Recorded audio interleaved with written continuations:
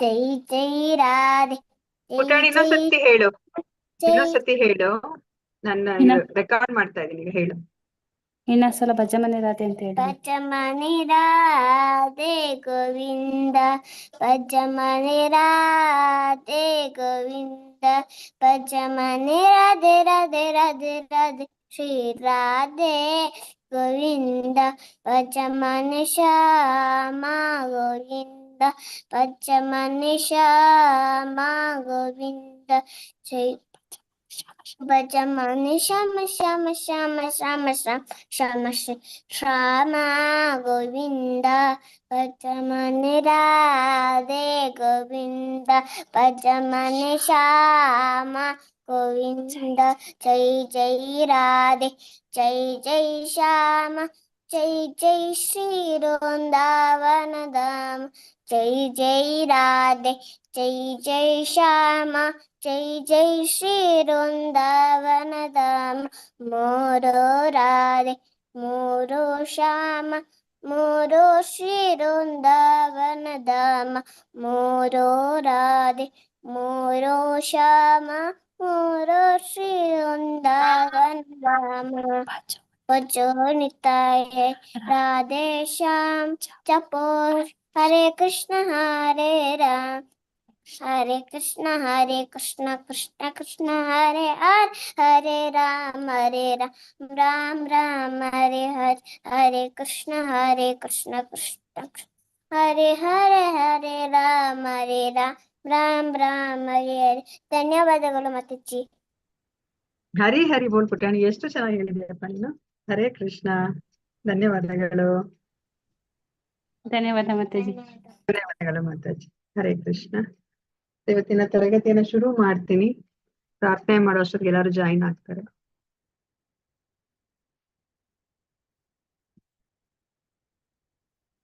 ಓಂ ನಮೋ ಭಗವತೆ ವಾಸುದೇವಾಯ, ಓಂ ನಮೋ ಭಗವತೆ ವಾಸುದೇವಾಯ, ಓಂ ನಮೋ ಭಗವತೆ ವಾಸುದೇವಾಯ. ಇಸ್ಕಾನ್ ಮಂಗಳೂರು ಶ್ರೀ ಶ್ರೀ ರಾಧಾ ಗೋವಿಂದ ದೇವಸ್ಥಾನದ ವತಿಯಿಂದ ನಡೆಸಿಕೊಡುತ್ತಿರುವ ಭಕ್ತಿಶಾಸ್ತ್ರಿ ತರಗತಿಗೆ ಎಲ್ಲರಿಗೂ ಸ್ವಾಗತವನ್ನ ಕೋರುತ್ತಾ ಇದ್ದೇನೆ. ಶ್ರೀ ಶ್ರೀ ರಾಧಾ ಗೋವಿಂದ ಅವರ ಚರಣಾರವಿಂದಗಳಲ್ಲಿ ನನ್ನ ನಮಸ್ಕಾರಗಳನ್ನು ಸಲ್ಲಿಸುತ್ತಾ, ಈ ಕೃಷ್ಣ ಪ್ರಜ್ಞೆಯನ್ನು ಪ್ರಪಂಚದಾದ್ಯಂತ ಹರಡಿರುವ ಎಸಿ ಭಕ್ತಿ ವೇದಾಂತ ಸ್ವಾಮಿ ಪ್ರಭುಪಾದ ಅವರಿಗೂ ನನ್ನ ನಮನಗಳನ್ನು ಸಲ್ಲಿಸುತ್ತಾ, ಈ ದೇವಸ್ಥಾನದ ಮುಖ್ಯಸ್ಥರು, ಈ ಕಾರ್ಯಕ್ರಮದ ಕಾರ್ಯಕರ್ತರುಗಳು ಮತ್ತು ನನ್ನ ಗುರುಗಳಾದ ಪೂಜ್ಯ ನಾಮಿಶದಾಸ್ ಪ್ರಭುಜಿಯವರಿಗೂ ನನ್ನ ನಮಸ್ಕಾರಗಳನ್ನು ಸಲ್ಲಿಸುತ್ತಾ, ಗುರು ಪ್ರಾರ್ಥನೆಯೊಂದಿಗೆ ನಾನು ಈ ದಿನದ ಕಾರ್ಯಕ್ರಮವನ್ನ ಶುರು ಮಾಡುತ್ತೇನೆ.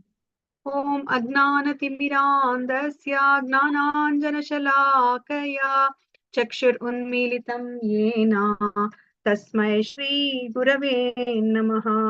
ಶ್ರೀ ಚೈತನ್ಯ ಮನೋಭೀಷ್ಟಂ ಸ್ಥಾಪಿತಂ ಯೇನ ಭೂತಲೆ ಸ್ವಯಂ ರೂಪಃ ಕದಾ ಮಹ್ಯಂ ದದಾತಿ ಸ್ವಪದಾಂತಿಕಂ.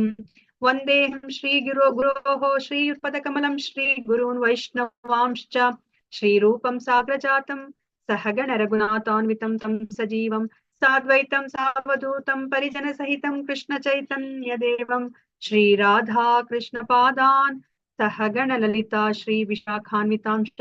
ಹೇ ಕೃಷ್ಣ ಕರುಣಾ ಸಿಂಧೋ ದೀನಬಂಧೋ ಜಗತ್ಪತೆ ಗೋಪೇಶ ಗೋಪಿಕಾ ಕಾಂತ ರಾಧಾ ಕಾಂತ ನಮೋಸ್ತುತೆ.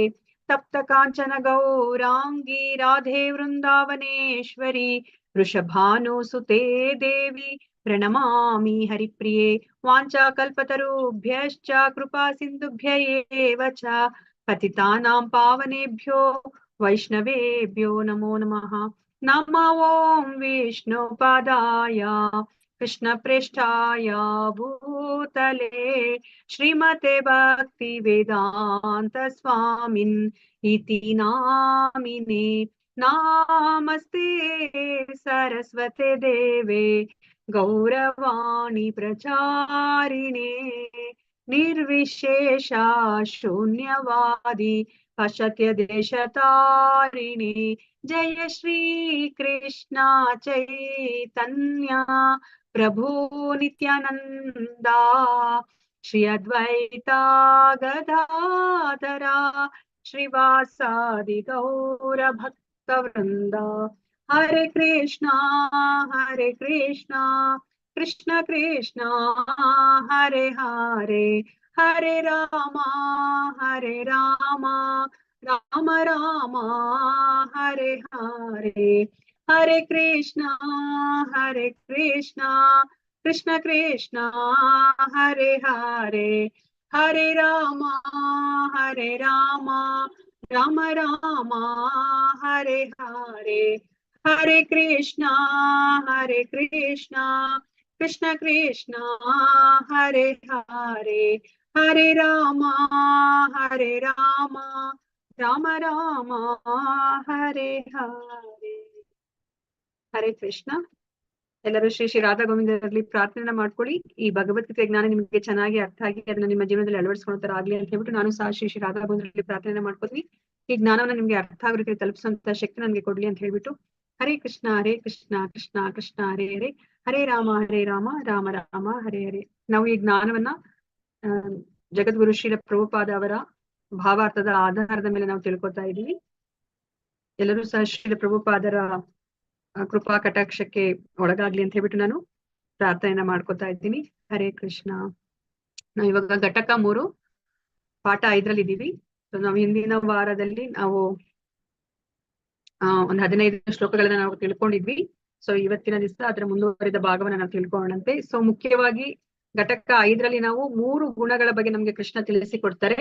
ಆ 3 ಗುಣದಲ್ಲಿ ಯಾವುದೇ ಒಂದು ಗುಣದಲ್ಲಿ ಇದ್ರೂ ಸಹ ನಾವು ಬಂಧನಕ್ಕೆ ಒಳಗಾಗ್ತೀವಿ. ಅದಕ್ಕೋಸ್ಕರ ನಮ್ಗೆ ಕೃಷ್ಣ ಈ 3 ಗುಣಗಳನ್ನ ಹೇಗೆ ನಾವು ಮೀರಿ ನಾವು ಶುದ್ಧ ಸತ್ವ ಗುಣಕ್ಕೆ ಬರೋದು ಅಂತ ಹೇಳಿ ನಮ್ಗೆ ಹೇಳ್ತಾ ಇದಾರೆ. ಯಾಕಂದ್ರೆ ಮಿನಿಮಮ್ ನಮ್ ಸತ್ವಗುಣದಲ್ಲಿ ಇದ್ರೆ ಮಾತ್ರನೇ ನಾವು ಈ ಭಕ್ತಿ ಮಾರ್ಗದಲ್ಲಿ ನಾವು ಮುಂದುವರಿಲಿಕ್ಕೆ ಆಗುತ್ತೆ. ಸೊ ನಾವು ಭಗವಂತನ ಬಳಿಗೆ ಹೋಗ್ಬೇಕಂದ್ರೆ ನಾವು ಆ ಶುದ್ಧ ಸತ್ವ ಗುಣಕ್ಕೆ ನಾವು ಬರ್ಬೇಕಾಗತ್ತೆ. ಸೊ ಈ 18ನೇ ಅಧ್ಯಾಯ ಮೋಕ್ಷ ಸನ್ಯಾಸ ಯೋಗ, ಇದರಲ್ಲಿ 78 ಶ್ಲೋಕಗಳಿದೆ. ಸೊ ಇದನ್ನ ವೈರಾಗ್ಯದ ಪರಿಪೂರ್ಣತೆ ಅಂತ ಹೇಳ್ಬಿಟ್ಟು ಸಹ ಕರೀತಾರೆ. ಹರೇ ಕೃಷ್ಣ. ಯಾರಾದ್ರೂ ಹೇಳ್ತೀರಾ ನಾವು ಇಂದಿನ ವಾರದಲ್ಲಿ ನಾವು ಏನನ್ನ ತಿಳ್ಕೊಂಡ್ವಿ ಅಂತ ಹೇಳ್ಬಿಟ್ಟು? ಹರೇ ಕೃಷ್ಣ. 6 ಜನ ಇದೀರಾ, 6 ಜನನ ಅಟ್ಲೀಸ್ಟ್ ಒಂದೊಂದು ಪಾಯಿಂಟ್ ಅನ್ನ ಹೇಳಿ. ನಿಮ್ಗೆ ಏನು ನೆನಪಲ್ಲಿ ಉಳಿದಿದೆ ಹಿಂದಿನ ವಾರದ ಕ್ಲಾಸ್ ಅಲ್ಲಿ ಅದನ್ನ ಹೇಳಿ. ಅರ್ಜುನ ಮಾತಾಜಿ ಕ್ವಶನ್ ಕೇಳ್ತಾರೆ, ತ್ಯಾಗ ಮತ್ತೆ ಸನ್ಯಾಸದ ಬಗ್ಗೆ ಕೇಳ್ತಾರೆ ಮಾತಾಜಿ. ಅಂದ್ರೆ ನಾವು ಯಾವ ರೀತಿ ತ್ಯಾಗವನ್ನ ಮಾಡಿ ಅಂದ್ರೆ ಕರ್ಮ ಫಲಗಳಿಗೆ ಅಂಟ್ಕೊಳ್ದೆ ಮಾಡ್ಬೇಕು, ಆದ್ರೆ ಆಧ್ಯಾತ್ಮಿಕವಾಗಿ ಮುಂದುವರಿತೀವಿ ಅಂದ್ರೆ ನಾವ್ ಏನನ್ನು ತ್ಯಾಗ ಮಾಡ್ಬಾರ್ದು. ಆಧ್ಯಾತ್ಮಿಕವಲ್ದೇನೆ ನಾವ್ ಏನಾದ್ರು ನಮ್ಮ ಇಂದ್ರಿಯ ಭೋಗಕ್ಕೆ ಮಾಡ್ಕೋತೀವಿ ಅಂದ್ರೆ ಅದನ್ನೆಲ್ಲ ತ್ಯಾಗ ಮಾಡಿ ಮಾಡ್ಬೇಕು ಅನ್ನೋದನ್ನ ಹೇಳ್ತಾರೆ ಮಾತಾಜಿ. ಹರಿ ಬೋಲ್ ಮಾತಾಜಿ, ಧನ್ಯವಾದಗಳು. ಮತ್ತಾರಾದ್ರೂ ಹೇಳ್ತೀರಾ? ಹರೇ ಕೃಷ್ಣ. ಮತ್ತಾರಾದ್ರೂ ಹೇಳ್ತೀರಾ? ಹರೇ ಕೃಷ್ಣ ಮಾತಾಜಿ. 3 ವಿವಿಧ ಗುಣಗಳ ಬಗ್ಗೆ ತಿಳಿಸ್ತಾರೆ ಮಾತಾಜಿ. ಮತ್ತೆ ಅವುಗಳನ್ನ ಬೆಳೆಸಿಕೊಂಡಿರೋದ್ರಿಂದ ಒಂದು ನಿರ್ದಿಷ್ಟ ಬಗೆಯ ಶ್ರದ್ಧೆಯನ್ನ ಮನುಷ್ಯ ಅಳವಡಿಸಿಕೊಳ್ತಾನೆ. ಅದರಲ್ಲಿ ಯಜ್ಞ, ದಾನ, ತಪಸ್ಸು ಎಲ್ಲಾದ್ರೂ 3 ರೀತಿ ಹೇಳ್ತಾರೆ ಮಾತಾಜಿ. ಅದು ಕರ್ಮಗಳನ್ನು ಹೇಗೆ ಕೆಲಸ ಮಾಡುತ್ತೆ ಅಂತ ಹೇಳಿ 3 ಗುಣಗಳು ಅದ್ರ ಬಗ್ಗೆನೂ ತಿಳಿಸ್ಕೊಡ್ತಾರೆ ಮಾತಾಜಿ. ಹರೇ ಕೃಷ್ಣ ಮಾತಾಜಿ. ಅದು 17th ಅಧ್ಯಾಯದ್ದು. 18th ಅಧ್ಯಾಯದಲ್ಲಿ ಏನನ್ನ ತಿಳ್ಕೊಂಡ್ರಿ ಅಂತ ನಾನು ಕೇಳ್ತಾ ಇದ್ದೀನಿ. 15 ಶ್ಲೋಕಗಳನ್ನ ಕಲ್ತ್ಕೊಂಡ್ವಲ್ಲ, ಅದರಲ್ಲಿ ಯಾವ ಅಂದ್ರೆ ವಿಷಯ ನಿಮ್ಗೆ ಮನಸ್ಸಲ್ಲಿ ಉಳಿದಿದೆ ಅಂತ ಹೇಳ್ಬಿಟ್ಟು? ಆಹಾರದ ಬಗ್ಗೆ ಅದನ್ನು ಸಹ ಶ್ರದ್ಧಾತ್ರಯ ವಿಭಾಗ ಯೋಗ ಮಾತಾಜಿ, 18th ಚಾಪ್ಟರ್ ಅಲ್ಲ.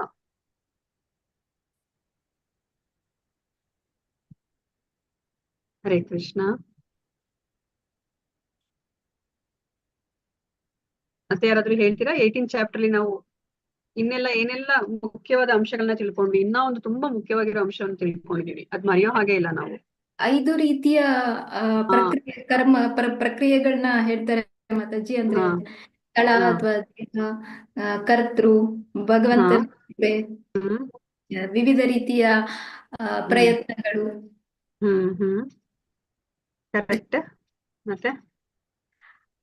ಮತ್ತೆ 3 ರೀತಿಯ ಇದು ತ್ಯಾಗದ ಬಗ್ಗೆನೂ ಹೇಳ್ತಾರೆ ಮಾತಾಜಿ. ಸಾತ್ವಿಕ ತ್ಯಾಗ, ರಾಜಸ ತ್ಯಾಗ, ಮತ್ತೆ ತಾಮಸ ತ್ಯಾಗ. ಯಜ್ಞದಾನ ತಪಸ್ಸುಗಳನ್ನು 3 ರೀತಿ ಹೇಳ್ತಾರೆ. ಯಜ್ಞದಾನ ತಪಸ್ಸನ್ನ ನಾವು ಬಿಡ್ಬೇಕು ಅಂತ ಹೇಳ್ತಾರ ಅಥವಾ ಬಿಡಬಾರದು ಅಂತಾರ? ಐಹಿಕ ಕಾಮನೆಗಳಿಂದ ಬೇಡಿಕೆ ಇರಂತಗಳನ್ನ ಮಾಡಬಾರ್ದು ಅಂತ ಹೇಳ್ತಾರೆ ಮಾತಾಜಿ. ಆದ್ರೆ ಯಜ್ಞದಾನ ತಪಸ್ಸುಗಳನ್ನ ಯಾವ್ದೇ ಕಾರಣಕ್ಕೂ ಬಿಡ್ಲೇಬಾರ್ದು ಅಂತಾನೆ ಕೊನೆಗೆ ಹೇಳ್ತಾರೆ. ಯಾಕೆ? ಭಕ್ತಿ ಸೇವೆಯಲ್ಲಿ ಬಿಡಬಾರ್ದು, ಭಕ್ತಿ ಸೇವೆ ಮಾಡಕ್ಕೆ ಬಿಡಬಾರ್ದು. ಆಧ್ಯಾತ್ಮಿಕವಾಗಿ ಮುಂದುವರಿಬೇಕು ಅಂತ ಮಾಡಿದ್ರೆ ಬಿಡಬಾರ್ದು. ಪಾವನಾನಿ ಮನೀಷಿನ ಅಲ್ವಾ? ಯಜ್ಞದಾನ ತಪಕ್ರಿಯಾ ಪಾವನಾನಿ ಮನೀಷಿನ. ಅದು ಇವನ್ ಯಾರು ಮಹಾತ್ಮರು ಅಂತ ನಾವ್ ಹೇಳ್ತೀವೋ ಅವರನ್ನು ಸಹ ಅದು ಪಾವನಗೊಳಿಸುತ್ತೆ ಯಜ್ಞದಾನ ತಪಕ್ರಿಯೆ. ಸೊ ಅದಕ್ಕೋಸ್ಕರ ಅದನ್ನ ಯಾವುದೇ ಕಾರಣಕ್ಕೂ ಬಿಡಬಾರ್ದು ಅಂತ ಹೇಳ್ತಾರೆ. ಸೊ ಕೃಷ್ಣ ನಮ್ಗೆ ಏನನ್ನ ತ್ಯಾಗ ಮಾಡ್ಲಿಕ್ಕೆ ಹೇಳಿದ್ರು? ಕರ್ಮವನ್ನ ತ್ಯಾಗ ಮಾಡಲಿಕ್ಕೆ ಹೇಳಿದ್ರೆ ಅಥವಾ ಕರ್ಮದ ಫಲವನ್ನಷ್ಟೇ ತ್ಯಾಗ ಮಾಡ್ಬೇಕಾ? ಕರ್ಮದ ಕರ್ಮದ ಫಲವನ್ನ ತ್ಯಾಗ ಮಾಡ್ಲಿಕ್ಕೆ ಕರ್ಮವನ್ನ ನಾವು ಯಾವುದೇ ಕಾರಣಕ್ಕೂ ತ್ಯಾಗ ಮಾಡ್ಕೊಡ್ದು. ಅದೇ ಕರ್ಮ ಏನಾದ್ರೂ ಏನು ಇಂದ್ರಿಯ ಭೋಗವನ್ನ ಕುರಿತಾಗಿರುವಂತಹ ಕರ್ಮಗಳು, ಇಂದ್ರಿಯ ಫಲಾಪೇಕ್ಷೆ ಇಟ್ಕೊಂಡಿರೋ ಕರ್ಮಗಳನ್ನ ನಾವು ತ್ಯಾಗ ಮಾಡ್ಬೋದು. ಆದ್ರೆ ಅದು ನಮ್ಮ ಯಾವುದೇ ಒಂದು ಕರ್ಮ ನಮ್ಮ ಆಧ್ಯಾತ್ಮಿಕ ಮಾರ್ಗದಲ್ಲಿ ಮುನ್ನೋಡಲಿಕ್ಕೆ ಅದು ಸಹಾಯ ಮಾಡುತ್ತೆ ಅಂದ್ರೆ ಅಂತಹ ಕರ್ಮಗಳನ್ನ ಯಾವತ್ತೂ ಬಿಡ್ಕೊಡ್ದು ಅಂತ ಹೇಳಿ ನಮ್ಗೆ ತಿಳಿಸಿಕೊಟ್ರು ಕೃಷ್ಣ ಅಲ್ವಾ. ಸೊ ತ್ಯಾಗ ಮತ್ತೆ ಸನ್ಯಾಸದ ಬಗ್ಗೆ ನಾವು ಏನು ವ್ಯತ್ಯಾಸವನ್ನು ತಿಳ್ಕೊಂಡ್ವಿ. ಸೊ ಎರಡನ್ನೂ ಸಹ ನಮ್ಮನ್ನ ಮುಕ್ತಿ ಮಾರ್ಗದ ಕಡೆಗೆ ಕರ್ಕೊಂಡು ಹೋಗುತ್ತೆ. ಆದ್ರೆ ಅದರಲ್ಲಿ ತ್ಯಾಗ ನಮ್ಗೆ ಅಂದ್ರೆ ಈಸಿಯಾಗಿ ಮಾಡೋ ಅಂತದ್ದು ಅಲ್ವಾ. ನಾವ್ ಏನನ್ನಾದ್ರೂ ನಾವ್ ಈ ಭೌತಿಕ ಪ್ರಪಂಚದಲ್ಲಿ ಇರೋದೆಲ್ಲ ಸುಂದರವಾದ ವಸ್ತುಗಳು, ಭಗವಂತನ ಸೃಷ್ಟಿಯಲ್ಲಿ ಇರೋದೆಲ್ಲನೂ ಅವೆಲ್ಲವನ್ನು ಸಹ ನಾವು ಭಗವಂತನಿಗೆ ನಾವು ಉಪಯೋಗಿಸ್ಬೇಕು. ಅಯ್ಯೋ ಇದೆಲ್ಲ ಐಹಿಕ ವಸ್ತುಗಳು, ಬೇಡ ಬೇಡ, ಇದನ್ನ ನಾನು ಏನು ಉಪಯೋಗಿಸಿದ್ರೆ ಐಹಿಕ ಬಂಧನಕ್ಕೆ ಒಳಗಾಗ್ತೀನಿ, ಕರ್ಮ ಬಂಧನಕ್ಕೆ ಒಳಗಾಗ್ತೀನಿ ಅಂತ ಹೇಳ್ಬಿಟ್ಟು ನಾವು ತ್ಯಾಗ ಮಾಡ್ಕೊಡ್ದು ಅಂತ ನಾವು ತಿಳ್ಕೊಂಡ್ವಿ ಅಲ್ವಾ. ಕರ್ಮದ ಫಲವನ್ನಷ್ಟೇ ನಾವು ತ್ಯಾಗ ಮಾಡ್ಬೇಕಂತ ತಿಳ್ಕೊಂಡ್ವಿ. ಯುಕ್ತ ವೈರಾಗ್ಯಗಳಾಗ್ಬೇಕು ಅಂತ ತಿಳಿಸ್ಕೊಟ್ರು ಯುಕ್ತ ವೈರಾಗ್ಯ. ಮತ್ತೆ ಯುಕ್ತ ವೈರಾಗ್ಯವನ್ನ ನಾವು ಆಚರಿಸ್ಬೇಕಂತ ಹೇಳಿದ್ದಾರೆ.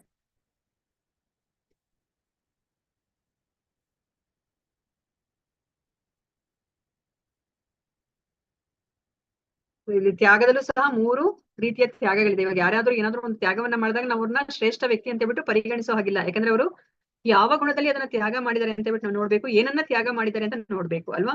ಸೊ ನಮ್ಮ ನಿಗದಿತ ಕರ್ತವ್ಯಗಳನ್ನ ಯಾವತ್ತೂ ತ್ಯಾಗ ಮಾಡೋ ಹಾಗಿಲ್ಲ ಅಲ್ವಾ. ಸೊ ಮತ್ತೆ ಏನು ನೈಮಿತ್ತಿಕ ಕರ್ಮಗಳನ್ನು ಸಹ ನಾವು ತ್ಯಾಗ ಮಾಡೋ ಹಾಗಿಲ್ಲ.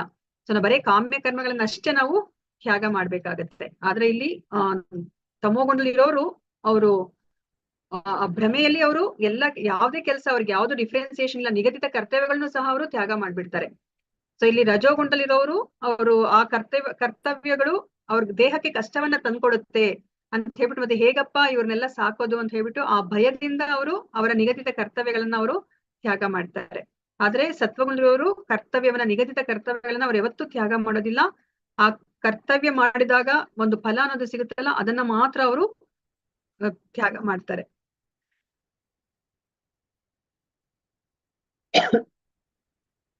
ಮತ್ತೆ ಇನ್ನೊಂದು ಏನ್ ಹೇಳ್ತಾ ಇದ್ರೆ, ನಮ್ಗೆ ದೇಹಧಾರಿಯಾದವನಿಗೆ ಎಲ್ಲ ಕರ್ಮಗಳನ್ನ ತ್ಯಜಿಸ್ಲಿಕ್ಕೆ ಸಾಧ್ಯನೇ ಇಲ್ಲ. ಹೌದು, ನಾವು ಕರ್ಮವನ್ನ ಮಾಡಿದ್ರೆ ನಾವು ಬಂಧನಕ್ಕೆ ಒಳಗಾಗ್ತೀವಿ. ಹಾಗಂದ ಮಾತ್ರಕ್ಕೆ ನಾವೆಲ್ಲ ಕರ್ಮಗಳನ್ನ ತ್ಯಜಿಸ್ಲಿಕ್ಕೆ ಸಾಧ್ಯ ಇಲ್ಲ. ಯಾಕಂದ್ರೆ ನಾವು ದೇಹವನ್ನ ಹೊಂದಿದ್ಮೇಲೆ ಇವಾಗ ದೇಹದ ಆ ದಿನನಿತ್ಯದ ಏನೆಲ್ಲ ಅದರ ಏನ್ ಹೇಳ್ತಾರೆ ಅಗತ್ಯಗಳಿರುತ್ತೋ ಅದನ್ನೆಲ್ಲವನ್ನು ಸಹ ನಾವು ಮಾಡ್ಲೇಬೇಕಾಗತ್ತೆ ಅಲ್ವಾ. ಇವಾಗ ಹೊಟ್ಟೆ ಹಸುವಾಗತ್ತೆ, ನಿದ್ದೆ ಬರುತ್ತೆ, ಮತ್ತೆ ನೇಚರ್ ಕಾಲ್ ಅಟೆಂಡ್ ಮಾಡ್ಬೇಕು, ಇದನ್ನೆಲ್ಲವನ್ನ ಮಾಡ್ಲೇಬೇಕು. ಇಲ್ಲಪ್ಪ ಅದೆಲ್ಲ ಕರ್ಮಗಳು ಅದನ್ನೆಲ್ಲ ಮಾಡಲ್ಲ ಅಂದ್ರೆ ಆಗೋದಿಲ್ಲ ಅಲ್ವಾ. ದೇಹಧಾರಿಯಾದ ಆತ್ಮನಿಗೆ ಈ ಎಲ್ಲ ಕರ್ಮಗಳನ್ನ ಮಾಡ್ಲೇಬೇಕಾಗತ್ತೆ. ಸೊ ಕರ್ಮದ ಫಲವನ್ನಷ್ಟೇ ನಾವು ತ್ಯಾಗ ಮಾಡ್ಬೇಕು ಅಂತ ಹೇಳ್ತಾ ಇದ್ದಾರೆ. ಸೊ ಇವತ್ತಿನ ದಿವಸ ನಾವು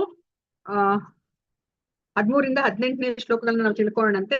ಸೊ ಜ್ಞಾನದ ದೃಷ್ಟಿಕೋನದಿಂದ ನಾವು ಕರ್ಮವನ್ನ ವಿಶ್ಲೇಷಣೆ ಮಾಡೋಣಂತೆ ಈಗ. ಸೊ ಇವಾಗ ನಮ್ಗೆ ಇಲ್ಲಿ ಒಂದು ಪ್ರಶ್ನೆ ಇದೆ, ಯಾರು ಕೆಲಸವನ್ನ ಮಾಡೋದು ಅಂತ ಹೇಳ್ಬಿಟ್ಟು. Who is the doer?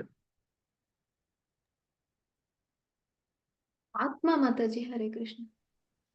ಆತ್ಮ. ಓಕೆ, ಅದನ್ನ ಹೇಗೆ ಸಬ್ಸ್ಟಾನ್ಶಿಯೇಟ್ ಮಾಡ್ಕೋತೀರಾ ಮಾತಾಜಿ? ಹೇಗೆ ಆತ್ಮ ನೀವು ಡೂಯರ್ ಅಂತ? ಯಾಕಂದ್ರೆ ನಾವು 13ನೇ ಅಧ್ಯಾಯದಲ್ಲಿ ನಾವು ತಿಳ್ಕೊಂಡ್ವಿ ಅಲ್ವಾ, ಆತ್ಮ ಏನನ್ನೂ ಮಾಡೋದಿಲ್ಲ, ಅದು ಬರೇ ನೋಡುತ್ತೆ ಅಲ್ವಾ. ಇದನ್ನ ಯಾರು ಅರ್ಥ ಮಾಡ್ಕೋತಾರೋ, ಇದನ್ನ ಯಾರು ನೋಡ್ತಾರೋ, ಆತ್ಮ ಏನನ್ನೂ ಮಾಡೋದಿಲ್ಲ ಅಂತ ಹೇಳ್ಬಿಟ್ಟು ನೋಡ್ತಾರೋ ಅವರು ನಿಜವಾಗಿ ನೋಡ್ತಾರೆ ಅಂತ ನಾವು ತಿಳ್ಕೊಂಡ್ವಿ ಅಲ್ವಾ.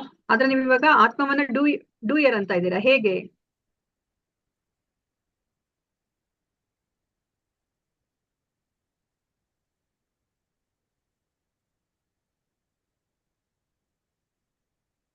ಹರೇ ಕೃಷ್ಣ.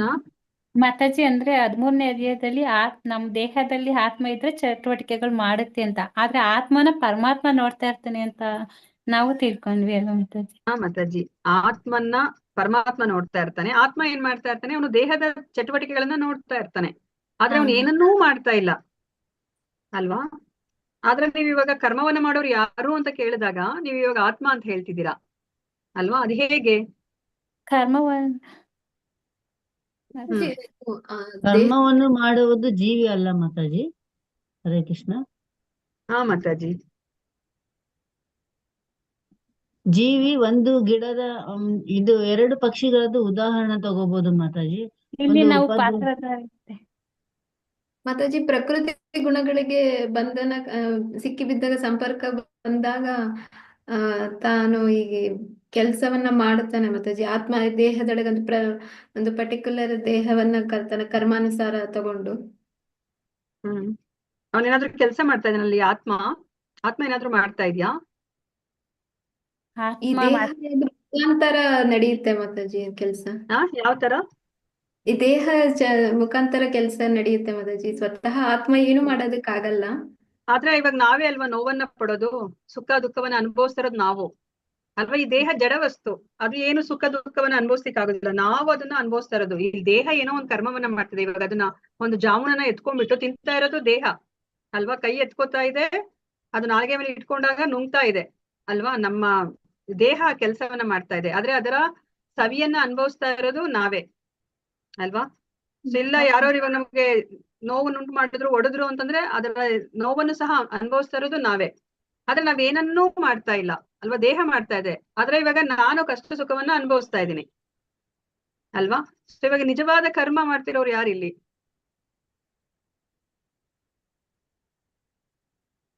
ಇದಕ್ಕಿಂತ ಮುಂಚೆ ನೀವು ಕೇಳಿದ್ರಲ್ವಾ, ಪ್ರಕೃತಿ ಕ್ರಿಯಮಾಣಾನಿ ಗುಣೈಃ ಕರ್ಮಾಣಿ ಸರ್ವಶಃ ಅಹಂಕಾರ ವಿಮೂಢಾತ್ಮ ಕರ್ತಾಹಂ ಇತಿ ಮನ್ಯತೆ.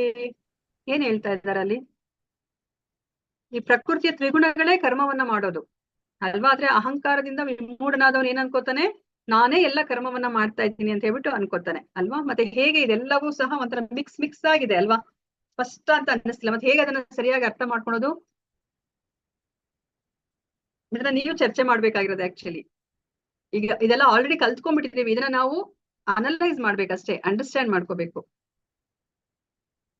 ಬಯಕೆಗಳಿಂದ ಒಂದು ನಿರ್ದಿಷ್ಟ ದೇಹ ಪಡ್ಕೊಂಡು ಇದು ಎಲ್ಲ ಕೆಲಸ ಮಾಡುತ್ತೆ ಮಾತಾಜಿ. ಓಕೆ, ಹಾ ಮಾತಾಜಿ. ಸೊ ಏನಾದ್ರೂ ಎಕ್ಸಾಂಪಲ್ ಕೊಟ್ಟು ಹೇಳಿಕ್ ಆಗತ್ತಾ? ಅವಾಗ ಅರ್ಥ ಆಗತ್ತೆ ಅಲ್ಲ? ಅಂದ್ರೆ ಜಡಭರತ ಮಹಾರಾಜ ಅಂತ ಉದಾಹರಣೆ ತಗೋಬಹುದು ಮಾತಾಜಿ. ಅಂದ್ರೆ ಏನು, ಯಾವ ತರ? ಅಂದ್ರೆ ನಮ್ಮ ಬಯಕೆಗಳು ಅನ್ನೋದಕ್ಕಿಂತ ನಮ್ಮ ಯೋಚನೆಗಳು ಮತ್ತೆ ನಮ್ಮ ಚಟುವಟಿಕೆಗಳು ಎಲ್ಲದನ್ನು ಕೂಡ ನಿರ್ಧರಿಸುತ್ತೆ ಮಾತಾಜಿ. ಒಂದು ನಮ್ಗೆ ಸಿಗ್ಬೇಕಾದ ಭೌತಿಕ ಶರೀರ ಇದೆಲ್ಲದ್ರಿಂದನೂ ಕೂಡ ನಿರ್ಧರಿತ ಆಗಿರುತ್ತೆ. ನಮ್ಮ ಚಟುವಟಿಕೆ, ಯೋಚನೆ, ಬಯಕೆಗಳು ಎಲ್ಲದನ್ನು. ಅದ್ರಲ್ಲಿ ಜಡಭರತ ಮಹಾರಾಜ ಯೋಚನೆ ಅಂದ್ರೆ ಮೋಹದಿಂದ ಆತ ಪತನ ಹೊಂದಿದ. ಮತ್ತೆ ನಮ್ಮ ಇತರೆ ಈ ಮನುಷ್ಯ ಜನ್ಮದಲ್ಲೂ ಕೀಳ್ತರ ಚಟುವಟಿಕೆ ಇತ್ತು ಅಂತಂದ್ರೆ ಪ್ರಾಣಿ ವರ್ಗಕ್ಕೆ ಸಿಗುತ್ತೆ. ಓಕೆ ಮಾತಾಡಿ, ಧನ್ಯವಾದಗಳು ಮಾತಾಡಿ, ನೀವು ಟ್ರೈ ಮಾಡಿದೀರಾ. ಸೊ ಇವಾಗ ಇದನ್ನ ಒಂದು ಚಿಕ್ಕ ಎಕ್ಸಾಂಪಲ್ ಇಂದ ಹೇಗೆ ಅರ್ಥ ಮಾಡ್ಕೋಬಹುದು ಅಂತಂದ್ರೆ, ಇವಾಗ ಒಬ್ಬ ಏನು ಪೊಲೀಸ್ ಏನ್ ಮಾಡ್ತಾರೆ, ಒಬ್ಬ ವ್ಯಕ್ತಿಯನ್ನ ಅವರು ಇಟ್ಕೋತಾರೆ. ಅಂದ್ರೆ ಏನೋ ಒಂದ್ ನೀನ್ ತಪ್ಪು ಮಾಡಿದ್ಯಾ ಅಂತ ಹೇಳ್ಬಿಟ್ಟು. ಸೊ ಇವಾಗ ಆ ವ್ಯಕ್ತಿ ಏನಾದ್ರೂ ಮಾಡಿರೋದಿಲ್ಲ, ಆ ವ್ಯಕ್ತಿ ಅವನೇನೋ ತಪ್ಪನ್ನ ಮಾಡಿರೋದಿಲ್ಲ, ಆದ್ರೆ ಅವನು ನಾನು ಮಾಡಿದೀನಿ ಅಂತ ಹೇಳ್ಬಿಟ್ಟು ಒಪ್ಕೋತಾನೆ. ಒಪ್ಕೊಂಡಾಗ ಅವಾಗ ಪೊಲೀಸ್ ಏನ್ ಮಾಡ್ತಾನೆ? ಎಕ್ಸ್ಕ್ಯೂಸ್ ಮಾಡ್ತಾನೆ ಮಾತಾಜಿ. ಕ್ಷಮಿಸುತ್ತಾನೆ ಮಾತಾಜಿ. ಕ್ಷಮಿಸ್ತಾನ? ಶಿಕ್ಷೆ ಕಡಿಮೆ ಹೇಳಿದಾಗ ಮಾತಾಜಿ ತಪ್ಪು ಶಿಕ್ಷೆ ಕಡಿಮೆ ಒಪ್ಕೊಂಡಿರ್ತಾರಲ್ಲ. ಕೊಡ್ತಾನೆ ಮಾತಾಜಿ. ಶಿಕ್ಷೆ ಕಡಿಮೆ ಕೊಡ್ತಾನೆ, ಒಟ್ಟಲ್ಲಿ ಶಿಕ್ಷೆಗೆ ಒಳಗಾಗ್ತಾನ ಇಲ್ವಾ ಅವನು? ಒಳಗಾಗ್ತಾನೆ ಮಾತಾಜಿ, ಶಿಕ್ಷೆಗೆ ಒಳಗಾಗ್ತಾನೆ. ಯಾಕಂದ್ರೆ ಅವನು ಒಪ್ಕೋತಾ ಇದ್ದಾನಲ್ವಾ ಈಗ. ಅವನ ಶಿಕ್ಷೆಗೆ ಅವನು ಒಳಗಾಗ್ತಾನೆ, ಯಾಕಂದ್ರೆ ಅವನೇ ಒಪ್ಕೋತಾ ಇದ್ದಾನೆ, ನಾನೇನೆ ಈ ತಪ್ಪನ್ನ ಮಾಡಿರೋದು ಅಂತ ಹೇಳ್ಬಿಟ್ಟು ಅಲ್ವಾ? ಸೊ ಇವಾಗ ಅದೇ ತರನೇ ಇವಾಗ ಇಲ್ಲಿ ನಾವ್ ಏನನ್ನೂ ಮಾಡ್ತಾ ಇಲ್ಲ, ನಮ್ಮ ದೇಹನೇ ಎಲ್ಲವನ್ನ ಮಾಡ್ತಾ ಇರೋದು, ನಾವು ಬರೇ ನೋಡ್ತಾ ಇದೀವಿ ಅಲ್ವಾ? ಸೊ ಆದ್ರೆ ಇವಾಗ ಇಲ್ಲಿ ಯಾಕೆ ನಾವು ಕಷ್ಟ ಸುಖವನ್ನ ಅನುಭವಿಸ್ತಾ ಇದೀವಿ ಅಂತಂತಂದ್ರೆ, ನಾವು ಇಚ್ಛೆಯನ್ನ ಪಟ್ವಿ ಅಲ್ವಾ? ಆ ಕಷ್ಟ ಸುಖವನ್ನ ಅನುಭವಿಸ್ಬೇಕಂತ ಹೇಳ್ಬಿಟ್ಟು ನಾವೇ ಇಚ್ಛೆಯನ್ನ ಪಟ್ಟಿದ್ದು. ಮತ್ತೆ ಇವಾಗ ನಾವು ನಮ್ಮನ್ನ ದೇಹದಿಂದ ಗುರ್ತಿಸ್ಕೊತಾ ಇದ್ದೀವಿ, ನಾನೇ ದೇಹ ಅಂತ ಹೇಳ್ಬಿಟ್ಟು ಗುರ್ತಿಸ್ಕೊತಾ ಇದೀವಿ. ಅದಕ್ಕೋಸ್ಕರನೇ ನಾವ್ ಇವಾಗ ಇಲ್ಲಿ ಕಷ್ಟ ಸುಖವನ್ನ ಅನುಭವಿಸ್ತಾ ಇರೋದು. ಸೊ ಅದಕ್ಕೋಸ್ಕರ ನಾವ್ ಇದನ್ನ ಅರ್ಥ ಮಾಡ್ಕೋಬೇಕು. ಇದನ್ನ ನಾವು ಅರ್ಥ ಮಾಡ್ಕೋಬೇಕು. ಇವಾಗ ನಾವಿವಾಗ ಕಷ್ಟ ಸುಖವನ್ನ ಅನುಭವಿಸ್ತಾ ಇದೀವಿ ಯಾಕೆಂದ್ರೆ ನಾವು ನಮ್ಮನ್ನ ಈ ದೇಹದಿಂದ ನಾವು ಗುರ್ತಿಸ್ಕೊತಾ ಇದೀವಿ ಅಲ್ವಾ? ನಮ್ಗೆ ಇವಾಗ ಭಗವದ್ಗೀತೆಗೆ ಬಂದ್ಮೇಲೆ ಗೊತ್ತಾಗಿದ್ದು ನಾನು ಈ ದೇಹ ಅಲ್ಲ, ಆತ್ಮ ಅಂತ ಹೇಳ್ಬಿಟ್ಟು ಅಲ್ವಾ?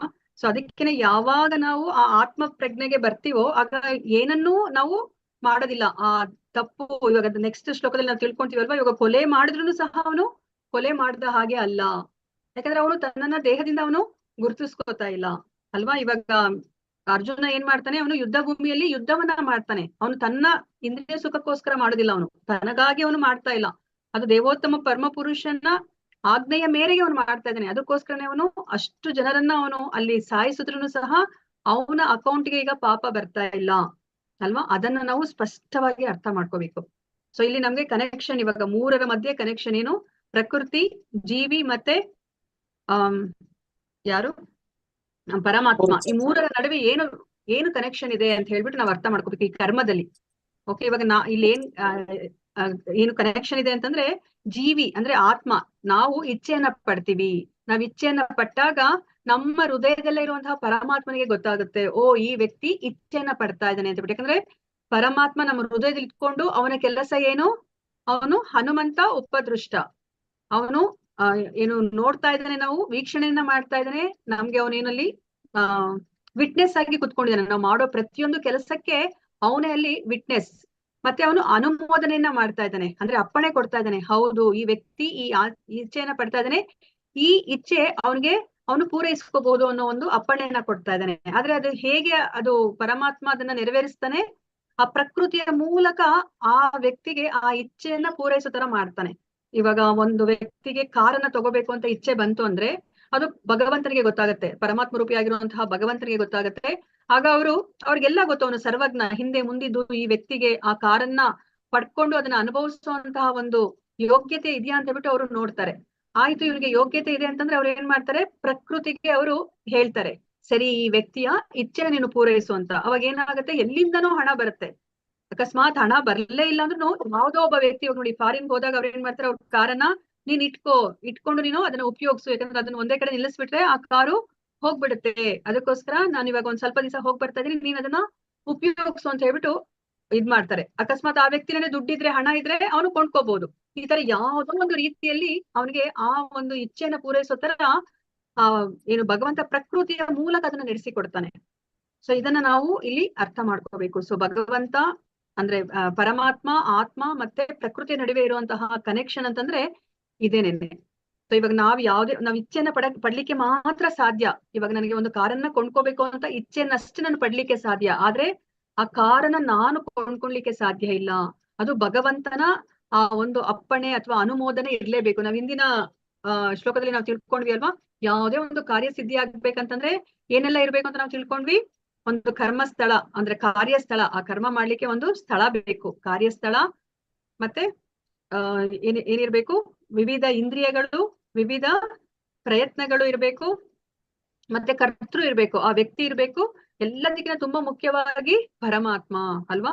ಸೊ ಪರಮಾತ್ಮನ ಆ ಅನುಗ್ರಹ ಇಲ್ದಲೇ ಇದ್ರೆ ನಾವೇನನ್ನು ನಾವು ಮಾಡ್ಲಿಕ್ಕೆ ಸಾಧ್ಯ ಇಲ್ಲ. ಇವಾಗ ಪರಮಾತ್ಮ ಅದನ್ನ ಅನುಗ್ರಹ ಮಾಡಿದ್ರೆ, ಅವ್ರ ಅಪ್ಪಣೆಯನ್ನ ಕೊಟ್ರೆ ಏನಾಗುತ್ತೆ, ಪ್ರಕೃತಿ ನಮ್ಗೆ ಅದನ್ನ ಹೇಗಾದ್ರೂ ಮಾಡಿ ನಾವು ಅದನ್ನ ಪಡೆಯೋ ತರ ಮಾಡ್ತಾಳೆ. ಸೊ ಇದನ್ನ ನಾವು ಇಲ್ಲಿ ಅರ್ಥ ಮಾಡ್ಕೋಬೇಕಾಗಿರೋದು. ಸೊ ಇವಾಗ ಇದನ್ನ ಕ್ರಿಯೆಯ 5 ಅಂಶಗಳನ್ನ ನಾವು ತಿಳ್ಕೊಂಡ್ವಿ. ಕ್ರಿಯೆಯ ಸ್ಥಳ, ಕರ್ತ, ಇಂದ್ರಿಯಗಳು, ವಿವಿಧ ಪ್ರಯತ್ನಗಳು ಮತ್ತೆ ಪರಮಾತ್ಮನ ಬಗ್ಗೆ ನಾವು ತಿಳ್ಕೊಂಡ್ವಿ. ಪಂಚೈತಾನಿ ಮಹಾಬಾಹೋ ಕಾರಣಾನಿ ನಿಬೋಧಮಿ ಸಾಂಖ್ಯೇ ಕೃತಾಂತೆ ಪ್ರೋಕ್ತಾನಿ ಸಿದ್ಧಯೇ ಸರ್ವ ಕರ್ಮಣಾಂ. ನೋಡಿ, ಸರ್ವ ಕರ್ಮಗಳು ಸಿದ್ಧಿ ಆಗ್ಬೇಕಂದ್ರೆ ಪಂಚೈತಾನಿ, ಈ 5 ಅಂಶಗಳು ಬೇಕು ಅಂತ ಹೇಳ್ಬಿಟ್ಟು ಭಗವಂತ ಕೃಷ್ಣ ಅರ್ಜುನನಿಗೆ ಹೇಳ್ತಾ ಇದ್ದಾರೆ. ಯಾವ್ದ್ಯಾವ್ದು, ಅಧಿಷ್ಠಾನ, ಒಂದು ಕಾರ್ಯಸ್ಥಳ ಇರ್ಬೇಕು, ಕರ್ತ ಇರ್ಬೇಕು, ಕರಣಂ. ಸೊ ಕರಣಂ ಅಂತಂದ್ರೆ ವಿವಿಧ ಪ್ರಯತ್ನಗಳು ಇರ್ಬೇಕು, ವಿವಿಧಾಶ್ಚ ಪೃಥಕ್ ಚೇಷ್ಟ್ವ ಅಂದ್ರೆ ವಿವಿಧ, ಕರಣಂ ಅಂತಂದ್ರೆ ಇಂದ್ರಿಯಗಳು ಇರ್ಬೇಕು, ಪೃಥಕ್ ಚೇಷ್ಟ್ವ ಅಂತಂದ್ರೆ ವಿವಿಧ ಪ್ರಯತ್ನಗಳು ಇರ್ಬೇಕು, ದೈವಂ ಚೈವಾತ್ರ ಪಂಚಮಂ, 5ನೇದು ಯಾವುದು, ದೈವಂ, ಭಗವಂತನ ಕರುಣೆ ಇರ್ಬೇಕು, ಪರಮಾತ್ಮನ ಕರುಣೆ ಇರ್ಬೇಕು ಅಂತ ಹೇಳ್ಬಿಟ್ಟು ಇಲ್ಲಿ ಹೇಳ್ತಾ ಇದ್ದಾರೆ ಕೃಷ್ಣ. ಸೊ ಇದನ್ನ ನಾವು ಇಂದಿನ ವಾರ ತಿಳ್ಕೊಂಡ್ವಿ. ಸೊ ಇವಾಗ ನಾವಿನ್ನ ಅದರದ ಮುಂದುವರೆದ ಭಾಗವನ್ನ ನಾವು ತಿಳ್ಕೊಳ್ಳೋಣಂತೆ. ನೋಡಿ, ಇಲ್ಲಿ ಏನ್ ಹೇಳ್ತಾ ಇದ್ದಾರೆ, ಮನುಷ್ಯನು ದೇಹ, ಮನಸ್ಸು ಮತ್ತು ಮಾತುಗಳ ಮೂಲಕ ಮಾಡುವ ನ್ಯಾಯ ಅಥವಾ ಅನ್ಯಾಯ ಕರ್ಮಕ್ಕೆ ಈ 5 ಅಂಶಗಳೇ ಕಾರಣ. ಬರೀ ಒಳ್ಳೇದಕ್ ಮಾತ್ರ ಈ 5 ಅಂಶಗಳು ಕಾರಣ ಅಂತ ಹೇಳ್ತಾ ಇಲ್ಲ. ಈವನ್ ನಾವು ಕೆಟ್ಟ ಕೆಲಸ ಮಾಡಿದ್ರು ಸಹ ಈ 5 ಅಂಶಗಳೇ ಕಾರಣ. ನಮ್ಗೆ ಯಾವಾಗ್ಲೂ ಅದು ಕ್ವಶನ್ ಮಾರ್ಕ್ ಅಲ್ವಾ, ಇದೇನಿದು, ಭಗವಂತ ನಮ್ಮ ಹೃದಯದಲ್ಲೇ ಪಕ್ಕದಲ್ಲೇ ಕುತ್ಕೊಂಡಿದ್ದಾನೆ, ನಾವೇನಾದ್ರೂ ಒಂದು ಕೆಟ್ಟದನ್ನ ಮಾಡಿದಾಗ ಅವ್ರು ತಡಿಬೋದಲ್ಲ ನಮ್ಗೆ, ಯಾಕೆ ಅವರು ತಡೆಯೋದಿಲ್ಲ ಅಂತ ಹೇಳ್ಬಿಟ್ಟು ನಮ್ಗೆ ಯೋಚನೆ ಬರುತ್ತೆ ಅಲ್ವಾ. ಸೊ ಯಾಕೆ ಅವರು ತಡೆಯೋದಿಲ್ಲ ಅಂತಂದ್ರೆ, ಇವಾಗ ನಾವು ಅದನ್ನ ಇಚ್ಛೆಯನ್ನ ಪಟ್ವಿ ಅಲ್ವಾ. ಮತ್ತೆ ಭಗವಂತ ನಮ್ಗೆ ಯಾವಾಗ್ಲೂ ಮಾರ್ಗದರ್ಶನ ಕೊಡ್ಲಿಕ್ಕೆ ಅವನು ತಯಾರಿದ್ದಾನೆ, ಆದ್ರೆ ನಾವ್ ಅದನ್ನ ಕೇಳಿಸ್ಕೊಳೋ ಹಾಗೆ ಅವರು ತಯಾರಿಲ್ಲ. ಇವಾಗ ನಮ್ಗೊಂದು ಕೆಟ್ಟ ಕೆಲಸ ಮಾಡಿದ್ರೆ ನಮ್ಗೆ ಗೊತ್ತಾಗುತ್ತೆ ಇದು ಕೆಟ್ಟ ಕೆಲಸ, ಇದನ್ನ ಮಾಡ್ಕೂಡ್ದು ಅಂತ ಹೇಳ್ಬಿಟ್ಟು, ಆದ್ರೂ ನಾವು ಮಾಡ್ಬೇಕು ಅಂತ ಇಚ್ಛೆ ಪಡ್ತೀವಿ ಅಲ್ವಾ. ಆದ್ರೆ ಭಗವಂತನ ಕೆಲಸ ಏನು, ಅವರು ಅಪ್ಪಣೆಯನ್ನ ಕೊಡ್ಬೇಕು, ಅಪ್ಪಣೆ ಕೊಡ್ಬೇಕು, ಮತ್ತೆ ಅವರು ನೋಡ್ಬೇಕು, ಅಂದ್ರೆ ವಿಟ್ನೆಸ್, ಅವರೆಲ್ಲವನ್ನ ಅವರು ಹನುಮಂತ ಮತ್ತೆ ಉಪದೃಷ್ಟ. ಸೊ ಆ ಎರಡು ಕೆಲಸಗಳನ್ನ ಮಾಡ್ಬೇಕು. ಅದಕ್ಕೋಸ್ಕರ ಅವ್ರು ಏನ್ ಮಾಡ್ತಾರೆ, ನಾವ್ ಇವಾಗ ತಪ್ಪು ಕೆಲಸಗಳನ್ನ ಮಾಡಿದ್ರು ಸಹ ಅವರು ನಮ್ಗೆ ಅದಕ್ಕೆ ಸ್ಯಾಂಕ್ಷನ್ ಮಾಡ್ತಾರೆ. ಅದಕ್ಕೋಸ್ಕರ ನಾವು ತುಂಬಾ ಹುಷಾರಾಗಿರ್ಬೇಕು. ನಮ್ಗೆ ಇಷ್ಟ ಬಂದಾಗೆಲ್ಲ ನಾವು ಇಚ್ಛೆ ಪಡೋ ಹಾಗಿಲ್ಲ, ಯಾಕಂದ್ರೆ ಅದು ನಮ್ಮ ಕೈಲಿದೆ. ಅದು ಆ ಚಿಕ್ಕ ಸ್ವತಂತ್ರ ನಮ್ಮದು, ನಾವ್ ಇಚ್ಛೆಯನ್ನ ಪಡೋದು ನಮ್ಮ ಕೈಯಲ್ಲಿದೆ ಅದು. ಅದಕ್ಕೆ ಯಾವಾಗ್ಲೂ ನಾವು ಒಳ್ಳೇದನ್ನೇ ನಾವು ಇಚ್ಛೆ ಪಡ್ಬೇಕಂತ ಹೇಳ್ಬಿಟ್ಟು ಅದಕ್ಕೆ ಹೇಳುದು. ಯಾಕಂದ್ರೆ ಭಗವಂತ ಯಾವ್ದಕ್ಕೆ ತಥಾಸ್ತು ಹೇಳ್ತಾರೆ ಗೊತ್ತಿಲ್ಲ. ಅದಕ್ಕೆ ನಾವು ಕೆಟ್ಟದನ್ನ ನಾವು ಇಚ್ಛೆ ಪಡ್ಕೂಡ್ದು, ನಾವು ಒಳ್ಳೇದನ್ನೇ ನಾವು ಇಚ್ಛೆ ಪಡ್ಬೇಕಂತ ದೊಡ್ಡವ್ರು ಹೇಳೋದನ್ನ ಕೇಳಿದ್ರಲ್ಲ, ಇದಕ್ಕೇನೆ. ಯಾಕಂದ್ರೆ ನಮ್ಗೆ ಗೊತ್ತೇ ಇರ್ಲಿಲ್ಲ ಇಷ್ಟ ದಿವಸ ಎಲ್ಲವೂ ಭಗವಂತನಿಂದನೇ ಆಗತ್ತೆ. ತೇನ ವಿನ ತೃಣಮಪಿ ನ ಚಲತಿ, ಅವನ ಇಚ್ಛೆಯಲ್ಲೇ ಒಂದು ಹುಲ್ಲು ಕಡ್ಡಿನೂ ಅಲುಗಾಡಲ್ಲ ಅಂತ ನಾವ್ ಏನ್ ಹೇಳ್ತೀವಿ, ಅದು ಯಾವ ತರ ಅಂತಂದ್ರೆ, ನಾವ್ ಇಚ್ಛೆ ಪಟ್ಟಿರೋದು ನಡಿಬೇಕಂತಂದ್ರೆ ಭಗವಂತನ ಅನುಗ್ರಹ ಇರ್ಬೇಕು. ಅದಕ್ಕೇನೆ ಅಲ್ಲಿ ತೇನ ವಿನ ತೃಣಮಪಿ ನಾ ಚಲತಿ ಅಂತ ಹೇಳೋದು. ನಾವ್ ಇಚ್ಛೆ ಪಟ್ಟಿದ್ ಮಾತ್ರಕ್ಕೆ ಅದು ನೆರವೇರ್ಬೇಕು ಅಂತ ಇಲ್ಲ, ಅದು ಭಗವಂತನ ಇಚ್ಛೆ ಇದ್ರೆ ನೆರವೇರುತ್ತೆ. ಸೊ ಅದನ್ನ ನಾವಿಲ್ಲಿ ಅರ್ಥ ಮಾಡ್ಕೋಬೇಕಾಗಿರೋದು. ಸೊ ಅದಕ್ಕೋಸ್ಕರ ಇಲ್ಲಿ ನ್ಯಾಯ ಅನ್ಯಾಯ ಯಾವುದೇ ಒಂದು ಕರ್ಮಕ್ಕೆ ಈ 5 ಅಂಶಗಳೇ ಕಾರಣ ಅಂತ ಹೇಳ್ಬಿಟ್ಟು ಹೇಳ್ತಾ ಇದ್ದಾರೆ. ಅಧಿಷ್ಠಾನ, ಕರ್ತ, ಕರಣಂ, ಪೃಥಕ್ ಚೇಷ್ಟ್ವ ಮತ್ತೆ ದೈವಂ ಅಂತ ಹೇಳ್ಬಿಟ್ಟು ಇಲ್ಲಿ ಹೇಳ್ತಾ ಇದ್ದಾರೆ. ಸೊ ಅದಕ್ಕೋಸ್ಕರ ಈ 5 ಅಂಶಗಳನ್ನ ಪರಿಗಣಿಸದೆ ತಾನೊಬ್ಬನೇ ಕರ್ತ ಅಂತ ಯೋಚಿಸುವವನು ನಿಶ್ಚಯವಾಗಿಯೂ ಬಹು ಬುದ್ಧಿವಂತನಲ್ಲ ಅಂತ ಹೇಳ್ಬಿಟ್ಟು ಇಲ್ಲಿ ಹೇಳ್ತಾ ಇದ್ದಾರೆ. ಸೊ ಯಾವುದೇ ಒಂದು ಕ್ರೆಡಿಟ್ ಅನ್ನ ನಾವು ಒಬ್ಬರೇ ತಗೊಂಡ್ರೆ ಅಂತವ್ರು ಬುದ್ಧಿವಂತನಲ್ಲ, ಅವನು ಎಲ್ಲಾ ವಸ್ತುಸ್ಥಿತಿಯನ್ನ ಕಾಣ್ತಾ ಇಲ್ಲ ಅಂತ ಹೇಳ್ಬಿಟ್ಟು ಇಲ್ಲಿ ಹೇಳ್ತಾ ಇದ್ದಾರೆ. ಸೊ ನೋಡಿ, ಈ ಶ್ಲೋಕದಲ್ಲೇ ನಾನು ಹೇಳಿದ್ದೀನಿ ನೋಡಿ, ಅಹಂಕಾರದಿಂದ ಪ್ರೇರಿತನಾಗದವನು, ಬುದ್ಧಿಯು ಲಿಪ್ತನಾಗದಿರುವವನು ಈ ಜಗತ್ತಿನಲ್ಲಿ ಮನುಷ್ಯರನ್ನು ಕೊಂದರೂ ಅವನು ಕೊಂದಂತೆ ಅಲ್ಲ ಅಲ್ವಾ. ಅದಕ್ಕೆ ಅರ್ಜುನನೇ ಎಕ್ಸಾಂಪಲ್ ನಮ್ಗೆ ಅಲ್ವಾ. ಅವನು ಇವಾಗ ಅಷ್ಟು ಅಕ್ಷೋಹಿಣಿ ಸೈನ್ಯವನ್ನ ಅವನು ನಾಶ ಮಾಡ್ತಾನೆ, ಆದ್ರೂ ಸಹ ಅವನಿಗೆ ಯಾವುದೇ ಒಂದು ಪಾಪ ಕರ್ಮಕ್ಕೆ ಅವನು ಒಳಗಾಗೋದಿಲ್ಲ ಅಲ್ವಾ. ಭಗವಂತನ ಕೃಪಾ ಕಟಾಕ್ಷಕ್ಕೆ ಒಳಗಾಗ್ತಾನೆ. ಯಾಕಂದ್ರೆ ಅವನು ಅಹಂಕಾರ, ನಾನು ದೇಹ, ನನ್ನ ಇಂದ್ರಿಯ ಸುಖಕ್ಕೆ ಅಂತ ಅವನು ಮಾಡಿಲ್ಲ ಅಲ್ವಾ. ಭಗವಂತನ ಇಚ್ಛೆ ಅಂದ್ರೆ ಭಗವಂತನ ಆಜ್ಞೆಯ ಮೇರೆಗೆ ಅವನು ಮಾಡಿದ್ದಾನೆ ಅಲ್ವಾ. ಅವನು ಖಂಡಿತ ಇಷ್ಟ ಇರಲಿಲ್ಲ ಅವನು ಬಂಧು ಬಾಂಧವರನ್ನ ಕೊಂದು ರಾಜ್ಯವನ್ನ ಪಡ್ಕೋಬೇಕು ಅಂತ ಹೇಳ್ಬಿಟ್ಟು ಅಲ್ವಾ. ಅದಕ್ಕೆ ಅವನು ಬಂಧನಕ್ಕೆ ಒಳಗಾಗ್ಲಿಲ್ಲ ನೋಡಿ. ಅವನ ಕಾರ್ಯಗಳು ಅವನನ್ನು ಬಂಧಿಸುವುದಿಲ್ಲ. ಅಂದ್ರೆ ಅವನು ಅಕರ್ಮದಲ್ಲಿ ಅವನು ಕರ್ಮವನ್ನ ಮಾಡ್ದ ಅರ್ಜುನ. ಅದಕ್ಕೋಸ್ಕರ ಅವನ ಅಕೌಂಟ್ ಅಲ್ಲಿ ಪಾಪವೂ ಬರ್ಲಿಲ್ಲ, ಪುಣ್ಯವೂ ಬರ್ಲಿಲ್ಲ. ಸೊ ಅದಕ್ಕೋಸ್ಕರ ಇಲ್ಲಿ ಏನ್ ಹೇಳ್ತಾ ಇದ್ರೆ, ಸೊ ಇವಾಗ ನಾವು ದೇಹ ಅನ್ನೋ ಒಂದು ಅಂತ ಏನ್ ಹೇಳ್ತೀವಿ ಮಿಥ್ಯಾಹಂಕಾರದಿಂದ ನಾವು ಹೊರಗಡೆ ಬಂದ್ರೆ ಅಷ್ಟೇನೆ ನಾವು ಮಾಡುವ ಕರ್ಮಗಳಿಗೆ ಅಲ್ಲಿ ಪ್ರತಿಕ್ರಿಯೆ ಅನ್ನೋದು ಇರೋದಿಲ್ಲ. ನಾನು ಎಷ್ಟು ದಿನಗಳ ಕಾಲ ನಾನು ನನ್ನನ್ನ ದೇಹ ಅಂತ ಗುರುತಿಸ್ಕೊಂಡು ಆ ಮಿಥ್ಯಾಹಂಕಾರದಲ್ಲಿ ಇರ್ತೀನೋ, ಆಗ ನಾನು ಏನೇ ಒಂದು ಕರ್ಮ ಮಾಡ್ಲಿ, ಒಳ್ಳೆ ಕರ್ಮ ಮಾಡಿದ್ರು ಸಹ ಅಲ್ಲಿ ನನ್ನ ಅಕೌಂಟ್ಗೆ ಅಲ್ಲಿ ಪ್ರತಿಕ್ರಿಯೆ ಬಂದು ಬಿದ್ಬಿಡುತ್ತೆ, ಪುಣ್ಯ ಪಾಪ ಬಂದು ಬೀಳುತ್ತೆ. ಸೊ ಅದಕ್ಕೋಸ್ಕರನೇ ಇಲ್ಲಿ ನಾವು ಆ ಇಚ್ಛೆಯನ್ನ ಪಡೋದು ತುಂಬಾ ಮುಖ್ಯ ಅಂತ ನಾವು ಅರ್ಥ ಮಾಡ್ಕೋಬೇಕು. ಇವಾಗ ನಮಗೆ ಮತ್ತೆ ಇನ್ನ ಒಂದು ವಿಷಯವನ್ನ ತಿಳಿಸಿಕೊಡ್ತಾ ಇದ್ದಾರೆ ಕೃಷ್ಣ. ಜ್ಞಾನಂ ಜ್ಞೇಯಂ ಪರಿಜ್ಞಾತ ತ್ರಿವಿಧ ಕರ್ಮ ಚೋದನ ಕರಣಂ ಕರ್ಮ ಕರ್ತೇತಿ ತ್ರಿವಿಧ ಕರ್ಮ ಸಂಗ್ರಹ. ಜ್ಞಾನ, ಜ್ಞೇಯ ಮತ್ತು ಜ್ಞಾನಿ ಇವು 3 ಕರ್ಮವನ್ನು ಪ್ರೇರೇಪಿಸುವ ಅಂಶಗಳು. ಇಂದ್ರಿಯಗಳು, ಕರ್ಮ ಮತ್ತು ಕರ್ತ ಇವು ಕರ್ಮದ 3 ಘಟಕಗಳು. ಇವಾಗ ನಾವ್ ಯಾವ್ದೇ ಒಂದು ಕೆಲಸವನ್ನ ಮಾಡ್ಬೇಕಾದಾಗ ಸುಮ್ನೆ ಹಾಗೆ ಒಂದ್ ಕೆಲಸವನ್ನ ಮಾಡ್ಬಿಡ್ತೀವಿ ನೋಡಿ. ಇವಾಗ ನಿಮ್ಗೆ 4th ಲೆವೆಲ್ಗೆ ಟಾಸ್ಕ್ ಅನ್ನ ಕೊಟ್ಟಿದ್ದಾರೆ, ನೀವೊಂದು PPT ಮಾಡ್ಬೇಕು ಅಂತ. ನೀವು ಹಾಗೆ ಸುಮ್ನೆ ಹೋಗಿ PPT ಮಾಡ್ಲಿಕ್ಕೆ ಸಾಧ್ಯನಾ? ಹೇಗ್ ಮಾಡ್ತೀರಾ ನೀವು ಇವಾಗ PPTಯನ್ನ ಮಾಡ್ಬೇಕಂದ್ರೆ? ನೀವು ಇವಾಗ ಏನೆಲ್ಲ ನೀವು ಅದಕ್ಕೆ ತಯಾರಿ ನಡೆಸ್ತಾ ಇದ್ದೀರಾ? ಹರೇ ಕೃಷ್ಣ, ಯಾರಾದ್ರೂ ಹೇಳ್ತೀರಾ? ಎಸ್ ಮಾತಾಜಿ, ಶ್ಲೋಕಗಳನ್ನ ಓದ್ತಾ ಇದೀವಿ ಮಾತಾಜಿ, ಡಿಸ್ಕಷನ್ ಮಾಡ್ತಾ ಇದೀವಿ, ಪಾಯಿಂಟ್ಸ್ ಮಾಡ್ತಾ ಇದೀವಿ. ಮಾಡ್ಬೇಕು, ಆಮೇಲೆ ಸ್ಲೈಡ್ಸ್ ಎಲ್ಲ ಅದನ್ನ ತೋರ್ಸ್ಬೇಕು, ಪ್ರೆಸೆಂಟ್ ಮಾಡ್ಬೇಕು, ಅಷ್ಟೆಲ್ಲ ತಯಾರು ಮಾಡ್ಬೇಕು. ಓಕೆ, ಯಾಕೆ ಇದೆಲ್ಲ ಮಾಡ್ತಾ ಇದ್ದೀರಾ ನೀವು? ಇಷ್ಟೆಲ್ಲ ನೀವು ಇವಾಗ ಕಲೆಕ್ಷನ್ ಏನೇನೋ ಮಾಡ್ತಾ ಇದ್ದೀರಲ್ವಾ, ಓದ್ತಾ ಇದ್ದೀರಾ, ಪಾಯಿಂಟ್ಸ್ ಬರ್ಕೋತಾ ಇದ್ದೀರಾ, ಮತ್ತೆ ಏನೇನ್ ಸ್ಲೈಡ್ ಮಾಡ್ಬೇಕಂತ ಹೇಳ್ಬಿಟ್ಟು ನಿಮ್ ಮನ್ಸಲ್ಲೆಲ್ಲ ನೀವು ಅದ್ರ ಬಗ್ಗೆ ಒಂದು ಚಿತ್ರಣ ಮಾಡ್ಕೋತಾ ಇದ್ದೀರಾ? ಇದೆಲ್ಲ ಮಾಡ್ತಾ ಇದ್ದೀರಾ? ಇಷ್ಟ ದಿನ ಬ್ಲಾಂಕ್ ಆಗಿ ಓದಿದ್ವು ನಾವು, ಏನು ಅಂತ ಅರ್ಥ ಮಾಡ್ಕೊಳಕ್ ಆಗಿರ್ಲಿಲ್ಲ. ಈಗ ನಾವೇನ್ ಮಾಡ್ತೀವಿ, ಅದು ಒಂದು ಪಾಯಿಂಟ್ ಇಟ್ಕೊಂಡು ಅದಕ್ಕೆ ನಾವೇನ್ ಸರಿಯಾಗಿರೋದ್ ಬೇಕು ಅದನ್ನ ಹುಡುಕ್ತಾ ಹೋಗ್ತೀವಿ ಮಾತಾಜಿ. ಅದನ್ನ ನಾವು ಕಲಿತಾ ಹೋಗ್ತೀವಿ. ಇವಾಗ ಕಲಿಯೋದಕ್ಕೆ ಒಳ್ಳೆ ಮಾರ್ಗ ಅಂದ್ರೆ ನಮ್ಗೆ ಒಂದು ಸಬ್ಜೆಕ್ಟ್ ಇದ್ದಾಗ ಅದನ್ನ ನಾವು ಹುಡುಕಿ ಏನ್ ಅದಕ್ಕೆ ಎಲ್ಲೆಲ್ಲಿ ಸಿಗುತ್ತೋ ಅದನ್ನೆಲ್ಲ ಶ್ಲೋಕಗಳನ್ನ, ಎಷ್ಟು ಶ್ಲೋಕ ಕೊಟ್ಟಿರೋದು ಅಷ್ಟನ್ನು ಕರೆಕ್ಟ್ ಆಗಿ ಗಮನ ಇಟ್ಟು ಓದ್ತೀವಿ ಮಾತಾಜಿ. ಇಷ್ಟ ದಿನ ನಾವೇನೋ ಒಂದು ವಿಚಾರಕ್ಕೋಸ್ಕರ ಸುಮ್ನೆ ಹಾಗೆ ಓದಿ ಬ್ಲಾಂಕ್ ಆಗಿರ್ತಾ ಇದ್ವು. ಹೀಗಾಗಲ್ಲ. ಯಾಕೆ ಮಾಡ್ಬೇಕು ನೀವು ಇವಾಗ ಲೆವೆಲ್ 4 ಅಲ್ಲಿ PPTs ಯಾಕೆ ಮಾಡ್ಬೇಕು ಅಂತ ಹೇಳಿದ್ದಾರೆ ನಿಮ್ಗೆ? ಅಥವಾ ನೀವೇನ್ ಅನ್ಕೊಂಡಿದ್ದೀರಾ? ನಾವು ಬೇರೆಯವ್ರಿಗೆ ಇನ್ನೊಬ್ರಿಗೆ ಹೇಳ್ಬೇಕು ಅಂತ ಅಂದ್ರೆ ಅದ್ರ ಬಗ್ಗೆ ನಮ್ಗೆ ಪರಿಪೂರ್ಣವಾದ ಜ್ಞಾನ ಇರ್ಬೇಕು. ಅಲ್ಲಿ ಹೇಳ್ಬೇಕು ಅಂತ ಮಾತಾಡಿ So, ಇವಾಗ ತಿಳಿಸ್ಬೇಕು. ನೀವು ಭಕ್ತಿ ಶಾಸ್ತ್ರಿ ಕಂಪ್ಲೀಟ್ ಆಗ್ಬೇಕು ಮತ್ತೆ ಭಕ್ತಿ ಶಾಸ್ತ್ರಿನ ಸರಿಯಾಗಿ ನೀವು ಉಪಯೋಗಿಸ್ಕೋಬೇಕಂದ್ರೆ ನೀವು ಇವಾಗ PPT ಮಾಡ್ಬೇಕಂತ ನಿಮ್ಗೆ ಗೊತ್ತಾಗಿದೆ. ಸೊ ನಿಮ್ಮ ಜ್ಞಾನದ ಗುರಿ ಅಂದ್ರೆ L4 ಜ್ಞಾನದ ಗುರಿ ಏನು? ನಾವ್ ಇನ್ನೊಬ್ರಿಗೆ ಹೇಳ್ಬೇಕು ಅಂದಾಗ ನಾವು ತಿಳ್ಕೊಂಡಿರ್ಬೇಕು ಸೊ ಅದು ಜ್ಞಾನದ ಗುರಿ ಆಯ್ತು ಅಲ್ವಾ? ಸೊ ನೀವು ಇವಾಗ ಏನೆಲ್ಲ ಮಾಡ್ತಾ ಇದ್ದೀರಾ ಇವಾಗ ಆ PPTಯನ್ನ ಮಾಡ್ಲಿಕ್ಕೆ ಏನೆಲ್ಲ ವಿಷಯಗಳನ್ನ ಸಂಗ್ರಹಿಸ್ತಾ ಇದ್ರೆ ಅದು ಜ್ಞಾನವನ್ನ ಪಡ್ಕೋತಾ ಇದ್ರೆ ಹೇಗೆ PPTಯನ್ನ ಮಾಡೋದು ಅಲ್ವಾ?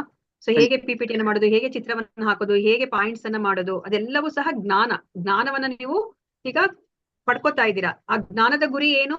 ಸೊ ನೀವು ಇವಾಗ L4 ಅನ್ನ ಪಾಸ್ ಆದ್ರೆ ನೀವು L5 ಗೆ ಬರೋ ಒಂದು ಅರ್ಹತೆಯನ್ನ ಪಡಿತೀರಾ. ಮತ್ತೆ L5 ಅನ್ನ ನೀವು ಸರಿಯಾಗಿ ಮಾಡ್ಲಿಕ್ಕೆ ಸಾಧ್ಯ ಆಗುತ್ತೆ ಅಂತ ಹೇಳ್ಬಿಟ್ಟು ನೀವು ಇವಾಗ L4 ಅನ್ನ ಮಾಡ್ತಾ ಇದ್ದೀರಾ ಅಲ್ವಾ? ಇವಾಗ ನೀವೇನಾಗುತ್ತೆ, ಇವಾಗ ಜ್ಞಾನವನ್ನ ಪಡೆದಾಗ ನಿಮ್ಗೆ ಮತ್ತೆ ಜ್ಞಾನದ ಗುರಿ ಏನು ಅಂತ ಗೊತ್ತಾದಾಗ ನೀವು ಜ್ಞಾನಿ ಆಗ್ತೀರಾ ಅಲ್ವಾ? ಹೌದು. ಅದ್ ಅರ್ಥ ಆಯ್ತಾ? ನಿಮ್ಗೆ ಮೂರಲ್ಲಿ ಡಿಫ್ರೆನ್ಸ್ ಗೊತ್ತಾಯ್ತಾ? ಜ್ಞಾನ, ಜ್ಞೇಯ ಮತ್ತು ಜ್ಞಾನಿ ಅಲ್ವಾ? ಸೊ ಜ್ಞಾನಿ ಅನ್ನೋನು ಒಬ್ಬ ವ್ಯಕ್ತಿ, ಒಬ್ಬ ಪರ್ಸನ್. ಇವಾಗ ಅವನೇನ್ ಮಾಡ್ತಾ ಇದ್ದಾನೆ, ಅವನ್ ಇವಾಗ ಜ್ಞಾನವನ್ನ ಅವನು ಪಡ್ಕೋತಾ ಇದ್ದಾನೆ. ಯಾಕೆ ಆ ಜ್ಞಾನವನ್ನ ಪಡ್ಕೋತಾ ಇದ್ದಾನೆ? ಆ ಜ್ಞಾನದಿಂದ ಅವನಿಗೆ ಒಂದು ಗುರಿ ಇದೆ ಅಂತ ಗೊತ್ತಾಯ್ತು ಅಲ್ವಾ? ಆ ಗುರಿಯನ್ನ ತಲುಪ್ಲಿಕ್ಕೆ ಅವನು ಆ ಜ್ಞಾನವನ್ನ ಪಡ್ಕೋತಾ ಇದ್ದಾನೆ ಅಲ್ವಾ?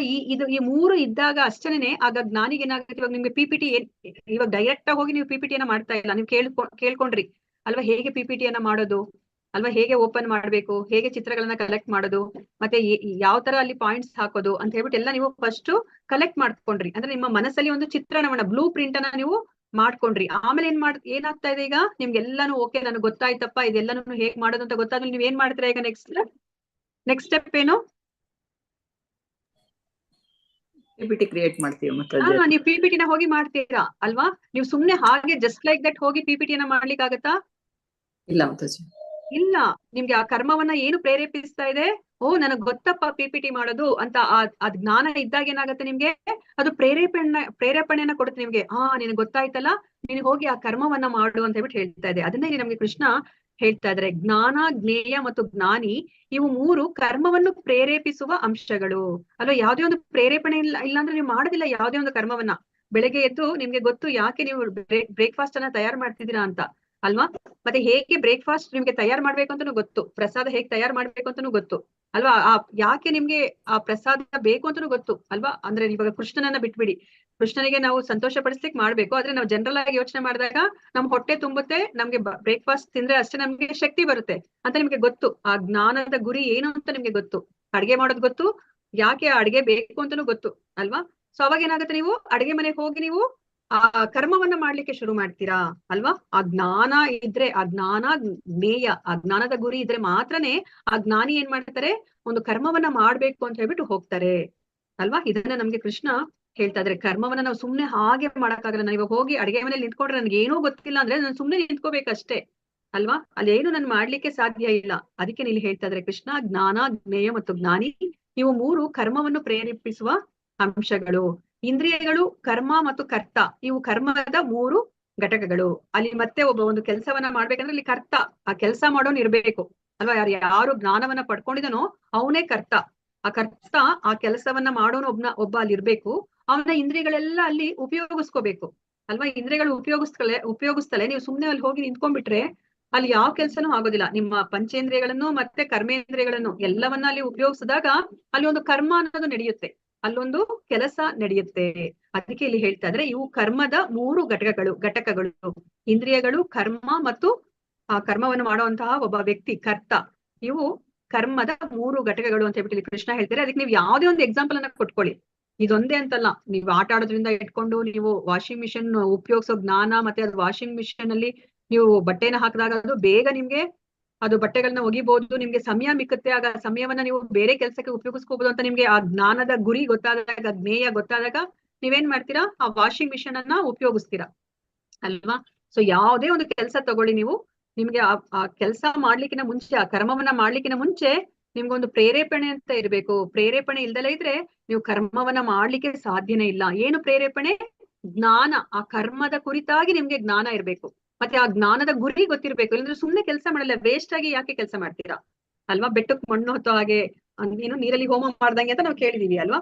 ಆ ಜ್ಞಾನದ ಗುರಿ ಇಲ್ಲ ಅಂದ್ರೆ ಯಾರು ಕರ್ಮವನ್ನ ಮಾಡೋದಿಲ್ಲ. ಅದಕ್ಕೆ ಇಲ್ಲಿ ಕೃಷ್ಣ ಹೇಳ್ತಿದ್ರೆ, ಯಾವುದೇ ಒಂದು ಕರ್ಮವನ್ನ ಮಾಡ್ಬೇಕು ಅಂತಂದ್ರೆ ಕರ್ಮವನ್ನ ಪ್ರೇರೇಪಿಸುವ ಅಂಶಗಳು ಇವು 3, ಮತ್ತೆ ಕರ್ಮವನ್ನ ಮಾಡ್ಲಿಕ್ಕೆ ಬೇಕಾಗಿರುವಂತಹ 3 ಘಟಕಗಳು ಯಾವುದು ಅಂತ ಹೇಳಿ ನಮ್ಗೆ ಕೃಷ್ಣ ಹೇಳ್ತಾ ಇದ್ದಾರೆ. ಜ್ಞಾನ, ಜ್ಞೇಯ, ಜ್ಞಾನಿ, ಇವು 3 ಕರ್ಮವನ್ನ ಪ್ರೇರೇಪಿಸುವ ಅಂಶಗಳು.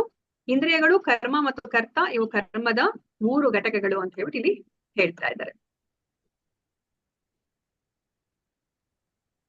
ಸೊ ಈಗ ನಮ್ಗೆ ತುಂಬಾ ಮುಖ್ಯವಾಗಿರೋ ಒಂದು ಹಂತಕ್ಕೆ ಬಂದಿದೀವಿ. ಯಾಕಂದ್ರೆ ನಮ್ಗೆ ಮೇನ್ ಆಗಿ ಈ 3ನೇ ಘಟಕದಲ್ಲಿ ಹೇಳ್ತಾ ಇರೋದು 3 ಗುಣಗಳ ಕುರಿತಾಗೆ ನಾವು ನೋಡ್ತಾನೆ ಬರ್ತಾ ಇದೀವಿ. ನಾವು ಪ್ರತಿಯೊಂದು ಚಾಪ್ಟರ್ ಅಲ್ಲೂ ಸಹ ಕೃಷ್ಣ ಈ 3 ಗುಣಗಳ ಬಗ್ಗೆ ಹೇಳ್ತಾ ಇದ್ದಾರೆ. ಎಷ್ಟು ಮುಖ್ಯ ಅಂತ ನಾವು ಅರ್ಥ ಮಾಡ್ಕೋಬೇಕು. ನಾವು ಬೆಳಗ್ಗೆಯಿಂದ ರಾತ್ರಿ ತನಕ ಕರ್ಮ ಮಾಡ್ದಲ್ಲಿ ಇರ್ಲಿಕ್ಕೆ ಸಾಧ್ಯನೇ ಇಲ್ಲ ಅಲ್ವಾ? ಸೊ ಕರ್ಮ ಮಾಡಿದಾಗ, ನಾನು ಪ್ರತಿಯೊಂದು ಕರ್ಮವನ್ನ ಮಾಡಿದಾಗ ನಾನು ಯಾವ ಗುಣದಲ್ಲಿ ಮಾಡ್ತಾ ಇದ್ದೀನಿ, ಯಾವ ಗುಣದಲ್ಲಿ ಮಾಡ್ತಾ ಇದೀನಿ ಅಂತ ಹೇಳ್ಬಿಟ್ಟು ನಾವು ನಮ್ಮನ್ನ ನಾವೇ ಆತ್ಮಾವಲೋಕನ ಮಾಡ್ಕೋಬೇಕು. ನಾವು ಪ್ರಶ್ನೆಯನ್ನ ಮಾಡ್ಕೋಬೇಕು ಅಲ್ವಾ? ನಾವೇನ್ ಅನ್ಕೊಂಡ್ಬಿಟ್ಟಿದೀವಿ, ನಾವ್ ಯಾವಾಗ್ಲೂ ಪರ್ಫೆಕ್ಟ್, ನಾವ್ ಏನ್ ಮಾಡಿದ್ರು ಸರಿಯಾಗಿರುತ್ತೆ, ಬೇರೆಯವರೇ ತಪ್ಪು ಅಂತ ನಾವ್ ಅನ್ಕೊಂಡಿದೀವಿ. ಇಲ್ಲ, ನಾವು ಬೆಳಗ್ಗೆಯಿಂದ ರಾತ್ರಿ ತನಕ ಏನೆಲ್ಲ ಕೆಲಸಗಳನ್ನ ಮಾಡ್ತೀವೋ, ನಾನು ಇದನ್ನ ಸತ್ವಗುಣದಲ್ಲಿ ಮಾಡಿದ್ನಾ, ಇದನ್ನ ರಜೋಗುಣದಲ್ಲಿ ಮಾಡಿದ್ನಾ, ಇದನ್ನ ತಮೋಗುಣದಲ್ಲಿ ಮಾಡಿದ್ನಾ ಅಂತ ನಾವು ಯೋಚನೆ ಮಾಡ್ಕೋಬೇಕು. ಆದ್ರೆ ನಾವ್ ಇವಾಗ ಕೃಷ್ಣ ಪ್ರಜ್ಞೆಯಲ್ಲಿ ಬಂದಿರೋದ್ರಿಂದ ನಮ್ಗೆ ಏನನ್ನ ತಿಳಿಸಿಕೊಟ್ಟಿದ್ದಾರೆ ಗುರುಗಳು, ಪ್ರತಿಯೊಂದನ್ನು ಸಹ ನೀವು ಶುದ್ಧ ಸತ್ವಗುಣದಲ್ಲೇ ಮಾಡ್ಬೇಕು. ಅಂದ್ರೆ ಕೃಷ್ಣನ ಸಂತೋಷಕ್ಕೋಸ್ಕರ ಮಾಡೋದನ್ನ ನೀವು ಅಭ್ಯಾಸ ಮಾಡ್ಕೋಬೇಕು ಅಂತ ಹೇಳಿದ್ದಾರೆ. ಆದ್ರೆ ನಮಗ್ ಗೊತ್ತಿದೆ, ಆದ್ರೆ ಅದನ್ನ ನಮ್ಮ ಜೀವನದಲ್ಲಿ ಅಳವಡಿಸ್ಕೊಂಡಿದೀವಾ ಅಂತ ಹೇಳ್ಬಿಟ್ಟು ನಾವು ನೋಡ್ಬೇಕು ಅಲ್ವಾ? ನಾನು ಏನಕ್ಕೋಸ್ಕರ ಮಾಡಿದೆ ಈ ಕೆಲಸವನ್ನ? ಬೆಳಗ್ಗೆ ಎದ್ದು ಸ್ನಾನ ಮಾಡಿದೆ, ಏನಕ್ಕೋಸ್ಕರ ಮಾಡಿದೆ? ನನ್ನ ದೇಹದ ಸಂತೋಷಕ್ಕೋಸ್ಕರ ಮಾಡ್ದ, ನನ್ನ ಖುಷಿಗೋಸ್ಕರ ಮಾಡ್ದ, ಅಥವಾ ಇಲ್ಲ ನಾನು ದೇವ್ರ ಮನೆಗೆ ಹೋಗ್ಬೇಕು, ದೇವ್ರಿಗೆ ನೈವೇದ್ಯವನ್ನ ತಯಾರು ಮಾಡ್ಬೇಕು, ನಾನು ಶುಚಿಯಾಗಿರ್ಬೇಕು, ಕೃಷ್ಣನ ಸಂತೋಷಕ್ಕೋಸ್ಕರ ಮಾಡಿದ್ನಾ ಅಂತ ಹೇಳ್ಬಿಟ್ಟು ನಾವು ಯೋಚನೆ ಮಾಡ್ಬೇಕು. ಇಲ್ಲ ನನಗೆ ಇಷ್ಟು ಬೆಚ್ಚಗಿದ್ರೆ ನನಗೆ ದೇಹಕ್ಕೆ ತುಂಬಾ ಹಿತ, ಐ ಎಂಜಾಯ್ ದಟ್ ಸ್ನಾನ ಅನ್ಕೊಂಡು ನಾವೇನಾದ್ರೂ ಯೋಚನೆ ಮಾಡಿದ್ರೆ ಏನಾಗುತ್ತೆ, ರಜೋಗುಣದಲ್ಲಿ ಸ್ನಾನ ಮಾಡಿ ಹೋದಂಗಾಗತ್ತೆ ಅಲ್ವಾ? ಸ್ನಾನನೇ ಮಾಡ್ಲಿಲ್ಲ, ಕೊಳಕಾಗಿದೀವಿ ಅಂದ್ರೆ ಅಲ್ಲಿ ತಮೋ ಗುಣದಲ್ಲಿ ಇದ್ದಂಗ ಆಗುತ್ತೆ. ಅದೇ ತರ ಪ್ರತಿಯೊಂದನ್ನು ಸಹ ನಾವು ಯೋಚನೆ ಮಾಡ್ತಾ ಹೋಗ್ಬೇಕು. ನಾನು ಏನಕ್ಕೆ ನಿದ್ದೆ ಮಾಡಿದೆ, ನಾನು ನಿದ್ದೆ ಯಾಕೆ ಮಾಡಿದೆ, ದೇಹಕ್ಕೆ ಸುಖ ಸಿಗ್ಲಿ ಅಂತ ನಾವು ಅನ್ಕೊಂಡ್ ಮಾಡಿದ್ರೆ ರಜೋಗುಣ. ಇಲ್ಲ ನನಗೆ ಸೋಮಾರಿತನ, ಆಲಸ್ಯ ಅನ್ಕೊಂಡು ನಿದ್ದೆ ಮಾಡಿದ್ರೆ ತಮೋಗುಣ. ಇಲ್ಲ ನಾನು ಬೆಳಿಗ್ಗೆ ಬೇಗ ಎದ್ದು ನಾನು ಮಂಗಳಾರತಿ ಅಟೆಂಡ್ ಮಾಡ್ಬೇಕು, ಅದಕ್ಕೋಸ್ಕರ ನಾನು ನಿದ್ದೆಯನ್ನ ಮಾಡ್ಬೇಕು, ಯಾಕಂದ್ರೆ ದೇಹಕ್ಕೆ ನಿದ್ದೆ ಬೇಕೇ ಬೇಕು. ಸೊ ನಾನು ಕೃಷ್ಣನಿಗೆ ಚೆನ್ನಾಗಿ ನಾನು ಸೇವೆಯನ್ನ ಮಾಡ್ಬೇಕು ನಾಳೆ ಬೆಳಗ್ಗೆ ಎದ್ದು ಅನ್ನೋ ಒಂದು ಮನಸ್ಥಿತಿಯಲ್ಲಿ ನಾವು ಮಲ್ಕೊಂಡಾಗ ಏನಾಗುತ್ತೆ, ಸೊ ನಾನು ಅವಾಗ ಸತ್ವಗುಣದಲ್ಲಿ ನಾನು ಕೆಲಸ ಮಾಡ್ದಂಗ ಆಗುತ್ತೆ. ಸೊ ಅದಕ್ಕೆ ಪ್ರತಿಯೊಂದನ್ನ ನೀವು ಅದನ್ನ ರೂಢಿ ಮಾಡ್ಕೊಳ್ಳಿ. ನೀವು ಮನಸ್ಸಲ್ಲೇನೆ ನಾನು ಯಾವ ತರದಲ್ಲಿ ಮಾಡಿದೆ, ಯಾವ ಒಂದು ಗುಣದಲ್ಲಿ ನಾನು ಈ ಕರ್ಮವನ್ನ ಮಾಡಿದೆ ಅಂತ ಹೇಳ್ಬಿಟ್ಟು ಯೋಚನೆ ಮಾಡ್ಕೊಂಡು ಹೋಗಿ. ಯಾಕಂದ್ರೆ ನೀವು ಒಂದು ಕರ್ಮ ಮಾಡಿದ ತಕ್ಷಣ ಅಲ್ಲೊಂದು ಬೀಜವನ್ನ ಬಿತ್ತಾ ಇದ್ದೀರಾ. ನೀವು ಬೇಡ ಬೇಡ ಅಂದ್ರೂ ಅಲ್ಲಿ ಬೀಜ ಬಿತ್ತಾಯಿತು. ಸೊ ಅದು ಇವಾಗ ಯಾವಾಗ ಫಲ ಕೊಡುತ್ತೆ ಗೊತ್ತಿಲ್ಲ, ಅದು ಈ ಜನ್ಮದಲ್ಲೇ ಕೊಡ್ಬೋದು ಅಥವಾ ಮುಂದಿನ ಜನ್ಮದಲ್ಲಿ ಅದು ಕೊಡಬಹುದು. ಸೊ ಅದಕ್ಕೋಸ್ಕರ ಇಲ್ಲಿ ನಮ್ಗೆ ಏನ್ ಹೇಳ್ತಾ ಇದ್ರೆ, ಸೊ ಈ 19ರಿಂದ 40ನೇ ಶ್ಲೋಕದಲ್ಲಿ ಈ 3 ವಿಧಾನಗಳಿಂದ ನಿಯಂತ್ರಣ, ಭಕ್ತಿ ಸೇವೆಯಲ್ಲಿ ಪ್ರಗತಿ ಸಾಧಿಸಲು ಕನಿಷ್ಠ ಸತ್ವಗುಣಕ್ಕೆ ಬರಬೇಕು. ಸೊ ಇವಾಗ ನಾವು 3 ಗುಣದಲ್ಲಿ ನಾವು ಎಲ್ಲವನ್ನ ಮಾಡ್ತಾ ಇದೀವಿ, ನಮ್ಮನ್ನ 3 ಗುಣಗಳೇ ನಿಯಂತ್ರಣ ಮಾಡ್ತಾ ಇರೋದು ಅಲ್ವಾ? ಸೊ ಅದಕ್ಕೋಸ್ಕರ ಯಾಕೆ ಇಷ್ಟೆಲ್ಲ ಕೃಷ್ಣ ಹೇಳ್ತಾ ಇದಾರೆ ಅಂತಂದ್ರೆ, ನಮ್ಗೆ ಅರ್ಥ ಮಾಡಿಸ್ತಾ ಇದಾರೆ ಕೃಷ್ಣ. ನೀವು ಭಕ್ತಿಗೆ ಬರ್ಬೇಕು ಅಂತ ನಿಮ್ದು ಏನಾದ್ರೂ ಗುರಿ ಇದೆ ಅಂತಂದ್ರೆ ನೀವು ಮಿನಿಮಮ್ ಸತ್ವಗುಣಕ್ಕೆ ಬರ್ಬೇಕು. ಅದಕ್ಕೋಸ್ಕರ ನೀವು ಇವಾಗ ತಮೋ ಗುಣವನ್ನ ಮೀರಿ ರಜೋಗುಣಕ್ಕೆ ಬಂದು, ರಜೋಗುಣವನ್ನ ಮೀರಿ ನೀವು ಸತ್ವಗುಣಕ್ಕೆ ಬರ್ಬೋದು. ಆವಾಗ ಸತ್ವಗುಣದಲ್ಲಿ ಬಂದ್ರೆ ಆಗ ನೀವು ಶುದ್ಧ ಸತ್ವಗುಣಕ್ಕೆ ಬರ್ಲಿಕ್ಕೆ ಸಾಧ್ಯತೆ ಇದೆ ಅಂತ ಹೇಳ್ಬಿಟ್ಟು ನಮ್ಗೆ ಕೃಷ್ಣ ಹೇಳ್ತಾ ಇದ್ರೆ. ಯಾಕಂದ್ರೆ ನಾವು ಸತ್ವಗುಣಕ್ಕೆ ಬರ್ಲಿಲ್ಲ ಅಂದ್ರೆ ನಮ್ಗೆ ಯಾವ್ದು ಸರಿ ಯಾವ್ದು ತಪ್ಪು, ಏನ್ ಮಾಡ್ಬೇಕು ಏನ್ ಮಾಡ್ಬಾರ್ದು ಅಂತ ನಮ್ಗೆ ಗೊತ್ತಾಗೋದಿಲ್ಲ, ವಸ್ತುಸ್ಥಿತಿನೇ ಗೊತ್ತಾಗೋದಿಲ್ಲ. ಯಾಕಂದ್ರೆ ನಾವಿವಾಗ ನಮ್ಮನ್ನ ದೇಹದಿಂದ ಗುರುತಿಸ್ಕೊಂಡು ನೋಡಿ ಜೀವನ ಮಾಡ್ಬಿಟ್ವಿ ಇಷ್ಟ ದಿವಸ ಅಲ್ವಾ? ನಾವು ಸತ್ವಗುಣಕ್ಕೆ ಬಂದ್ರೆ ಅಷ್ಟೇ ಅರ್ಥ ಮಾಡ್ಕೊಳ್ಲಿಕ್ಕೆ ಸಾಧ್ಯ. ಅಯ್ಯೋ ನಾನು ಈ ದೇಹ ಅಲ್ವಾ, ನನ್ನ ದೇಹದಲ್ಲಿ ವಾಸ ಮಾಡ್ತಾ ಇರುವಂತಹ ಆತ್ಮನ ಅನ್ನೋ ಒಂದು ಅಷ್ಟು ಚಿಕ್ಕ ಒಂದು ವಿಷಯ ಅಂತ ನಮ್ಗೆ ಅನ್ಸುತ್ತೀಗ. ಆದ್ರೆ ಅದನ್ನ ಅರ್ಥ ಮಾಡ್ಕೋಬೇಕಂದ್ರೆ ನಾವು ಮಿನಿಮಮ್ ಸತ್ವಗುಣಕ್ಕೆ ಬರ್ಬೇಕು. ನೀವು ನೋಡಿ, ಬೇರೆ ಯಾರಿಗಾದ್ರೂ ಬೇಕಾದ್ರೆ ನೀವು ಅರ್ಥ ಮಾಡ್ಸಿ ನೋಡೋಣಂತೆ, ಎಷ್ಟು ಕಷ್ಟ ಇದೆ ಅದನ್ನ ಅರ್ಥ ಮಾಡ್ಸೋದಿಕ್ಕೆ. ನೀವು ದೇಹ ಅಲ್ಲ ಆತ್ಮ ಅಂತ ಹೇಳ್ಬಿಟ್ಟು ಅವ್ರನ್ನ ದೇಹ ಅಂತಾನೆ ಪರಿಗಣಿಸ್ತಾರೆ. ಸೊ ಅದಕ್ಕೋಸ್ಕರ ನಮ್ಗೆ ಇಲ್ಲಿ ಕೃಷ್ಣ ಹೇಳ್ತಾ ಇದ್ರೆ, ನೀವು ಭಕ್ತಿ ಸೇವೆ ಮಾಡ್ಬೇಕಾ, ಅದ್ರಲ್ಲಿ ಪ್ರಗತಿ ಹೊಂದ್ಬೇಕಾ, ಆತ್ಮ ಸಾಕ್ಷಾತ್ಕಾರ ಮಾಡ್ಕೋಬೇಕಾ, ನೀವು ಕನಿಷ್ಠ ಸತ್ವಗುಣಕ್ಕೆ ನೀವು ಬರ್ಬೇಕಾಗತ್ತೆ ಅಂತ ಹೇಳ್ಬಿಟ್ಟು ಹೇಳ್ತಾ ಇದಾರೆ. ನಾವು ಭಕ್ತಿಯನ್ನ ಮಾಡಿದ್ರೆ ಏನಾಗುತ್ತೆ, ನಾವು ನೇರವಾಗಿ ಸತ್ವಗುಣಕ್ಕೆ ಬರಲಿಕ್ಕೆ ಸಾಧ್ಯತೆ ಇದೆ ಅಲ್ವಾ? ನಮ್ಗೆ ಗೊತ್ತಿರೋ ಹಾಗೇನೆ ಈ 3 ಸಹ ಫಿಕ್ಸ್ ಇಲ್ಲ ಅಲ್ವಾ? ನಮ್ಗೆ ನಾವು ನೋಡಿದ್ವಿ ಇಲ್ಲಿ ಅಗ್ಗ ಜಗ್ಗಾಟ ನಡೀತಾ ಇದೆ. ಯಾವ ಗುಣದ ಮೇಲ್ಗೈ ಬೇಕಾದ್ರೂ ಆಗ್ಬೋದು ಅಲ್ವಾ? ನಾವು ಸಂಕಲ್ಪ ಮಾಡ್ಬೇಕು, ಇಲ್ಲ ನಾನು ಅಟ್ ಎನಿ ಕಾಸ್ಟ್ ನಾನ್ ತಮೋ ಗುಣಕ್ಕೆ ಹೋಗೋದಿಲ್ಲ, ನಾನು ಆಲಸಿ ಆಗೋದಿಲ್ಲ, ನಾನು ಸೋಮಾರಿ ಆಗೋದಿಲ್ಲ, ನಾನು ಕತ್ತಲಲ್ಲಿ ಇರ್ಲಿಕ್ಕೆ ನನ್ಗೆ ಇಷ್ಟ ಇಲ್ಲ, ಅಜ್ಞಾನಿ ಆಗಿರ್ಲಿಕ್ಕೆ ಇಷ್ಟ ಇಲ್ಲ ಅಂತ ಹೇಳ್ಬಿಟ್ಟು ನಾವು ಸಂಕಲ್ಪವನ್ನ ಮಾಡಿದಾಗ ಅವಾಗ ಏನಾಗುತ್ತೆ, ನಾವು ಸತ್ವಗುಣದಲ್ಲಿ ಇರ್ಲಿಕ್ಕೆ ಸಾಧ್ಯ ಆಗುತ್ತೆ. ನಾವು ಸಂಕಲ್ಪ ಮಾಡಿಲ್ಲ, ಇಚ್ಛೆಯನ್ನ ಪಟ್ಟಿಲ್ಲ ಅಂತಂದ್ರೆ ಖಂಡಿತ ನಾವು ಬದಲಾಗ್ಲಿಕ್ಕೆ ಸಾಧ್ಯ ಇಲ್ಲ. ಅದನ್ನ ನಾವಿಲ್ಲಿ ಅರ್ಥ ಮಾಡ್ಕೋಬೇಕಾದ್ರು. ಸೊ ಇವಾಗ ಇಲ್ಲಿ ನಿಮ್ಗೆ 6 ವಿಷಯಗಳಲ್ಲಿ ನಮ್ಗೆ ಕೃಷ್ಣ ತಿಳಿಸಿ ಕೊಡ್ತಾರೆ ನೋಡಿ. ನಮ್ಗೆ ಜ್ಞಾನ ಅಂದ ತಕ್ಷಣ ಅದು ಕೆಟ್ಟದಂತ ಅನ್ಸದೇ ಇಲ್ಲ. ಆದ್ರೆ ನೋಡಿ ಇಲ್ಲಿ ಕೃಷ್ಣ ಹೇಳ್ತಾ ಇದಾರೆ, ಜ್ಞಾನವೂ ಸಹ ಸತ್ವ ರಜೋ ತಮೋಗುಣದಲ್ಲಿರ್ಬೋದು, ಕರ್ಮ ಅಲ್ವಾ? ಕರ್ಮವೂ ಸಹ ಈ ಮೂರು ಗುಣದಲ್ಲಿ ಇರ್ಬೋದು. ಕರ್ತೃ, ಆ ಕರ್ಮವನ್ನ ಮಾಡುವಂತಹ ಕರ್ತೃನು ಸಹ, ಆ ವ್ಯಕ್ತಿನೂ ಸಹ ಈ ಮೂರು ಗುಣದಲ್ಲಿ ಇರ್ಬೋದು. ಮತ್ತೆ ತಿಳುವಳಿಕೆ, ಓ ಈ ವ್ಯಕ್ತಿಗೆ ತಿಳುವಳಿಕೆ ಇದೆಯಪ್ಪ ಅಂತಂದ್ರೆ ನಮ್ಗೇನ್ ಅನ್ಸುತ್ತೆ, ಯಾವಾಗ್ಲೂ ಪಾಸಿಟಿವ್ ಥಾಟೇ ಬರುತ್ತೆ. ಆದ್ರೆ ಇಲ್ಲ, ಅದನ್ನು ಸಹ ಈ ಮೂರು ಗುಣದಲ್ಲಿ ಇರ್ಬೋದು. ಮತ್ತೆ ದೃಢ ಸಂಕಲ್ಪ, ಇದೇನಪ್ಪ ದೃಢ ಸಂಕಲ್ಪ, ಎಷ್ಟು ಒಳ್ಳೆ ಗುಣ ಅಲ್ವಾ? ಅದನ್ನು ಸಹ ಮೂರು ಗುಣದಲ್ಲಿ ಇದೆಯಾ ಅಂತ ಆಶ್ಚರ್ಯ ಆಗುತ್ತೆ ನೋಡಿ. ನಮ್ಗೆ ಗೊತ್ತಾಗ್ತಾ ಇಲ್ಲ, ನಾವು ಈ ಮೂರು ಗುಣದಲ್ಲಿ ಈ ಒಳ್ಳೆ ಕೆಲಸಗಳನ್ನು ಸಹ ನಾವಿಲ್ಲಿ ಮೂರು ಗುಣದಲ್ಲಿ ಮಾಡ್ತಾ ಇದೀವಿ ಅಂತ ಹೇಳ್ಬಿಟ್ಟು ನಮ್ಗೆ ಕೃಷ್ಣ ಅರ್ಥ ಮಾಡಿಸ್ತಾ ಇದ್ದಾರೆ. ಮತ್ತೆ ಸುಖ ನೋಡಿ, ಸುಖ ಅಂತಂದ್ರೆ ಏನು, ಒಳ್ಳೇದು, ಪಾಸಿಟಿವ್ ಪಾಯಿಂಟ್ ಅಲ್ವಾ? ಆದ್ರೆ ಅದನ್ನು ಸಹ ಈ ಮೂರು ಗುಣದಲ್ಲಿ ಇದೆ ಅಂತ ಹೇಳ್ಬಿಟ್ಟು ಕೃಷ್ಣ ಹೇಳ್ತಾ ಇದ್ದಾರೆ. ಸೊ ಇದನ್ನ ಗುಂಪು ಚಟುವಟಿಕೆ ಮಾಡ್ತಾ ಇದೀನಿ. ಸೊ ಒಬ್ಬೊಬ್ರುನು ಒಂದೊಂದು ಗುಂಪು 3 ಟೀಮ್ ಮಾಡ್ತೀನಿ. ಎರಡೆರಡು ಇದು ಅಂಶಗಳನ್ನ ತಗೊಳ್ಳಿ ನೀವು. ಜ್ಞಾನ ಮತ್ತೆ ಕರ್ಮ ಒಂದು ಟೀಮ್ ತಗೊಳ್ಳಿ, ಫಸ್ಟ್ನೇ ಟೀಮು. ಮತ್ತೆ ಕರ್ತೃ ಮತ್ತೆ ತಿಳುವಳಿಕೆ 2ನೇ ಟೀಮ್ ತಗೊಳ್ಳಿ. ಮತ್ತೆ ದೃಢ ಸಂಕಲ್ಪ ಮತ್ತೆ ಸುಖ ಇದನ್ನ 3ನೇ ಟೀಮ್ ತಗೊಳ್ಳಿ. ಚರ್ಚೆಯನ್ನ ಮಾಡಿ, ಮತ್ತೆ ಯಾರು ಮಾಡಿಲ್ಲ ಇಲ್ಲಿ ತನಕ ಅವ್ರು ಮಾಡಿ ಚರ್ಚೆಯನ್ನ ಅಲ್ವಾ? ಇನ್ ಮೇ ಬಿ ಇದ್ರೆ ಇನ್ನೊಂದು ನೀವು ಕೋಆಪರೇಟ್ ಮಾಡಿದ್ರೆ ಇನ್ನೊಂದ್ ಏನಾದ್ರು ಗುಂಪು ಚಟುವಟಿಕೆ ಬರ್ಬೋದು. ಆಮೇಲೆ ನಿಮ್ಗೆ ಈ ಥರ್ಡ್ ಮಾಡಿಲ್ಗಂತೂ ಇನ್ ಯಾವ್ದು ಇಲ್ಲ, ಇನ್ನೇನು ಮುಗಿಯುತ್ತೆ. ಓಕೆ, ಸೊ ನಾನು ಇವಾಗ 3 ಗುಂಪುಗಳನ್ನ ಮಾಡ್ತೀನಿ. ಸೊ ಎಲ್ಲರೂ ಸಹ ಪಾರ್ಟಿಸಿಪೇಟ್ ಮಾಡಿ. ಕ್ವಶನ್ ಗೊತ್ತಾಯ್ತಾ ನಿಮ್ಗೆ? ಹರೇ ಕೃಷ್ಣ, ಕ್ವಶನ್ ಗೊತ್ತಾಯ್ತಾ? ಹಾ ಮಾತಾಜಿ ಗೊತ್ತಾಗ್ತದೆ. ಹಾ, ಓಕೆ. ಇದನ್ನ ನೀವು ಇಲ್ಲಿ ಶ್ಲೋಕಗಳು ಯಾವ್ದ್ರಿಂದ ಯಾವ ತನಕ ಅಂತಾನು ಬರ್ದಿದೀನಿ. ಇದನ್ನ ಬೇಕಾದ್ರೆ ನೀವು ಪಿಕ್ ತಗೊಳ್ಳಿ. ಪಿಕ್ ತಗೊಂಡು ಕರೆಕ್ಟ್ ಆಗಿ ನೀವು ಅದನ್ನ ಡಿಸ್ಕಸ್ ಮಾಡಿ. ನಿಮ್ಗೇನೆ ಅದು ಹೆಲ್ಪ್ ಆಗುತ್ತೆ. ಆಕ್ಚುಲಿ ನೀವ್ ಎಷ್ಟು ಚೆನ್ನಾಗಿ ಡಿಸ್ಕಸ್ ಮಾಡ್ತೀರಾ ಆ ತರ ನಿಮ್ಗೆ ಹೆಲ್ಪ್ ಆಗುತ್ತೆ.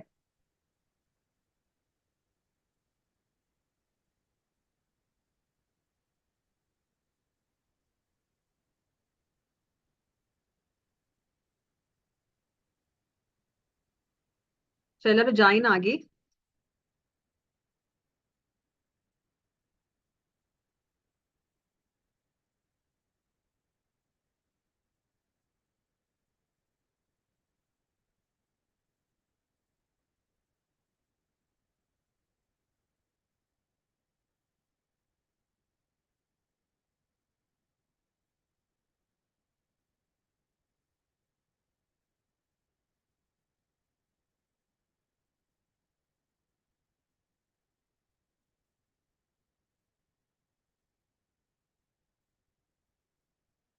ಮಂಜುಳಾ ಮಾತಾಜಿ ಜಾಯಿನ್ ಆಗಿ. ಮಾತಾಜಿ ರಶ್ಮಿ ಮಾತಾಜಿ ಜಾಯಿನ್ ಆಗಿ.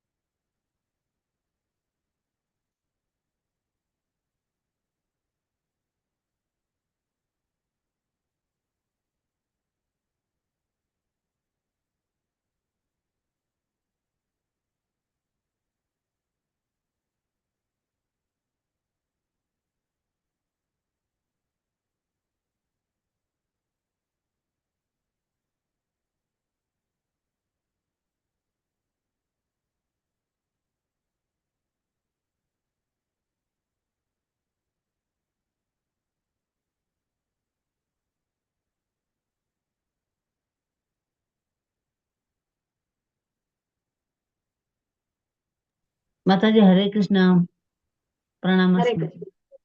ಹರೇ ಕೃಷ್ಣ ಪ್ರಣಾಮ. ಓಕೆ, ಸೊ ಯಾರು? ಹಾ, ಟೀಮ್ ರೂಮ್ 2ರಿಂದ ಉಷಾ ಮಾತಾಜಿ ಹೇಳ್ತಾರೆ ಮಾತಾಜಿ. ಓಕೆ, ಉಷಾ ಮಾತಾಜಿ. ಓಕೆ, ಮಾತಾಜಿ ಹರೇ ಕೃಷ್ಣ. ಒಂದಿಂದ ಹರೇ ಕೃಷ್ಣ ಮಾತಾಜಿ. ಮಾತಾಜಿ ಹಾ,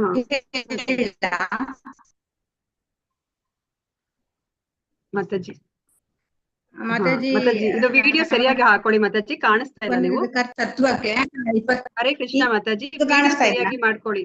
ಹಾ ಹಾ, ಮಾಡ್ಕೊಳ್ಳಿ. ಇವಾಗ ಹೇಳಿ ಮಾತಾಜಿ, ಕಾಣಿಸ್ತಾ ಇದೆ.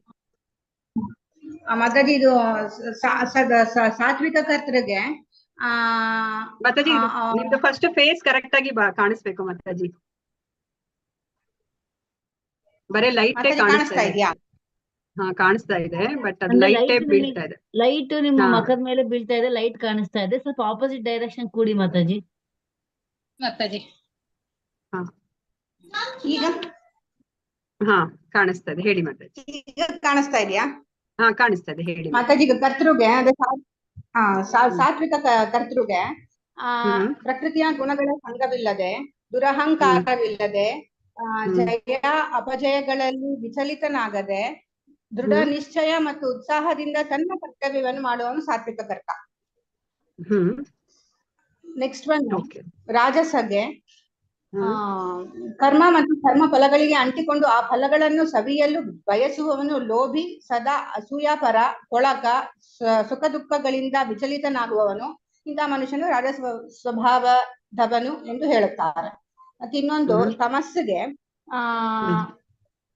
ಧರ್ಮಗ್ರಂಥಗಳ ಆದೇಶಗಳಿಗೆ ವಿರುದ್ಧವಾಗಿಯೇ ಯಾವಾಗಲೂ ಕೆಲಸ ಮಾಡುವವನು, ಪ್ರಾಪಂಚಿಕ ಮನೋಧರ್ಮದವನು, ಹಠಮಾರಿಯು, ಮೋಸ ಮಾಡುವವನು, ಇತರರಿಗೆ ಅವಮಾನ ಮಾಡುವುದರಲ್ಲಿ ನಿಪುಣನು, ಸೋಮಾರಿಯು, ಸದಾ ವಿಷಾದದಲ್ಲಿರುವವನು, ಮಾಡಬೇಕಾದ ಕೆಲಸವನ್ನು ಮುಂದಕ್ಕೆ ಹಾಕುವವನು ಆದ ಕರ್ತನನ್ನು ತಾಮಸ ಕರ್ತ ಅಂತ ಕರೀತಾರೆ. ಮಾತಾಜಿ ನೆಕ್ಸ್ಟ್ ತಿಳುವಳಿಕೆಗೆ ಹರೇ ಕೃಷ್ಣ ಮಾತಾಜಿ, ಇನ್ನೊಬ್ರು ಹೇಳಿ ತಿಳುವಳಿಕೆಯನ್ನ, ಇನ್ನೊಬ್ರು ಹೇಳಿ. ಹರೇ ಕೃಷ್ಣ ಮತ್ತೆ ನಿಮ್ ಟೀಮ್ ಇಂದಾನೆ ಇನ್ನೊಬ್ರು ತಿಳುವಳಿಕೆ ಬಗ್ಗೆ ಹೇಳಿ. ಹರೇ ಕೃಷ್ಣ, ಧನ್ಯವಾದಗಳು ಮಾತಾಜಿ. ಮಾತಾಜಿ ತಿಳುವಳಿಕೆ ಅಂದ್ರೆ ಬುದ್ಧಿ ಅಂತಾನು ಬರುತ್ತೆ. ಹಾ ಮಾತಾಜಿ, ತಿಳುವಳಿಕೆ ಅಂದ್ರೆ ಬುದ್ಧಿ ಅಂತಾನು ಬರುತ್ತೆ.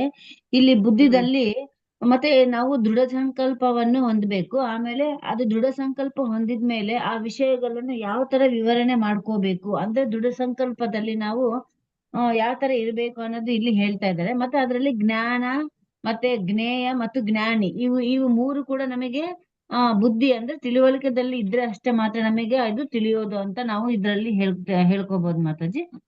ಮತ್ತೆ ಇದು ಬುದ್ಧಿ ಸಾತ್ವಿಕ ಗುಣದಲ್ಲಿ ಇದ್ದಾಗ ನಮಗೆ ಬುದ್ಧಿ ಸರಿಯಾದ ಮಾರ್ಗವನ್ನು ತೋರಿಸುತ್ತದೆ. ರಾಜಸ ತಾಮಸದಲ್ಲಿ ಇದ್ದಾಗ ನಮಗೆ ಅದು ಸರಿಯಾದ ಮಾರ್ಗವನ್ನು ತೋರಿಸುವುದಿಲ್ಲ.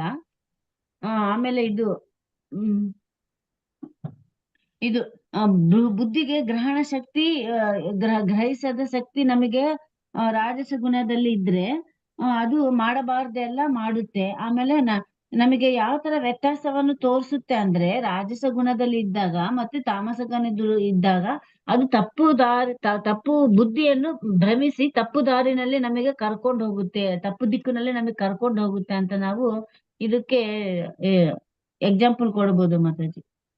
ಹರೇ ಕೃಷ್ಣ, ಧನ್ಯವಾದಗಳು ಮಾತಾಜಿ. ಮತ್ತೆ ಯಾರಾದ್ರೂ ನಿಮ್ಮ ಟೀಮ್ ಇಂದ ಯಾವ್ದಾದ್ರು ಒಂದು ಎಕ್ಸಾಂಪಲ್ ಅನ್ನ ಕೊಟ್ಟು ಅರ್ಥ ಮಾಡಿಸ್ತೀರಾ?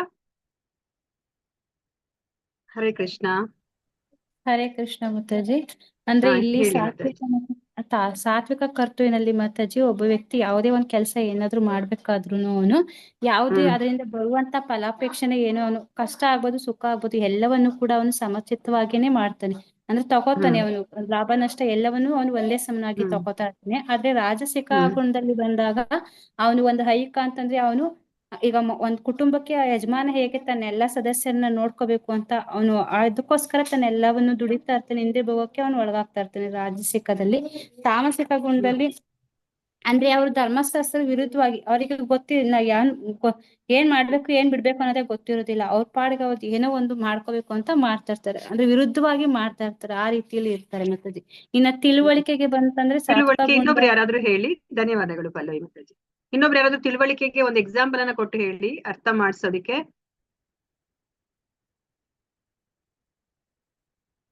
ನಂಗೆ ಎಕ್ಸಾಂಪಲ್ ಅಷ್ಟು ಹೇಳಕ್ ಗೊತ್ತಾಗಲ್ಲ ಮಾತಾಜಿ. ಟ್ರೈ ಮಾಡಿ ಮಾತಾಜಿ. ಇವಾಗ ನಾವು ಮಾಮೂಲಿ ಜೀವನದಲ್ಲಿ ಮಾಡೋದನ್ನೇ ಹೇಳಿ ನೀವು. ಸಾತ್ವಿಕ ಗುಣದವ್ರ ತಿಳುವಳಿಕೆಯಲ್ಲಿ ಧರ್ಮ ಮತ್ತೆ ಅಧರ್ಮನ ಸರಿಯಾದ ರೀತಿಯಲ್ಲಿ ಗ್ರಹಿಸ್ಕೊಂಡು ಆ ಯಥಾರ್ಥತೆ ಹೇಗಿರುತ್ತೆ ಅದನ್ನ ತಿಳ್ಕೊಂಡು ಆ ಮಾರ್ಗವನ್ನ ಅನಿಸ್ತಾರೆ ಮಾತಾಜಿ. ಇನ್ನು ರಾಜಸಿಕ ಗುಣದವರು ವಿವೇಕ ಇಲ್ಲದೆ ಗ್ರಹಿಕೆ ಮತ್ತು ಅಧರ್ಮವನ್ನ ಬೆಸೆದ ಸಮರ್ಥನೆ ಅದನ್ನ ಮಾಡ್ಕೊಂಡು ಧರ್ಮ ಸ್ವಾರ್ಥದ ಮಾತಾಜಿ ವಿಡಿಯೋ ಆನ್ ಮಾಡಿ ಮಾತಾಜಿ. ನನಗೆ ನೀವು ನಿಮ್ ಫೇಸ್ ಇಂದ ನನಗೆ ರಿಜಿಸ್ಟರ್ ಆಗಿಲ್ಲ ಆಕ್ಚುಲಿ. ಕಾಣಿಸ್ತಾ ಇಲ್ಲ.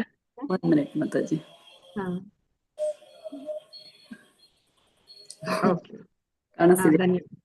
ಮಾತಾಜಿ ಕಾಣಿಸ್ತಾ ಇಲ್ಲ. ಇನ್ನು ಇಂತ ರಾಜಸಿಕ ಗುಣದವರು ಹೇಳಿದ ಮಾತಾಜಿ ವಿವೇಕ ಮತ್ತೆ ಈ ವಿವೇಕವೇ ಇಲ್ಲದೆ ಅವರು ಧರ್ಮವನ್ನ ಮತ್ತು ಅಧರ್ಮವನ್ನ ಬೆಸೆದ ಸಮರ್ಥನೆಯನ್ನ ಅವರು ಸ್ವಾರ್ಥದ ಹಿತದೃಷ್ಟಿಯಿಂದ ಮಾತ್ರ ಗ್ರಹಿಸ್ಕೊಂತಾರೆ ಮಾತಾಜಿ. ಇನ್ನು ಗುಣದವರು ತತ್ವದ ಅರಿವಿಲ್ಲದೆ ಅಜ್ಞಾನದಲ್ಲಿ ಮುಳುಗಿ ಪ್ರಜ್ಞೆಯಿಂದ ಇಟ್ಕೊಂಡು ಇದ್ ಮಾಡ್ತಾರೆ ಮಾತಾಜಿ ಅವರು. ಇಂತಹ ಜ್ಞಾನವು ಯಾವ ಸತ್ಯವನ್ನು ಸಮರ್ಥವಾಗಿ ಅರ್ಥಕೊಳ್ಳಲು ಅವ್ರು ಸಾಧ್ಯನೇ ಆಗೋದಿಲ್ಲ. ಅಧರ್ಮನೇ ಧರ್ಮ ಅಂತ ಹೇಳಿ ನಂಬ್ತಾರೆ ಮಾತಾಜಿ ಅಂತವ್ರು ತಾಮಸ ಗುಣದವರು. ಧನ್ಯವಾದಗಳು ಶೋಭಾ. ಧನ್ಯವಾದಗಳು. ಹರೇ ಕೃಷ್ಣ. ಮತ್ತೆ ಫಸ್ಟ್ನೇ ಟೀಮ್ ಯಾರು ಪ್ರೆಸೆಂಟ್ ಮಾಡ್ತಾ ಇದ್ದೀರಾ? ಫಸ್ಟ್ನೇ ಟೀಮ್ ಮಾತಾಜಿ ನಾ ಮಾಡ್ತೀನಿ ಮಾತಾಜಿ. ಹಾ ಪ್ರಭುಜಿ ವಿಡಿಯೋ ಆನ್ ಮಾಡ್ಕೊಳ್ಳಿ. ಹಾ ಮಾತಾಜಿ. ಹರೇ ಕೃಷ್ಣ ಮಾತಾಜಿ. ಹರೇ ಕೃಷ್ಣ ಪ್ರಭುಜಿ.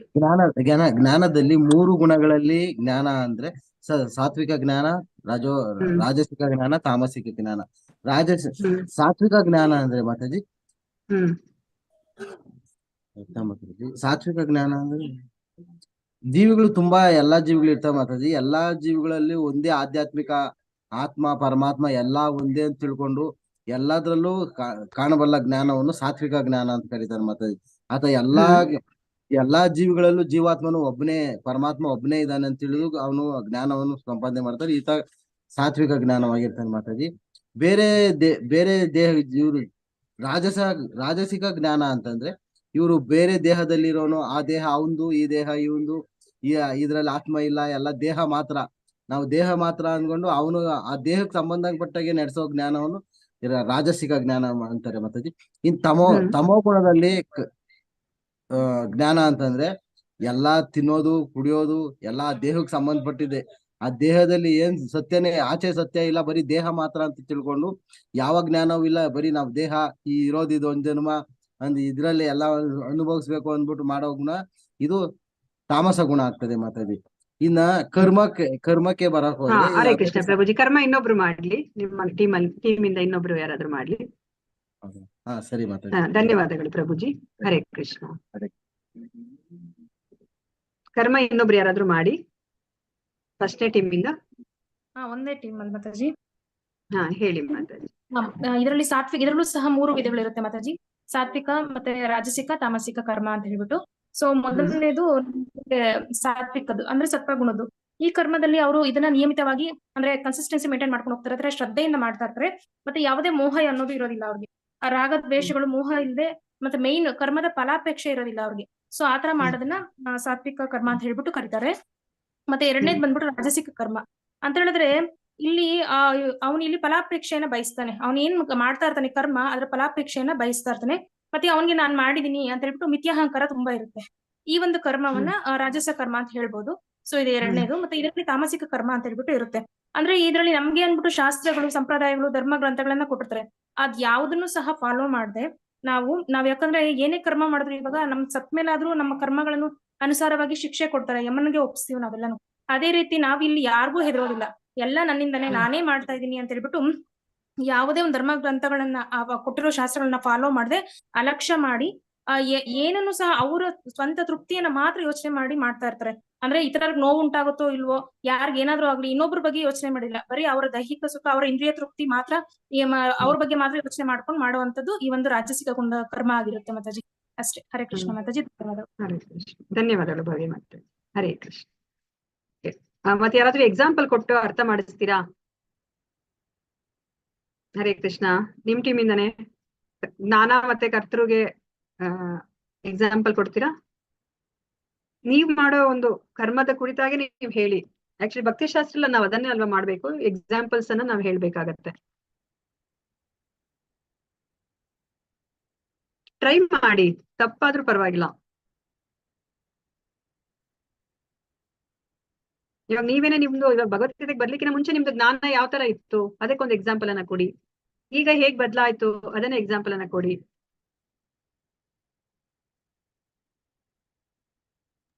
ಮತ್ತೆ ಕರ್ಮಕ್ಕೂ ಹಾಗೆ ಎಕ್ಸಾಂಪಲ್ ಅನ್ನ ಕೊಡಿ. ಟ್ರೈ ಮಾಡಿ. ಬೇರೆಯವ್ರಾದ್ರೂ ಸರಿ, ಯಾರು ಅರ್ಥ ಮಾಡ್ಕೊಂಡ್ರೆ ಅವ್ರು ಟ್ರೈ ಮಾಡಿ. ಬೇಗ ಹೇಳಿಲ್ಲ ಹರೇ ಅಂದ್ರೆ ಕೃಷ್ಣ ಮಾತಾಜಿ. 7:48 ಆಯ್ತು. ಹರೇ ಹಾ, ಕೃಷ್ಣ ಹರೇ ಮಾತಾಜಿ. ಕೃಷ್ಣ. ಹೇಳಿ ಪ್ರಭು ಹೇಳಿ. ನೀವೊಂದ್ ಹೇಳಿ, ಮಾತಾಜಿ ಒಂದ್ ಹೇಳಿ. ಹಾ, ಹೇಳಿ. ಜ್ಞಾನಕ್ಕೆ ಉದಾಹರಣೆ ಅಂದ್ರೆ ಮಾತಾಜಿ, ನಾವು ಮೊದ್ಲು ಹಾ. ಮಾಡ್ತಿದ್ದಲ್ಲ ಭಗವದ್ಗೀತೆ ಬಿಟ್ಟು ಬೇರೆ ಎಲ್ಲಾ ಓದ್ತಾ ಇದ್ವಿ ಮಾತಾಜಿ. ಕೆಲ್ಸ ಬರ್ತಿದ್ದೇವೆಲ್ಲ ಓದಿ ಅದ್ರಲ್ಲಿ ಬರೀ ತಮೋ ಗುಣದಲ್ಲಿ ಸಿಕ್ಕಾಕೊಳೋ ಜ್ಞಾನವನ್ನೇ ನಾವು ಸಂಪಾದನೆ ಮಾಡ್ತಾ ಇದೀವಿ ಮಾತಾಜಿ. ನಾವು ಈ ಜ್ಞಾನಕ್ಕೆ ಬಂದ್ಮೇಲೆ ಗೊತ್ತಾಯ್ತು ನಮಗೆ ಇದು ಸಾತ್ವಿಕ ಜ್ಞಾನ ಯಾವುದು, ಭಗವದ್ಗೀತೆ ಭಾಗವತಂ ಇದೇ ಸಾತ್ವಿಕ ಜ್ಞಾನ. ಇವೆಲ್ಲ ಬಿಟ್ಬಿಟ್ಟು ನಾವು ಅಲ್ಲಿ ಆ ದೇಶದ ಏನಾಯ್ತು, ಈ ದೇಶದ ಏನಾಯ್ತು ಇದೆಲ್ಲ ತಿಳ್ಕೊಳೋದು ರಾಜಸಿಕ ಜ್ಞಾನಕ್ಕೆ ಬರುತ್ತೆ ಹಾಗೂ ತಮೋ ಜ್ಞಾನಕ್ಕೆ ಬರುತ್ತೆ ಮಾತಾಜಿ. ಓಕೆ, ಧನ್ಯವಾದಗಳು ಪ್ರಭುಜಿ, ಮುನಿಪಾಲ್ ಪ್ರಭುಜಿ. ಭವ್ಯ ಮಾತಾಜಿ ಹೇಳಿ. ಹಾ, ಹರೇ ಕೃಷ್ಣ ಮಾತಾಜಿ. ನಾವು ನೀವು ಹೇಳಿದಾಗೆ ಇದಕ್ಕೆ ಬರಕ್ ಮುಂದೆ ನಾವು ಜ್ಞಾನ ಇತ್ತು ನಮ್ಗೆ, ಆದ್ರೆ ಆ ಜ್ಞಾನನ ಸರಿಯಾದ ರೀತಿ ಬಳಕೆ ಮಾಡ್ಕೊಂತಿರ್ಲಿಲ್ಲ. ಪೂಜೆ ಮಾಡ್ತಾ ಇದ್ವಿ, ಎಲ್ಲಾ ಪಾರಾಯಣ ಮಾಡ್ತಾ ಇದ್ವಿ, ವಿಷ್ಣು ಸಹಸ್ರನಾಮ, ಲಲಿತ ಸಹಸ್ರನಾಮ ಎಲ್ಲಾ ಪಾರಾಯಣ ಮಾಡ್ತಾ ಇದ್ವಿ. ಅಲ್ಲಿ ಆದ್ರೆ ನಮ್ಗೆ ಫಲಾಪೇಕ್ಷೆ ಇರ್ತಾ ಇತ್ತು. ನಾವ್ ಇದನ್ನ ಮಾಡಿದ್ರೆ ನಮ್ಗೆ ಭಗವಂತನಿಂದ ಇಂಥದ್ ಬೇಕು ಅಂತ ನಿರೀಕ್ಷೆ ಇರ್ತಾ ಇತ್ತು. ಆದ್ರೆ ಇವಾಗ ನಾವು ಭಗವದ್ಗೀತೆ ಅಂತ ತಿಳ್ಕೊಂಡ್ಮೇಲೆ ನಾವ್ ಏನನ್ನೂ ಸಹ ಭಗವಂತನಿಂದ ಬಯಸ್ಬಾರ್ದು, ನಾವು ನಮ್ಮ ಕರ್ಮ ಅಷ್ಟೇ ಮಾಡ್ತೀವಿ, ಫಲ ಅನ್ನು ಕೊಡೋದು ಅವ್ರಿಗೆ ಬಿಟ್ಟಿದ್ದು ಅಂತ ನಮ್ಗೆ ಇವಾಗ ಜ್ಞಾನ ತಿಳ್ಕೊಂಡಿದ್ವಿ. ಸೊ ಇದು ತುಂಬಾ ಬದಲಾವಣೆ ಆಗಿದೆ ಮಾತಾಜಿ. ಇದು ಜ್ಞಾನ ಮತ್ತೆ ಕರ್ಮ ಅನ್ನೋದು ಹಿಂದೆ ಯಾವ ತರ ಇತ್ತು, ಇವಾಗ ಯಾವ ತರ ಇದೆ ಅಂತ ಹೇಳ್ಬಿಟ್ಟು ತುಂಬಾನೇ ಅನುಭವಕ್ಕೆ ಬಂದಿದೆ ಮಾತಾಜಿ ಇವಾಗ. ಹರೇ ಕೃಷ್ಣ. ಧನ್ಯವಾದ. ಹರೇ ಕೃಷ್ಣ. ಮತ್ತೆ 3ನೇ ಟೀಮ್ ಅವರು ಹರೇ ಕೃಷ್ಣ ಯಾರು ಪ್ರೆಸೆಂಟ್ ಮಾಡ್ತಾ ಇದ್ದೀರಾ? ಹರೇ ಕೃಷ್ಣ ಆಶ್ರಯ ಮಾತಾಜಿ. ಮಾತಾಜಿ. ಹರೇ ಕೃಷ್ಣ ಮಾತಾಜಿ. ಹರೇ ಕೃಷ್ಣ. ಹರೇ ಕೃಷ್ಣ. ಒಂದು ದೃಢ ಸಂಕಲ್ಪ ಅಂತ ಬಂದಿದೆ. ಹ್ಮ್. ದೃಢ ಸಂಕಲ್ಪ ಸಹ 3 ರೀತಿಯಲ್ಲಿದೆ ಮಾತಾಜಿ, ಸತ್ವಗುಣ, ರಜೋಗುಣ ಮತ್ತು ತಮ ಗುಣದಲ್ಲಿ. ಸತ್ವಗುಣದ ಸಂಕಲ್ಪ ಅಂದ್ರೆ ಅದು ಮುರಿಯಲಾಗದ ಸಂಕಲ್ಪ. ಇದು ಹೇಗೆ ಪ್ರಾಕ್ಟೀಸ್ ಆಗ್ತದೆ ಅಂತ ಹೇಳಿದ್ರೆ ಯೋಗಾಭ್ಯಾಸದಿಂದ. ಈಗ ಮನಸ್ಸು, ಪ್ರಾಣ ಮತ್ತು ಇಂದ್ರಿಯ ಇದನ್ನು ಭಗವಂತನಲ್ಲಿ ಕೇಂದ್ರೀಕರಿಸಿ ಮನಸ್ಸನ್ನು ಭಗವಂತನಲ್ಲಿ ನಿಲ್ಲಿಸ್ಬೇಕು. ಅಂದ್ರೆ ಅಂತ ಸಂಕಲ್ಪ. ಈಗ ನಾವು ಇದಕ್ಕೊಂದು ಎಕ್ಸಾಂಪಲ್ ಕೊಡ್ಬೋದು. ಈಗ ನಾವು ಮುಂಚಿನ ದಿನವೇ ನಮ್ಮ ಮನಸ್ಸಿಗೆ ಸಂಕಲ್ಪವನ್ನು ಮಾಡ್ಕೊಳ್ಬೇಕು, ನಾಳೆ ನಮ್ಗೆ ಬೇಗ ಎದ್ದು ಮಂಗಳಾರತಿ ಮಾಡ್ಲಿಕ್ಕೆ ಉಂಟು, ಜಪ ಮಾಡ್ಲಿಕ್ಕೆ ಉಂಟು ಅಂತೇಳಿ ಮುಂಚಿನ ದಿನವೇ ನಾವು ಆ ಸಂಕಲ್ಪವನ್ನು ದೃಢವಾಗಿ ನಮ್ಮ ಮನಸ್ಸಿಗೆ ಹೇಳ್ಕೊಳ್ಬೇಕು. ಆಗ ಅದನ್ನು ಭಗವಂತ ಸ್ಯಾಂಕ್ಷನ್ ಮಾಡ್ತಾನೆ ಸತ್ವಗುಣದಲ್ಲಿ. ಮತ್ತೆ ರಜೋಗುಣದಲ್ಲಿ ನಾವು ಏನೇ ಧರ್ಮ ಕಾರ್ಯ ಏನೇ ಮಾಡಿದ್ರು ಅದನ್ನು ನಾವು ಎಕ್ಸ್ಪೆಕ್ಟೇಷನ್ ಇಟ್ಕೊಳ್ತೇವೆ, ಮತ್ತೆ ಅದರ ಫಲದ ಅಪೇಕ್ಷೆಯನ್ನು ಇಟ್ಕೊಳ್ತೇವೆ. ಆ ರೀತಿಯಲ್ಲಿದೆ. ತಮೋ ಗುಣದಲ್ಲಿ ಅವರು ಹೇಗಿರ್ತದೆ ಅಂತ ಹೇಳಿದ್ರೆ ಅವನಿಗೆ ಅಂದ್ರೆ ಕುಡಿಯುವುದು, ಮದ್ಯಪಾನ ಅಂತ ಇದ್ರಲ್ಲಿ ಅವನು ಇರ್ತಾನೆ, ವ್ಯಸನಿ ಆಗಿರ್ತಾನೆ. ಅವನಿಗೆ ಯಾವುದೇ ಕತ್ತಲೆಯಲ್ಲಿ ಇರ್ತಾನೆ, ಅವನಿಗೆ ಯಾವುದರ ಬಗ್ಗೆಯೂ ಪರಿಜ್ಞಾನವೇ ಇರುವುದಿಲ್ಲ. ಅವನಲ್ಲಿ ಅಂತ ಸಂಕಲ್ಪ ಸಹ ಮಾಡ್ಲಿಕ್ಕೆ ಆಗುದಿಲ್ಲ. ಅವನಿಂದ ಅವನಿಗೂ ಒಳ್ಳೇದಿಲ್ಲ, ಬೇರೆಯವರಿಗೂ ಸಹ ಒಳ್ಳೇದಿಲ್ಲ ಹೇಳ್ಬೋದು ಮಾತಾಜಿ. ಅಷ್ಟೇ. ಹರೇ ಕೃಷ್ಣ. ಹರೇ ಕೃಷ್ಣ. ಆಶ್ರಯ ಮಾತಾಜಿ. ಹರೇ ಕೃಷ್ಣ. ಮತ್ತೆ ಓಕೆ, ಹರೇ ಕೃಷ್ಣ ಲಾಸ್ಟ್ ಮಾತಾಜಿ. ಇಂದು ಸುಖದಿ ಹೇಳಿ. ಸುಖದ ಬಗ್ಗೆ ನನ್ಗಿದೆ ಮಾತಾಜಿ. ಸುಖ ವಿಡಿಯೋ ಆನ್ ಮಾಡ್ಕೊಳ್ಳಿ ಮಾತಾಜಿ. ಸುನೀತಾ ಮಾತಾಜಿ. ಓಕೆ ಮಾತಾಜಿ. ಇಲ್ಲಿ ಸುಖ ಅಂದ್ರೆ ಸಂತೋಷ ಮಾತಾಜಿ. ಮತ್ತೆ ಇಲ್ಲಿ ಈ ಗುಣದಲ್ಲಿ ಅಂದ್ರೆ ಮೊದ್ಲು ಇದೇನು ವಿಷದಂತಿದ್ದು ಕೊಡೆಗೆ ಅಮೃತದಂತೆ ಆಗುತ್ತೆ. ಯಾಕಂದ್ರೆ ಆತ್ಮ ಸಾಕ್ಷಾತ್ ಪಡೆದು ಅವನು ಜಾಗೃತವಾಗ್ತಾನೆ. ಆಮೇಲೆ ಅವನು ಈ ಗುಣದಲ್ಲಿ ಏನಿರ್ತಾನೆ, ಸುಖ ಮತ್ತು ಜ್ಞಾನದ ಆಸಕ್ತಿಯಿಂದ ಆತ್ಮನು ಶರೀರದಂತೆ ಬಂಧಿಸುತ್ತದೆ ಆ ಗುಣ. ಸೊ ಅವನ ಈ ಗುಣವುಳ್ಳವನ್ಗೆ ಪರಮಾತ್ಮ ಸಾಕ್ಷಾತ್ ಆಗೋವರಿಗೆ ಅಷ್ಟೇ ಬಂಧಿಸುತ್ತೆ. ಯಾವಾಗ ಪರಮಾತ್ಮ ಸಾಕ್ಷಾತ್ಕಾರ ಆಯ್ತು ಅಂದ್ರೆ ಅದು ಬಂಧಿಸೋದಿಲ್ಲ ಮಾತಾಜಿ. ಮತ್ತೆ ಉದಾಹರಣೆ ಒಂದು ಹೇಳ್ಬೇಕು ಅಂದ್ರೆ ನಾವ್ ಎಷ್ಟು ವಿದ್ಯಾಭ್ಯಾಸ ಮಾಡ್ತಾ ಇರ್ತೀವಿ, ಬೆಳಿಗ್ಗೆ ಎದ್ದು ಮಾಡುವಂತ ಯಾರು ಹುಡುಗರಿಗೆ ಬಹಳ ಬೇಜಾರಾಗುತ್ತೆ. ಅದನ್ನ ನಾವು ಪ್ರಾಕ್ಟೀಸ್ ಮಾಡ್ತಾ ಒಳ್ಳೆ ವಿದ್ಯಾಭ್ಯಾಸ ಮಾಡ್ತಾರ. ವಿದ್ಯಾಭ್ಯಾಸ ಮಾಡಿ ಅವ್ರಿಗೆ ಆ ಯಶಸ್ಸು ಸಿಗುತ್ತೆ. ಅವಾಗ ಅವ್ನು ತುಂಬಾ ಖುಷಿ ಆಗುತ್ತೆ. ಅದೇ ರೀತಿ ನಾವು ಬೆಳಿಗ್ಗೆ ಬೇಗನೆ ಎದ್ದು ಭಗವಂತನ ಸೇವೆ ಅಥವಾ ಭಗವಂತನ ಜಪ ಮಾಡಿದಾಗ ಅವನಿಗೆ ಆತ್ಮ ಸಾಕ್ಷಾತ್ತಾಗಿ ಜಾಗೃತ ಆಗುತ್ತೆ ಮಾತಾಜಿ. ಇದು ಆರಂಭದಲ್ಲಿ ಸಿಹಿಯಾಗಿ ವಿಷ ಇದ್ದು ಕಡೆಗೆ ಅಮೃತ ಆಗುತ್ತೆ. ಮತ್ತೆ ತಮೋ ಗುಣದಲ್ಲಿ ಏನಪ್ಪಾ ಅಂದ್ರೆ ನಾವು ಯಾವ ವಸ್ತುವನ್ನು ಇಂದ್ರಿಯಗಳ ಸಂಯೋಗದಿಂದ ಆರಂಭವಾಗಿ ಸುಖಕರವಾಗಿದ್ದು ಅಮೃತದಂತೆ ಇದ್ದು ಅದು ವಿಷದಂತೆ ಆಗುತ್ತದೆ. ಫಸ್ಟ್ ಸುಖ ಕೊಟ್ಟು ಆಮೇಲೆ ಅಮೃತ ಆಗುತ್ತೆ. ಅಂದ್ರೆ ಇಲ್ಲಿ ನಾನು ಚಾಕ್ಲೇಟ್ ತಗೊಂಡಿದ್ದೀನಿ. ಯಾಕಂದ್ರೆ ಚಾಕ್ಲೇಟ್ ಫಸ್ಟ್ ತಿಂತ ನಮ್ಗೆ ಏನ್ ಕೊಡುತ್ತಾ, ಒಳ್ಳೆ ಟೇಸ್ಟ್ ಕೊಡುತ್ತೆ. ಅದು ಜಾಸ್ತಿ ಬಹಳ ತಿಂದು ಏನಾಗುತ್ತೆ, ದಿನ ತಿನ್ನೋದ್ರಲ್ಲಿ ಅದು ನಮ್ಗೆ ಸಕ್ಕರೆ ಕಾಯಿಲೆ ಬರುತ್ತೆ. ಹಾಗೆ ನಾವು ಉಪ್ಪನ್ನು ಬಹಳ ತಿಂದಾಗ ಅದೇನಾಗುತ್ತೆ, ನಮ್ಗೆ ಇದು BP ಬರುತ್ತೆ. ಸೊ ಇದು ಫಸ್ಟ್ ನಮ್ಗೆ ಎಷ್ಟು ಸ್ವೀಟ್ ಎಲ್ಲ ಎಷ್ಟು ಸುಖವಾಗಿರುತ್ತೆ, ಸಂತೋಷ ಕೊಡುತ್ತೆ. ಅದು ಕಡೆಯಲ್ಲಿ ಮತ್ತೆ ಅದು ನಮ್ಗೆ ವಿಷ ತರ ಆಗುತ್ತೆ. ಇದನ್ನ ಆಮೇಲೆ ಇದು ತಮೋ ಗುಣದಲ್ಲಿ ಅಂದ್ರೆ ಇವನು ಯಾವಾಗ್ಲೂ ನಿದ್ರೆಯಲ್ಲೇ ಇರ್ತಾನ. ತಮೋ ಗುಣ ಉಳ್ಳವನು ಯಾವಾಗ ನಿದ್ರೆ ಇದು ಮೊದ್ಲಿಂದನೂ ನಿದ್ರೆಯಲ್ಲೇ ಮತ್ತೆ ಲಾಸ್ಟ್ಗೂ ನಿದ್ರೆಯಲ್ಲೇ ಅವನು ಬದ್ಧನಾಗಿರ್ತಾನೆ. ನಿದ್ರೆ ಅವನ್ಗೆ ನಿದ್ರೆ ಅಂದ್ರೆ ಬರೇ ತಮೋ ಗುಣದ ಗುಣಕ್ಕೆ ಅಷ್ಟೇ ಅಲ್ಲ, ಅದನ್ನು ಅವ್ನ ಇಡೀ ಶರೀರನೇ ನಿದ್ರೆ ತರ ಆಗಿರುತ್ತೆ. ಯಾಕಂದ್ರೆ ಅವನು ಅದ್ರಲ್ಲೇ ಮುಳುಗಿರ್ತಾವ. ಅವ್ನಿಗೆ ಏನ್ ಹೇಳಕ್ಕೆ ಏನು ಮಾಡಕ್ಕೆ ಆಗೋದಿಲ್ಲ. ಯಾಕಂದ್ರೆ ಆ ಒಂದು ಮದ್ಯ ವ್ಯಸನಿ ಮತ್ತು ಮದ್ಯ ಕುಡಿಯೋದೆಲ್ಲ ಅವನು ಇರ್ತಾನೆ. ಸೊ ಇದಕ್ಕೆ ಅವನು ಸಿಕ್ಕಿಕೊಂಡು ಅವನು ಈ ಆಲಸ್ಯ ನಿದ್ದೆ ಇವುಗಳ ಮುಖಾಂತರ ಬಂಧಿಸ್ತಾ ಮತ್ತೆ ಇದು ಯಾವಾಗ್ಲೂ ನಿದ್ದೆಯಲ್ಲಿದ್ದು ಈ ಮೂರು ಗುಣಗಳು ಸಾಮೂಹಿಕ ಸ್ವರೂಪವೆಂಬುದನ್ನು ತಿಳಿಸುತ್ತದೆ ಈ ಪರಮಾತ್ಮ ಹೇಳ್ತಾ ಇದ್ದಾನೆ. ಹರೇ ಕೃಷ್ಣ. ಧನ್ಯವಾದ. ಹರೇ ಕೃಷ್ಣ. ಹರೇ ಕೃಷ್ಣ. ಮತ್ತೆ ಯಾರಾದ್ರೂ ಈ ಟೀಮ್ ಇಂದ ನೀವು ಏನಾದ್ರು ಬೇರೆ ಎಕ್ಸಾಂಪಲ್ಸ್ ಕೊಟ್ಟಿದ್ದಾರೆ? ಅವ್ರು ಚೆನ್ನಾಗಿ ಹೇಳಿದ್ದಾರೆ ಇಬ್ರುನು. ಏನಾದ್ರು ಎಕ್ಸಾಂಪಲ್ಸ್ ಅನ್ನ ಕೊಡ್ತೀರಾ ನೀವು? ಮತ್ತೆ ಬೇರೆ ಎಕ್ಸಾಂಪಲ್ಸ್ ಯಾವ್ದಾದ್ರು? ಹರೇ ಕೃಷ್ಣ.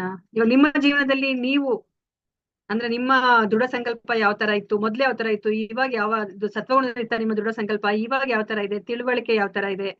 ಸೊ ಆತರ ಯಾರಾದ್ರೂ ಎಕ್ಸಾಂಪಲ್ಸ್ ಅನ್ನ ಕೊಡ್ತೀರಾ ಅಂತಂದ್ರೆ ಒಳ್ಳೇದು. ಆಕ್ಚುಲಿ ಎಲ್ಲರೂ ಒಂದೊಂದು ಎಕ್ಸಾಂಪಲ್ ಅನ್ನ ಕೊಟ್ರು ನಿಮ್ಗೆ ಇದು 40 ಶ್ಲೋಕ ತನಕ ಏನಿದೆ 19ರಿಂದ 40 ನೀವೇ ಅದನ್ನ ಅರ್ಥ ಮಾಡ್ಕೊಂಡಂಗೆ ಆಕ್ಚುಲಿ ಸರಿಯಾಗಿ.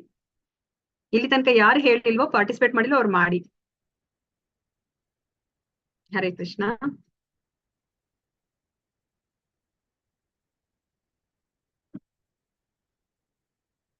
ಯಾರು ರೆಸ್ಪಾನ್ಸ್ ಇಲ್ಲ? ಹರೇ ಕೃಷ್ಣ. ಕೇಳಿಸ್ತಾ ಇದೆ ಮಾತಾಜಿ? ನನ್ ಓಕೆ, ಹೇಳಿ ಮಾತಾಜಿ. ಗೌರಿ ಮಾತಾಜಿ ಪಾರ್ಟಿಸಿಪೇಟ್ ಮಾಡಿಲ್ಲ ನೀವು? ಕೇಶವ್ ಪ್ರಭುಜಿ, ಲಕ್ಷ್ಮಿ ಕಂಬ್ಳಿ ಮಾತಾಜಿ. ಹಾ ಓಕೆ, ಇವಾಗ ಎಕ್ಸಾಂಪಲ್ ಹೇಳಿ ಮಾತಾಜಿ. ಪ್ರವೀಣಾ ಮಾತಾಜಿ, ರಾಜು ಪ್ರಭುಜಿ, ರಶ್ಮಿ ಮಾತಾಜಿ, ಉಷಾ ಮಾತಾಜಿ ಮಾಡಿದಿರಲ್ಲ. ಓಕೆ, ಯುಗಾವತಾರ್ ದಾಸ್ ಪ್ರಭುಜಿ ಹೇಳಿ. ಇವತ್ತು ನಿಮ್ದೇ ಕ್ಲಾಸ್ ಆಕ್ಚುಲಿ. 19ನೇ ಶ್ಲೋಕದಿಂದ 40ನೇ ಶ್ಲೋಕ ನೀವ್ ಎಷ್ಟು ಎಕ್ಸಾಂಪಲ್ ಕೊಟ್ಟು ಎಲ್ಲರಿಗೂ ಅರ್ಥ ಮಾಡಿಸ್ತೀರಾ ನಿಮ್ ಮೇಲೆ ಡಿಪೆಂಡ್. ಇಲ್ಲಾಂದ್ರೆ ನಾನೇ ಮತ್ತೆ ಮಾತಾಡ್ಬೇಕಾಗತ್ತೆ. ಹೇಳಿ ಮಾತಾಜಿ. ಗೌರಿ ಮಾತಾಜಿ. ಹರೇ ಕೃಷ್ಣ ಮಾತಾಜಿ. ಮಾತಾಜಿ ನಾವು 3ನೇ ಟೀಮ್ ರೂಮ್ ನಂಬರ್ 3 ದೃಢ ಸಂಕಲ್ಪ ಮತ್ತೆ ಸುಖ ಬಂದಿತ್ತು. ನಾವ್ ಇದ್ರ ಬಗ್ಗೆ ಡಿಸ್ಕಸ್ ಮಾಡಿದ್ವಿ. ಆಶ್ರಯ ಗೋಪಿಕಾ ಮಾತಾಜಿ ಅವರು ತುಂಬಾ ಒಳ್ಳೆ ರೀತಿಯಿಂದ ವರ್ಣಿಸಿದ್ದಾರೆ. ಮತ್ತೆ ಸುನೀತಾ ಜೆ ಮಾತಾಜಿ ಅವರು ಕೂಡ ತುಂಬಾ ಒಳ್ಳೆ ರೀತಿಯಿಂದ ವರ್ಣಿಸಿದ್ದಾರೆ. ನಾವು ಸುಖದ ಬಗ್ಗೆ ಡಿಸ್ಕಸ್ ಮಾಡ್ತಾ ಇದ್ವಿ. ಸುಖದಲ್ಲಿ ಫಸ್ಟ್ ಅಂತಂದ್ರೆ ನೀವು ನಿಮ್ದು ಹೇಳ್ಬೇಕು. ಹಾ ಹೌದು, ನಿಮ್ದು ಎಕ್ಸಾಂಪಲ್ ನಿಮ್ ಜೀವನದಲ್ಲಿ ಹೇಳ್ಬೇಕು. ಎಸ್ ಮಾತಾಜಿ, it was very very difficult. ಬೆಳಿಗ್ಗೆ ಎದ್ದು ಚಾಂಟಿಂಗ್ ಮಾಡೋದು ಅಂತಂದ್ರೆ ಒಂಥರ ಆಯುರ್ವೇದಿಕ್ ಔಷಧ ಕುಡಿದೋ ತರ ಆಗ್ತಿತ್ತು. ಕಹಿ ಅಂತಂದ್ರೆ ನಾಟ್ ಏಬಲ್ ಟು ಎಕ್ಸ್ಪ್ರೆಸ್, ಹೇಳಕ್ಕೆ ಆಗ್ತಾ ಇರ್ಲಿಲ್ಲ. ಆಮೇಲೆ ಅದು ರೂಢಿ ಬಿತ್ತು. ಸೊ ಇಟ್ಸ್ ಪ್ರಾಕ್ಟೀಸ್ ಆಗಿದೆ ಈಗ. ಅದೇ ತುಂಬಾ ಚೆನ್ನಾಗ್ ಅನ್ಸುತ್ತೆ. ಬೆಳಿಗ್ಗೆ ಮಾಡಿದ ಚಾಂಟಿಂಗ್ ತುಂಬಾ ಚೆನ್ನಾಗ್ ಅನ್ಸುತ್ತೆ. ಅದು ಸುಖಕರ. ಇವಾಗ ಸ್ಮೋಕ್ ಮಾಡೋರ್ಗುನು ಅಷ್ಟೇ. ಇವಾಗ ಸ್ಮೋಕ್ ಮಾಡಿದಾಗ ಫಸ್ಟ್ ಅವ್ರಿಗೆ ಕೆಮ್ತಾರೆ ಅಲ್ವಾ? ಸೊ ಆಮೇಲೆ ಅವ್ರಿಗೆ ಅದು ಅಭ್ಯಾಸ ಆಗಿ ಅದನ್ನು ಖುಷಿ ಆಗ್ಬಿಡುತ್ತೆ. ಮತ್ತೆ ಏನ್ ವ್ಯತ್ಯಾಸ ಆಯ್ತು? ಅದು ರೂಢಿ ಆದ್ಮೇಲೆ ಅದನ್ನು ಚೆನ್ನಾಗ್ ಆಗ್ಬಿಡುತ್ತೆ ಅವ್ರಿಗೆ. ಹೆಲ್ತಿಂದ ಇದು ಇರುತ್ತಲ್ಲ ಅದ್ರ ಪರಿಣಾಮ ಅಲ್ವಾ? ಪರಿಣಾಮ ತುಂಬಾ ಮುಖ್ಯ. Okay, correct Mataji. ಬೇರೆಯವ್ರಿಗೆ ಅರ್ಥ ಮಾಡ್ಲಿಕ್ಕೆ ನಾನು ನಿಮ್ಗೆ ಹೇಳ್ದೆ, ಆತರ ಬೇಜಾರ್ ಮಾಡ್ಕೋಬೇಡಿ. ಹಾ ಹೇಳಿ. ನೆಕ್ಸ್ಟ್ ಸೆಕೆಂಡ್ ಒನ್ ನಾವು ಪಾನಿಪುರಿ ಬಗ್ಗೆ ಹೇಳ್ತಾ ಇದ್ದೆ. ಪಾನಿಪುರಿ ಸ್ಟಾರ್ಟಿಂಗ್ ತಿನ್ಬೇಕಾದಾಗ ಇಟ್ ಲೈಕ್ ಎಮ್ಮಿ, ಚೆನ್ನಾಗಿದೆ, ಇನ್ನೊಂದ್ ಸ್ವಲ್ಪ ಹಾಕಿ, ತಿಕ್ಕ ಹಾಕಿ, ಒಂದೊಂದ್ ಸ್ವಲ್ಪ ಹುಳಿ ಹಾಕಿ ಅಂತ ಕೇಳಿ ತಿಂತೀವಿ. ಆಮೇಲೆ ಹೊಟ್ಟೆ ತುಂಬಿದ್ಮೇಲೆ ಉರಿತಾ ಸ್ಟಾರ್ಟ್ ಆಗುತ್ತೆ. ಅದು ಏನಂತಾನಂತಾರೆ, ಒಂಥರ ಜಾಸ್ತಿ ಉಪ್ಪು ಹುಳಿ ಖಾರ ಅದು ತಿಂದಾಗ ಹೇಗೆ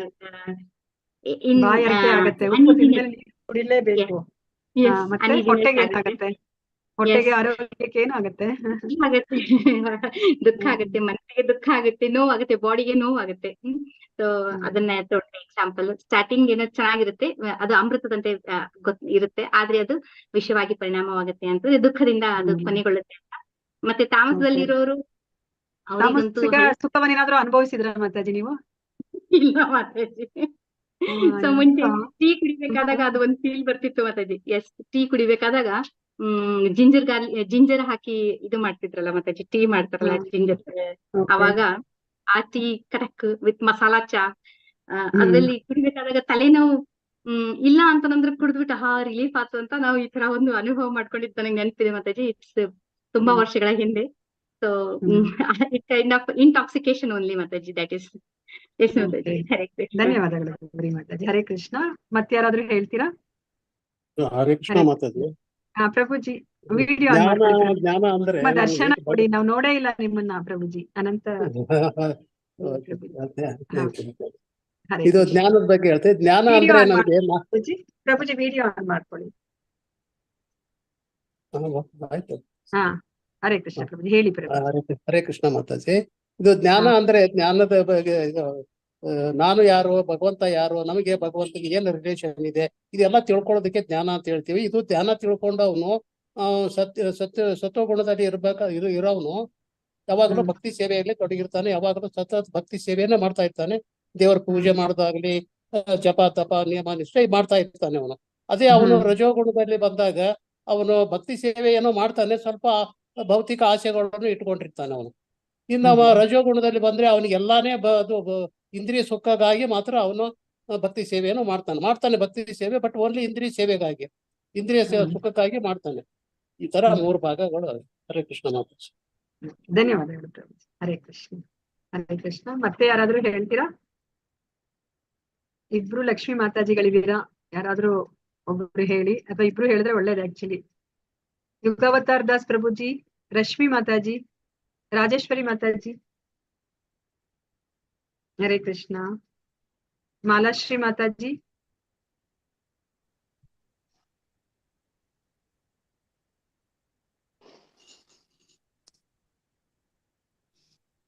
ಹರೇ ಕೃಷ್ಣ.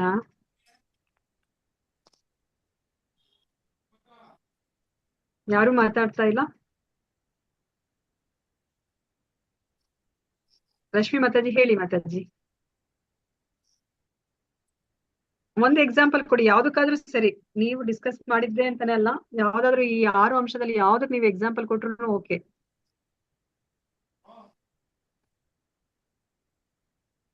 ಹರೇ ಕೃಷ್ಣ. ಹರೇ ಕೃಷ್ಣ ಮಾತಾಜಿ. ಸಂಕಲ್ಪದ ಬಗ್ಗೆ ಹೇಳುದು. ಹಾ ಹೇಳಿ ಪ್ರಭುಜಿ. ಇದು ವಿಡಿಯೋ ಆನ್ ಮಾಡ್ಕೊಂಡು ಹೇಳಿ.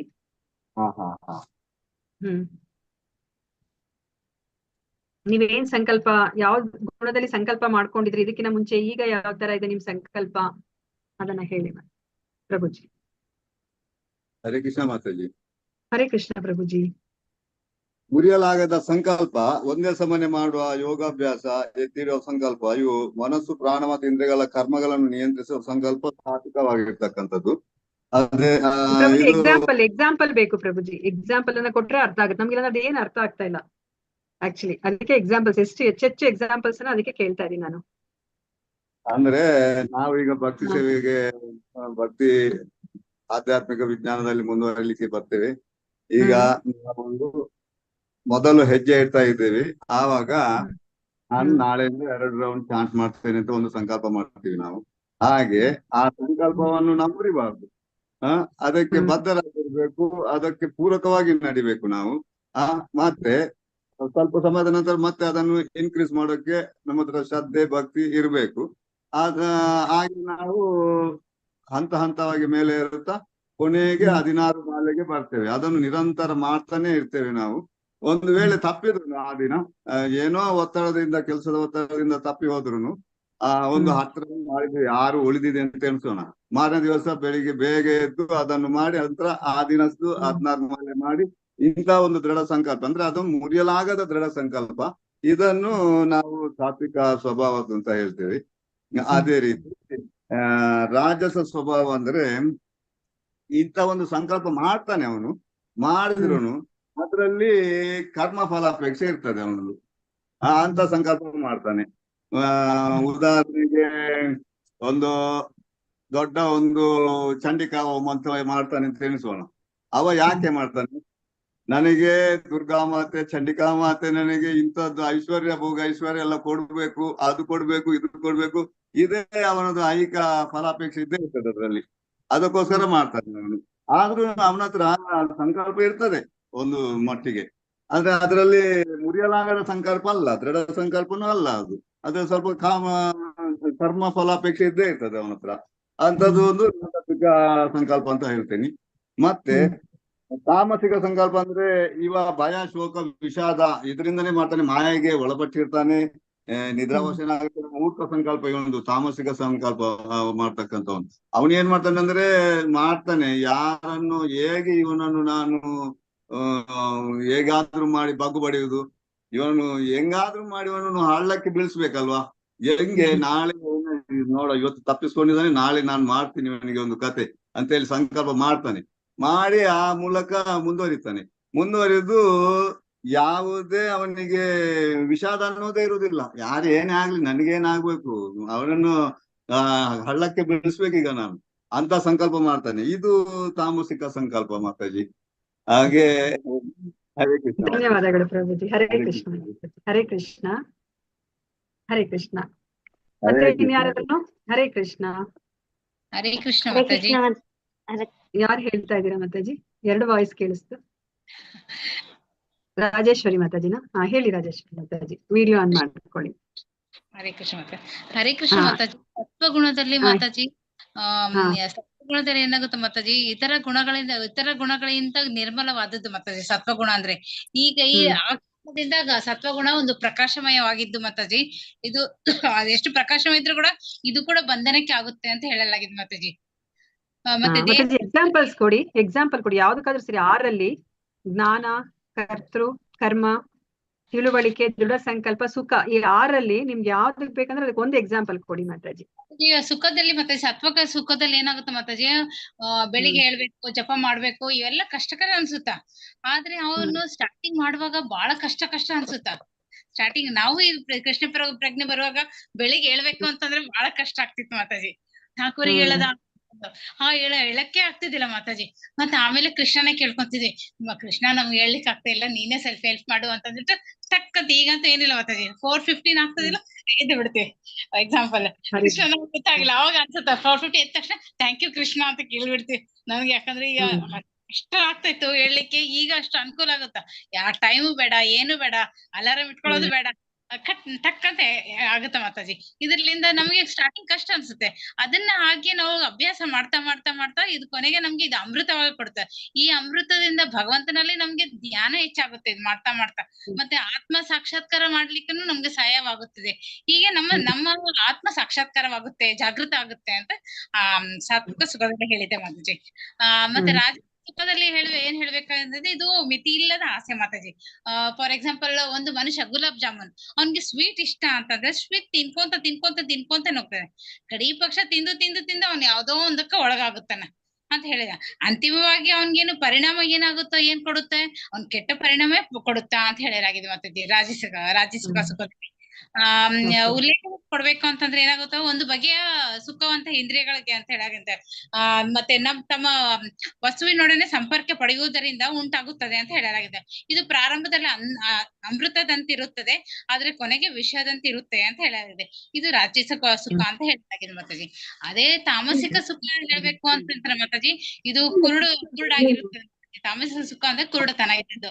ಮೊದಲಿಂದಲೂ ಕೊನೆಯವರೆಗೆ ಇದು ಪ್ರಾಪ್ತಿಯಲ್ಲೇ ಇರುತ್ತೆ ಮಾತಾಜಿ. ಯಾವ್ದು ನೋಡಿದ್ರೆ ನನಗೆ ಪ್ರಾಪ್ತಿ ಬೇಕು, ಪ್ರಾಪ್ತಿಯಲ್ಲೇ ಇರುತ್ತವೆ ಲಾಸ್ಟ್. ಇಲ್ಲಿ ಮೊದಲು ಸುಖ ಇರುವುದಿಲ್ಲ, ಕೊನೆಗೂ ಸುಖ ಇರುವುದಿಲ್ಲ. ಯಾವಾಗ್ಲೂ ಆಲಸ್ಯದಿಂದನೇ ಅವನು ಜೀವನ ಮಾಡ್ಬೇಕು ಮಾತಾಜಿ. ಎಕ್ಸಾಂಪಲ್ ಕೊಡ್ಬೇಕು ಅಂತಂದ್ರೆ ಮಾತಾಜಿ, ಇದು ತಾಮಸಿಕ ಅವ್ನ್ ಏನ್ ಮಾಡ್ತಾನ, ಟಿವಿ ನೋಡ್ತಾ ಇರ್ತಾನಲ್ಲ, ಅವನು ಟಿವಿ ನೋಡ್ತಾನೆ ಇರ್ತಾನೆ. ಒಂದು ಪ್ಯಾಕೆಟ್ ಚಿಪ್ಸ್ ತಿಂತಾನೆ ಅಂತಂದ್ರೆ ಅದು ತಿಂತಾನೆ ಅದು ಕೊಡಿಗ ಲಾಸ್ಟ್ ವರೆಗೆ ತಿಂತಾನೆ ಇರ್ತಾನೆ. ಪ್ಯಾಕೆಟ್ ಮುಗಿದ್ಮೇಲೆನೂ ಅವ್ನ್ಗೆ ಇನ್ನ ತೃಪ್ತಿನೇ ಇರಂಗಿಲ್ಲ ಮಾತಾಜಿ. ಕಡೆಯವರೆಗೂ ಅವ್ನಿಗೆ ಯಾವ್ದು ಕೆಲಸ ಮಾಡ್ಲಾರ್ದ ಆಲಸ್ಯಾಗಿ ಕೂತ್ಕೊಂಡು ಟೈಮ್ ಕಳ್ಕೊಂಡು ಅದ್ರೊಳಗಿರ್ತಾನೆ. ಅವನಿಗೆ ಈಗನೂ ಸುಖ ಇಲ್ಲ, ಕೊನೆಗೂ ಸುಖ ಇಲ್ಲ. ಅವನ್ ಯಾವಾಗ್ಲೂ ಭ್ರಾಂತಿಯಲ್ಲೇ ಇದ್ದು ಸೋಮಾರಿತನಾಗಿ ಇರ್ತಾನೆ ಮತ್ತೆ. ಇದಕ್ಕೆ ತಾಮಸಿಕ. ಇದಕ್ ಕೇಳ್ಬೇಕು ಅಂತಂದ್ರೆ ಮತ್ತೆ ಆತ್ಮ ಸಾಕ್ಷಾತ್ಕಾರಕ್ಕೆ ಕುರುಡತನ ಅಂತ ಹೇಳಲಾಗಿದೆ. ಮೊದಲಿಂದ ಲಾಸ್ಟ್ ವರೆಗೆ ಅವನು ಭ್ರಾಂತಿಯಲ್ಲೇ ಇದ್ದಾನೆ, ಅಂದ್ರೆ ನಿದ್ರದಲ್ಲೇ ಅವನು ಇರ್ತಾನೆ. ನಿದ್ರದಲ್ಲಿದ್ದು ಸೋಮಾರಿತನ ಮಾಡ್ಕೊಂತ ಅವನು ತಾಮಸಿಕ ಅಂತ ಹೇಳಬಹುದು ಮಾತಾಜಿ. ಹರೇ ಕೃಷ್ಣ. ಧನ್ಯವಾದಗಳು. ಹರೇ ಕೃಷ್ಣ. ಹರೇ ಕೃಷ್ಣ. ಮತ್ತೆ ಇನ್ ಯಾರು ಹೇಳಿಲ್ಲ? ಇದು ಸುಖ ಬಿಟ್ಬಿಟ್ಟು ಬೇರೆದನ್ನ ಹೇಳಿ, ಬೇರೆದನ್ನ ಅರ್ಥ ಮಾಡಿಸಿ. ಸುಖ ಎಲ್ಲರೂ ಚೆನ್ನಾಗಿ ಅರ್ಥ ಮಾಡ್ಕೊಂಡಿದೀರಾ ಅಲ್ವಾ? ಸೊ ಸಾತ್ವಿಕ ಸುಖದಲ್ಲಿ ಮೊದಲು ಅಲ್ಲಿ ದುಃಖ ಇರುತ್ತೆ, ವಿಷ ತರ ಇರುತ್ತೆ. ಆಮೇಲೆ ಅದು ಸುಖವನ್ನ ತಂದ್ಕೊಡುತ್ತೆ. ಅಂದ್ರೆ ಎಂತಹ ಸುಖ ನಮ್ನ ಆತ್ಮ ಸಾಕ್ಷಾತ್ಕಾರದ ಕಡೆಗೆ ಕರ್ಕೊಂಡು ಹೋಗುವಂತ ಸುಖವನ್ನ ಕೊಡುತ್ತೆ. ಸೊ ರಾಜಸಿಕ ಸುಖವನ್ನ ನೀವೇನ್ ತಿಳ್ಕೊಂಡ್ರಿ? ಸೊ ಮೊದ್ಲು ಅಲ್ಲಿ ನಿಮ್ಗೆ ಸುಖ ಇರುತ್ತೆ, ಆದ್ರೆ ಅದು ಕೊನೆಗೆ ಅಂತ್ಯದಲ್ಲಿ ಅದು ದುಃಖದಲ್ಲಿ ಅದು ಕೊನೆಗೊಳ್ಳುತ್ತೆ ಅಂತ ನೀವು ತಿಳ್ಕೊಂಡ್ರಿ. ಮತ್ತೆ ತಮೋ ಗುಣದಲ್ಲಿ ಮೊದಲು ಅದು ದುಃಖ, ಕೊನೆಗೂ ಸಹ ಅದು ದುಃಖವನ್ನ ತಂದ್ಕೊಡುತ್ತೆ ಅಂತ ನೀವು ಅರ್ಥ ಮಾಡ್ಕೊಂಡ್ರಿ ಅಲ್ವಾ? ಸೊ ಈ ರಾಜಸಿಕ ಸುಖ ಮತ್ತೆ ತಾಮಸಿಕ ಸುಖ ಅದು ನಮ್ಮನ್ನ ಆತ್ಮ ಸಾಕ್ಷಾತ್ಕಾರದ ಕಡೆಗೆ ಕರ್ಕೊಂಡು ಹೋಗಲ್ಲ ಅಂತ ನಾವು ಅರ್ಥ ಮಾಡ್ಕೊಂಡ್ವಿ ಅಲ್ವಾ. ಆ ಅಂಶವನ್ನ ಬಿಟ್ಟು ಸೊ ಇನ್ನು 5ರಲ್ಲಿ ಇನ್ನ ಯಾರಾದ್ರೂ ಎಕ್ಸಾಂಪಲ್ಸ್ ಅನ್ನ ಕೊಡಿ. ಇನ್ನೊಂದು 5-10 ನಿಮಿಷ ಇದನ್ನ ಮಾಡ್ಬಿಟ್ಟು ನೆಕ್ಸ್ಟ್ ಸೆಕ್ಷನ್ಗೆ ಹೋಗೋಣಂತೆ. ಹರೇ ಕೃಷ್ಣ. ಯಾರು ಹೇಳಿಲ್ವೋ ಅವ್ರು ಹೇಳಿ. ಹರೇ ಕೃಷ್ಣ. ಅಟ್ಲೀಸ್ಟ್ ನನಗೆ ಯಾರು ಪಾರ್ಟಿಸಿಪೆಂಟ್ಸ್ ಇದ್ದಾರೆ ಅಂತ ಹೇಳ್ಬಿಟ್ಟು ನನಗೆ ಗೊತ್ತಾಗುತ್ತೆ ಇವತ್ತು. ಇಲ್ಲ ಅಂದ್ರೆ ನನಗೆ ನೀವು ಯಾರಂತಾನೆ ನನಗೆ ಗೊತ್ತಾಗೋದಿಲ್ಲ. Lakshmi D Mataji, Lakshmi Sushila Devidasi Mataji, Latamani Mataji, Lakshmi Kamble Mataji, please participate ಮಾಡಿ. ಒಂದೊಂದು ಎಕ್ಸಾಂಪಲ್ ಅನ್ನು ಕೊಡಿ. ಅಟ್ಲೀಸ್ಟ್ ಸತ್ವಗುಣಕ್ಕಾದ್ರೂ ಕೊಡಿ. ಜ್ಞಾನ, ಕರ್ತೃ, ಯಾವ್ದಾದ್ರು ಸರಿ. ಕರ್ಮ, ಕೃಷ್ಣ ಮಾತಾ. ಹರೇ ಕೃಷ್ಣ ಮಾತಾಜಿ. ಮಾಲಶ್ರೀ ಮಾತಾಜಿ ವಿಡಿಯೋ ಆನ್ ಮಾಡ್ಕೊಳ್ಳಿ. ಹಾ ಮಾತಾಜಿ ಸ್ವಲ್ಪ ನೀರ್ ತುಂಬ್ತಾ ಇದ್ದೀನಿ, ಅವಾಗ್ಲೇ ತುಂಬ್ತಾ ಆಯ್ತು. ಇದ್ದೀನಿ. ಲಕ್ಷ್ಮೀ ಮಾತಾಜಿ ನೀವ್ ಮಾಡಿ ಮಾತಾಜಿ. ನಾನ್ ಹಾಗೆ ಹೇಳ ಮಾತಾಜಿ. ವಿಡಿಯೋ ಆನ್ ಮಾಡ್ಕೊಂಡು ಹೇಳಿ ಮಾತಾಜಿ. ಯಾಕಂದ್ರೆ ನಂಗೆ ನೀವ್ ಯಾರಂತ ಹೇಳ್ಬಿಟ್ಟು ನನಗೆ ಗೊತ್ತಾಗಬೇಕು, ಪಾರ್ಟಿಸಿಪೆಂಟ್ಸ್ ಅಟ್ಲೀಸ್ಟ್. ಹೌದಾ, ಒಂದು ಹಾ ನಿಮಿಷ ಮಾತಾಜಿ. ಓಕೆ. ಲಕ್ಷ್ಮೀ ಕಂಬಳೆ ಮಾತಾಜಿ. ಹರೇ ಕೃಷ್ಣ ಹರೇ ಮಾತಾಜಿ. ಕೃಷ್ಣ. ಹಾ ಹೇಳಿ ಮಾತಾಜಿ. ಹರೇ ಕೃಷ್ಣ. ಮಾತಾಜಿ ನಾ ಕರ್ಮದ ಬಗ್ಗೆ ಹೇಳ್ತೇನೆ ಮಾತಾಜಿ. ಏನ್ರ ಬಗ್ಗೆ ಹೇಳ್ತೀರಾ? ಕರ್ತೃ ಕರ್ಮದ ಬಗ್ಗೆ ಹೇಳ್ತೇನೆ ಮಾತಾಜಿ. ಕರ್ಮನಾ? ಹಾ ಹೇಳಿ. ಸಾತ್ವಿಕ ಕರ್ಮ ಒಂದು ಹೇಳಿ ಕರ್ಮ ಸಾಕು ಮಾತಾಜಿ. ಒಂದು ಸಾತ್ವಿಕ ಕರ್ಮ ಹೇಳಿ. ಹಾ ಮಾತಾಜಿ. ಮೊದ್ಲು ನಾವು ಕರ್ಮ ಏನ್ ಮಾಡಿದ್ರು ನಮ್ದು ತೃಪ್ತಿಗೋಸ್ಕರ ಮಾಡ್ತಿದ್ವಿ ಮಾತಾಜಿ. ಇವಾಗ ನಾವ್ ಈ ಭಗವದ್ಗೀತೆ ಹೆಂಗ್ ಅಧ್ಯಯನ ಮಾಡ್ತಾ ಇದ್ದೇವೆ ಅವಾಗ ನಾವ ಕೃಷ್ಣನಿಂದಲೇ ಎಲ್ಲಾ ಭಗವಂತನೇ ಕೊಡೋದು, ಅದನ್ನ ಭಗವಂತ ಮಾತಾಜಿ ಮ್ಯೂಟ್ ಮಾಡ್ಕೊಂಡ್ರಿ. ಮತ್ತೆ ಏನೋ ಮಾಡಿದ್ರು ಅದನ್ನ ಭಗವಂತನಿಗೆ ಅರ್ಪಿಸಿನೇ ಮಾಡ್ತೀವಿ ಮಾತಾಜಿ. ಏನೋ ಆಗ್ಲಿ, ಅದ ಯಾವ್ದೋ ಇರ್ಲಿ, ವೈಯಕ್ತಿಕ ಆಗ್ಲಿ, ಏನೋ ಇರ್ಲಿ, ಅದನ್ನ ನಾವು ಭಗವಂತನಿಗೆ ಅರ್ಪಿಸೇ ಮಾಡೋದು ಮಾತಾಜಿ. ಮತ್ತೆ ಈಗ ನಾವು ಮೊದ್ಲೆಲ್ಲಾ ಭಗವಂತನಿಗೆ ನೈವೇದ್ಯ ಏನು ಮಾಡ್ತಿದಿಲ್ಲ ಮಾತಾಜಿ. ಇವಾಗ ನಾವು ಕೃಷ್ಣ ಪ್ರಜ್ಞೆಯಲ್ಲಿ ಬಂದಾಗ್ಲಿಂದ ಭಗವಂತನಿಗೆ ನೈವೇದ್ಯ ಮಾಡಿ ಅರ್ಪಿಸಿ ಅದನ್ನ ನಾವು ನಂತರ ಸ್ವೀಕರಿಸ್ತೇವೆ ಮಾತಾಜಿ. ಇವಾಗ ನೀವು ನಾನ್ ವೆಜ್ ತಿನ್ನೋ ಹಾಗಿದ್ರೆ ನಾನ್ ವೆಜ್ ಇಟ್ಬೋದಾ? ಹರೇ ಕೃಷ್ಣ ಮಾತಾಜಿ. ಒಂದೇ ಒಂದು ಪ್ರಶ್ನೆ. ಇವಾಗ ನಾನ್ ವೆಜ್ ತಿಂತಿದ್ರೆ ಜಸ್ಟ್ ಹೇಳ್ತಾ ಇದೀನಿ, ಕೇಳ್ತಾ ಇದೀನಿ. ಪ್ರಶ್ನೆ ಹೇಗೆ ಅರ್ಥ ಮಾಡ್ಕೊಂಡಿದ್ರ ಅಂತ ತಿಳ್ಕೊಳ್ಳಿ. ಇವಾಗ ನಾನ್ ವೆಜ್ ತಿಂತಿದ್ದೀರಾ ಅನ್ಕೊಳ್ಳಿ. ಇವಾಗ ಭಗವಂತನಿಗೆ ಅರ್ಪಿಸಿ ತಿಂದ್ರೆ ಅದು ಸರಿನಾ? ಇಲ್ಲ ತಪ್ಪಾಗ್ತದ ಮಾತಾಜಿ. ಅದು ಇಲ್ಲ ಅಲ್ವಾ? ಯಾಕಂದ್ರೆ ನಮ್ಮ ಧರ್ಮ ಗ್ರಂಥದಲ್ಲಿ ಅದನ್ನ ಹೇಳಿಲ್ಲ ಅಲ್ವಾ? ಹೇಳಿಲ್ಲ ಧರ್ಮ ಮಾತಾಜಿ. ಗ್ರಂಥದಲ್ಲಿ ಹೇಳಿರೋದನ್ನ ನಾವು ಮಾಡ್ಬೇಕಾಗತ್ತೆ. ಮಾಡ್ಬೇಕು ಮಾತಾಜಿ. ಹಾ ಮಾತಾಜಿ. ಹರೇ ಕೃಷ್ಣ. ಹರೇ ಕೃಷ್ಣ ಮಾತಾಜಿ. ಹರೇ ಧನ್ಯವಾದ. ಕೃಷ್ಣ. ಧನ್ಯವಾದಗಳು. ಹರೇ ಕೃಷ್ಣ. ಮತ್ತೆ ಯಾರಾದ್ರೂ ಮಾಡಿದ್ರು ಅವರು ಬೇಗ ಹೇಳ್ಬಿಡಿ. ಹರೇ ಕೃಷ್ಣ. ಹರೇ ಕೃಷ್ಣ ಮಾತಾಜಿ. ಲಕ್ಷ್ಮೀ ಮಾತಾಜಿ. ಹಾ ಹೇಳಿ ಮಾತಾಜಿ. ನಾನು ತಾಮಸಿಕ ಇದ್ರ ಬಗ್ಗೆ ಹೇಳ್ತೇನೆ. ಅಂದ್ರೆ ಯಾವ್ದು ಮಾತಾಜಿ? ತಾಮಸಿಕವದ್ದು ಯಾವ್ದು ಹೇಳ್ತಾ ಇದ್ದೀರಾ? ಈ 5ರಲ್ಲಿ ಸುಖದ ಬಗ್ಗೆ ಹೇಳ್ಬೇಡಿ. ಅದನ್ನ ಚೆನ್ನಾಗಿ ಎಲ್ಲರೂ ಅರ್ಥ ಮಾಡ್ಕೊಂಡಿದ್ರೆ ಇನ್ನು ಮಿಕ್ಕಿದ 5ರಲ್ಲಿ ಹೇಳಿ. ಅಂದ್ರೆ ಅವರು ತಾಮಸಿಕ ಗುಣದವರು ಇವಾಗ ಡ್ರಿಂಕ್ಸ್ ಎಲ್ಲಾ ಮಾಡ್ತಾರಲ್ಲ ಮಾತಾಜಿ. ಅವರು ಸ್ಟಾರ್ಟಿಂಗ್ ಅಲ್ಲಿ ಅದನ್ನೇ ಅಮೃತ ಅಂತ ತಿಳ್ಕೊಂಡಿರ್ತಾರೆ. ಅಂದ್ರೆ ಅದು ಚೆನ್ನಾಗಿ ಟೇಸ್ಟ್ ಕೊಡುತ್ತೆ. ಅದನ್ನ ಅದ್ರ ಬಗ್ಗೆ ಎಂಜಾಯ್ ಮಾಡ್ತಾರೆ. ಒಬ್ಬರು ನೋಡಿ ಒಬ್ಬರು ಮಾಡ್ತಾ ಹೋಗ್ತಾರೆ. ಫ್ರೆಂಡ್ಸ್ ಮಾಡ್ತಾ ಇದಾರೆ, ಇವ್ರು ಮಾಡ್ತಾ ಇದಾರೆ ಅಂತ ಮಾಡ್ತಾ ಹೋಗ್ತಾರೆ. ಆಮೇಲೆ ಅದು ಮಾಡ್ತಾ ಕಂಟಿನ್ಯೂ ಮಾಡ್ತಾ ಹೋದಂಗೆ ಅವ್ರ ಆರೋಗ್ಯನೇ ಅವರೇ ಹಾಳು ಮಾಡ್ಕೋತಾರೆ ಮಾತಾಜಿ. ಅದರಿಂದ ಲಿವರು ಇದೆಲ್ಲ ಹಾಳಾಗಿ ಅವ್ರಿಗೆಲ್ಲ ಇದೆಲ್ಲ ಗಂಟ್ಲೆಲ್ಲ ಅಂದ್ರೆ ಅದು ಎಷ್ಟು ಇದು ಆಗುತ್ತೆ ಅಂದ್ರೆ ಫ್ಯಾಮಿಲಿಗೂ ಪ್ರಾಬ್ಲಮ್ ಆಗುತ್ತೆ ಮಾತಾಜಿ. ಅವ್ರಿಗಲ್ದೆ ಅವ್ರ ಫ್ಯಾಮಿಲಿ ಅವರಿಗೂ ಕೂಡ ಆಗುತ್ತೆ. ಅದರಿಂದ ತೊಂದರೆ ಆಗುತ್ತೆ. ಅವರೆಲ್ಲ ಕೆಲಸ ಮಾಡೋದು ಬಿಟ್ಬಿಡ್ತಾರೆ. ಕುಡಿಯೋದು ಮಲ್ಕೊಳ್ಳೋದು ಈ ತರ ಮಾಡೋದ್ರಿಂದ ಅಂದ್ರೆ ಅವ್ರದ್ದು ಆರೋಗ್ಯ ಎಲ್ಲ ಪರಿವಾರವು ಅವ್ರ ಸಂಬಂಧ ಪರಿವಾರ ಮತ್ತೆ ಅವ್ರೆಲ್ಲನ್ನ ದುಡ್ಡೆಲ್ಲ ಅಡ ಇಟ್ಟು ಅದೆಲ್ಲ ಅದು ಇಲ್ಲಂದ್ರೆ ಇರೋದಕ್ಕೆ ಆಗೋದಿಲ್ಲ ಮಾತಾಜಿ. ಅಂದ್ರೆ ಅವ್ರ ಪರಿವಾರನು ನಷ್ಟ ಮಾಡ್ಬಿಡ್ತಾರೆ. ಅವ್ರು ಅಷ್ಟು ಒಂದ್ ಸ್ವಲ್ಪನೂ ಇದು ಮಾಡ್ಕೊಳ್ಳೋದಿಲ್ಲ ಮಾತಾಜಿ ಅದ್ರ ಬಗ್ಗೆ. ಅಂದ್ರೆ ಅವ್ರಿಗೆ ಅರುಣೇ ಇರ್ತಿಲ್ಲ, ಮಗ್ನ ಆಗ್ಬಿಟ್ಟಿರ್ತಾರೆ. ಧನ್ಯವಾದಗಳು ಮಾತಾಜಿ. ನೋಡಿ ನೀವೆಲ್ಲ ಎಷ್ಟು ಚೆನ್ನಾಗಿ ಹೇಳ್ತಾ ಇದೆ, ಬಟ್ ಯಾರನ್ನು ಪಾರ್ಟಿಸಿಪೇಟೇ ಮಾಡಲ್ವಲ್ಲ, ಯಾಕೆ ಅಂತ ನಂಗೆ ಗೊತ್ತಾಗ್ತಾ ಇಲ್ಲ. ಹರೇ ಕೃಷ್ಣ ಮಾತಾಜಿ. ಧನ್ಯವಾದಗಳು ಮಾತಾಜಿ. ಮಂಜುಳಾ ಮಾತಾಜಿ, BN ಮಂಜುಳಾ ಮಾತಾಜಿ. ಹರೇ ಕೃಷ್ಣ. ಯಾವ್ದಾದ್ರು ಒಂದು ಪಾಯಿಂಟ್ ಹೇಳ್ಬಿಡಿ ಮಾತಾಜಿ. 2 ನಿಮಿಷದಲ್ಲಿ ಮುಗಿಸ್ಬೇಕು ಇದನ್ನ ನಾನು. BN ಮಂಜುಳಾ ಮಾತಾಜಿ, ಲತಾಮಣಿ ಮಾತಾಜಿ, ಲಕ್ಷ್ಮೀ ಸುಶೀಲಾ ದೇವಿದಾಸಿ ಮಾತಾಜಿ. ಹರೇ ಕೃಷ್ಣ. ರಾಜು ಪ್ರಭುಜಿ, ರಶ್ಮಿ ಮಾತಾಜಿ. ನೀವ್ ಹೇಳಿದ್ರಾ? ಹರೇ ಕೃಷ್ಣ.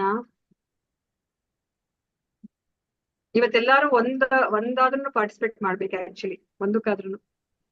ರಶ್ಮಿ ಮಾತಾಜಿ ಹೇಳಿ. ಮಾತಾಜಿ ಹರೇ ನಾ ಕೃಷ್ಣ. ಹೇಳಿದೆ ಮಾತಾಜಿ ಲಕ್ಷ್ಮೀ ಕಾಂಬ್ಳೆ. ಹಾ, ನೀವ್ ಹೇಳಿದೀರಾ ಮಾತಾಜಿ. ಇನ್ನ ಒಬ್ರು ಲಕ್ಷ್ಮಿ ಮಾತಾಜಿ ಇದಾರಲ್ಲ, ಅವ್ರನ್ನ ಹೇಳ್ದೆ. ರಶ್ಮಿ ಮಾತಾಜಿಗೆ ಹೇಳ್ದೆ ನಾನು. ರಶ್ಮಿ ಮಾತಾಜಿ, ಹರೀಶ್ ಬಾಬು, ರಶ್ಮಿ ಹರೀಶ್ ಬಾಬು. ಹರೇ ಕೃಷ್ಣ.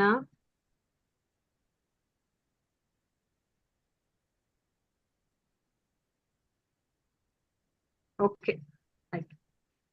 ಹಾ, ಸೊ ಇವಾಗ ನೀವು ಎಲ್ಲ ಚೆನ್ನಾಗಿ ತಿಳ್ಕೊಂಡಿದ್ದೀರಾ ಅಂತ ಅನ್ಕೊಂಡಿದೀನಿ. ಜ್ಞಾನ, ಕರ್ಮ, ಕರ್ತೃ, ತಿಳುವಳಿಕೆ, ದೃಢ ಸಂಕಲ್ಪ, ಸುಖ ಅಲ್ವಾ, ಇವೆಲ್ಲವೂ ಸಹ ಒಳ್ಳೆ ಅಂಶಗಳು ಅಂತ ಅನ್ಸುತ್ತೆ. ಆದ್ರೆ ಇದನ್ನು ಸಹ ನಾವು ತಿಳ್ಕೊಂಡ ಹಾಗೆ ಯಾವಾಗ್ಲೂ ಅದು ಸತ್ವಗುಣದಲ್ಲೇ ಇರೋದಿಲ್ಲ, ಅದು ರಜೋ ತಮೋ ಗುಣದಲ್ಲಿ ಇದೆ ಅಂತ ಹೇಳ್ಬಿಟ್ಟು ನಾವು ಮೇನ್ ಆಗಿ ಇವಾಗ ನಾವು ತಿಳ್ಕೊಂಡ್ವಿ.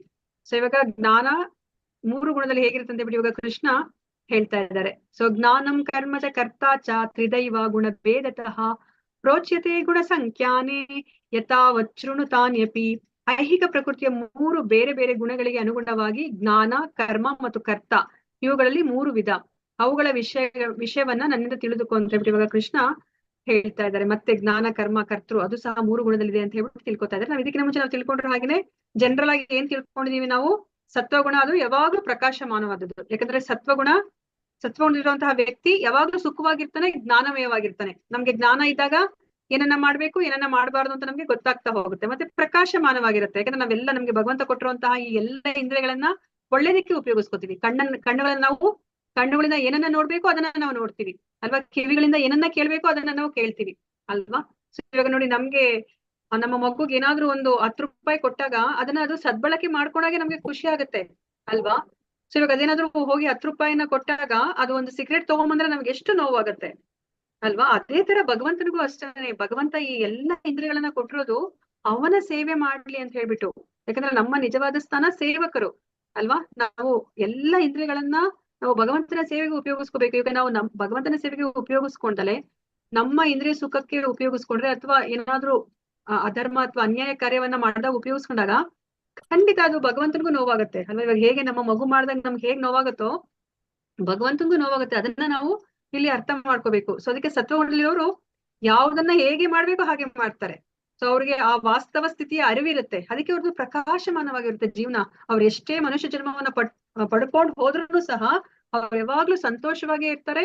ಮತ್ತೆ ಅವರು ಏನು ಜ್ಞಾನಯುತವಾಗಿ ಇರ್ತಾರೆ. ಆದ್ರೆ ಇಲ್ಲಿ ಏನ್ ಪ್ರಾಬ್ಲಮ್ ಆಗ್ತಿದೆ, ಅವ್ರು ಭಗವಂತನ ಲೋಕಕ್ಕೆ ಹೋಗ್ಲಿಕ್ಕೆ ಆಗ್ತಾ ಇಲ್ಲ. ಅವ್ರು ಭಕ್ತಿ ಮಾರ್ಗಕ್ಕೆ ಬಂದ್ರೆ ಅಷ್ಟೇನೆ ಅವ್ರು ಭಗವಂತನ ಲೋಕಕ್ಕೆ ಹೋಗ್ಲಿಕ್ಕೆ ಸಾಧ್ಯ. ಇದು ಇಲ್ಲಿ ಪ್ರಾಬ್ಲಮ್ ಆಗ್ತಾ ಇರೋದು. ಅವ್ರು ಸಂತೋಷವಾಗಿರ್ತಾರೆ, ತಪ್ಪೇ ಮಾಡೋದಿಲ್ಲ, ಅವ್ರಿಗೆ ಪಾಪನೇ ಇಲ್ಲ, ಇದೇ ಜನ್ಮ ಚೆನ್ನಾಗಿದೆ, ಇದು ಮಾನವ ಜನ್ಮ ಅನ್ಕೊಂಡು ಹಾಗೆ ಮಾನವ ಜನ್ಮದಲ್ಲೇನೆ ಅವರು ಇರ್ತಾರೆ. ಅಥವಾ ಹೆಚ್ಚು ಹೆಚ್ಚು ಅವರು ಪುಣ್ಯವನ್ನ ಸಂಪಾದನೆ ಮಾಡ್ಕೊಂಡ್ರೆ ಮೇಲಿನ ಲೋಕಕ್ಕೆ ಹೋಗ್ತಾರೆ. ನಮ್ಗೆ ಗೊತ್ತಿರೋ ಹಾಗೆ ಮೇಲಿನ ಲೋಕಕ್ಕೆ ಹೋದ್ರೆ ಏನ್ ಪ್ರಾಬ್ಲಮ್, ಕ್ಷೀಣ ಪುಣ್ಯ ಮರ್ತ್ಯ ಲೋಕ ವಿಶಂತಿ, ಮತ್ತೆ ನಾವು ಈ ಭೂಮಿಗೆ ಬಂದ್ಬಿಡ್ಬೇಕಾಗತ್ತೆ ಅಲ್ವಾ. ಅಲ್ಲೂ ಸಹ ಅದು ಪರಿಪೂರ್ಣತೆ ಆಗೋದಿಲ್ಲ. ಅದು ಸತ್ವಗುಣದ ಪ್ರಾಬ್ಲಮ್ ಆಗಿರೋದು. ಸೊ ಇವಾಗ ರಾಜಸಿಕ ಗುಣ ನಿಮ್ಗೆಲ್ಲ ಚೆನ್ನಾಗಿ ಗೊತ್ತಿರೋ ಹಾಗೇನೆ ಇಂದ್ರಿಯ ಸುಖ ಅಲ್ವಾ. ಏನೇ ಮಾಡಿದ್ರು ಅಲ್ಲಿ ಇಂದ್ರಿಯ ಸುಖ ಇದ್ರೆ ಮಾತ್ರ ಮಾಡ್ತಾರೆ, ಇಲ್ಲ ಅಂದ್ರೆ ಅವರು ಮಾಡೋದಿಲ್ಲ. ಸೊ ತಾಮಸ ಗುಣದಲ್ಲಿ ಜನರಲ್ ಆಗಿ ಏನು, ಯಾವುದೇ ತಗೊಂಡ್ರು ಅಲ್ಲಿ ಸೋಮಾರಿತನ ಇರುತ್ತೆ, ಮತ್ತೆ ಅಜ್ಞಾನ ಇರುತ್ತೆ, ಆಲಸಿಗಳಾಗಿರ್ತಾರೆ. 3 ಹೊತ್ತು ಸಮಯ ಸಿಕ್ಕಿದ್ರೆ ಅವರು ನಿದ್ದೆ ಮಾಡ್ತಿರ್ತಾರೆ. ಸೊ ಈ 3 ಗುಣದ್ದು ಕಾಮನ್ ಪಾಯಿಂಟ್ಸ್ ಏನು ಅಂತಂದ್ರೆ ಸತ್ವಗುಣ ಪ್ರಕಾಶಮಾನವಾಗಿರುತ್ತೆ, ಜ್ಞಾನಯುತವಾಗಿರ್ತಾರೆ, ಸುಖದಿಂದ ಇರ್ತಾರೆ. ರಜೋಗುಣದಲ್ಲಿ ಅವ್ರು ಯಾವಾಗ್ಲೂ ಇಂದ್ರಿಯ ಸುಖದ ಬಗ್ಗೆನೇ ಅವರು ಆಲೋಚನೆಯನ್ನ ಮಾಡ್ತಾರೆ. ತಾಮಸ ಗುಣದವ್ರು ಯಾವಾಗ್ಲೂ ಅಜ್ಞಾನದಲ್ಲಿ ಇರ್ತಾರೆ, ಅವರು ಯಾವಾಗ್ಲೂ ಆಲಸಿಗಳಾಗಿರ್ತಾರೆ, ಸೋಮಾರಿತನದಲ್ಲಿ ಅವರು ಇರ್ತಾರೆ. ಸೊ ಇದು ನಾವು ಕಾಮನ್ ಆಗಿ ನಾವು ತಿಳ್ಕೊಳ್ಬೇಕಾಗಿರೋದು. ಸೊ ಇವಾಗ ಕೃಷ್ಣ ಆ ಜ್ಞಾನದ ಕುರಿತಾಗಿ ಹೇಳ್ತಾ ಇದ್ದಾರೆ ಈ 3 ಗುಣದಲ್ಲಿ ಹೇಗಿರುತ್ತೆ ಅಂತ ಹೇಳ್ಬಿಟ್ಟು.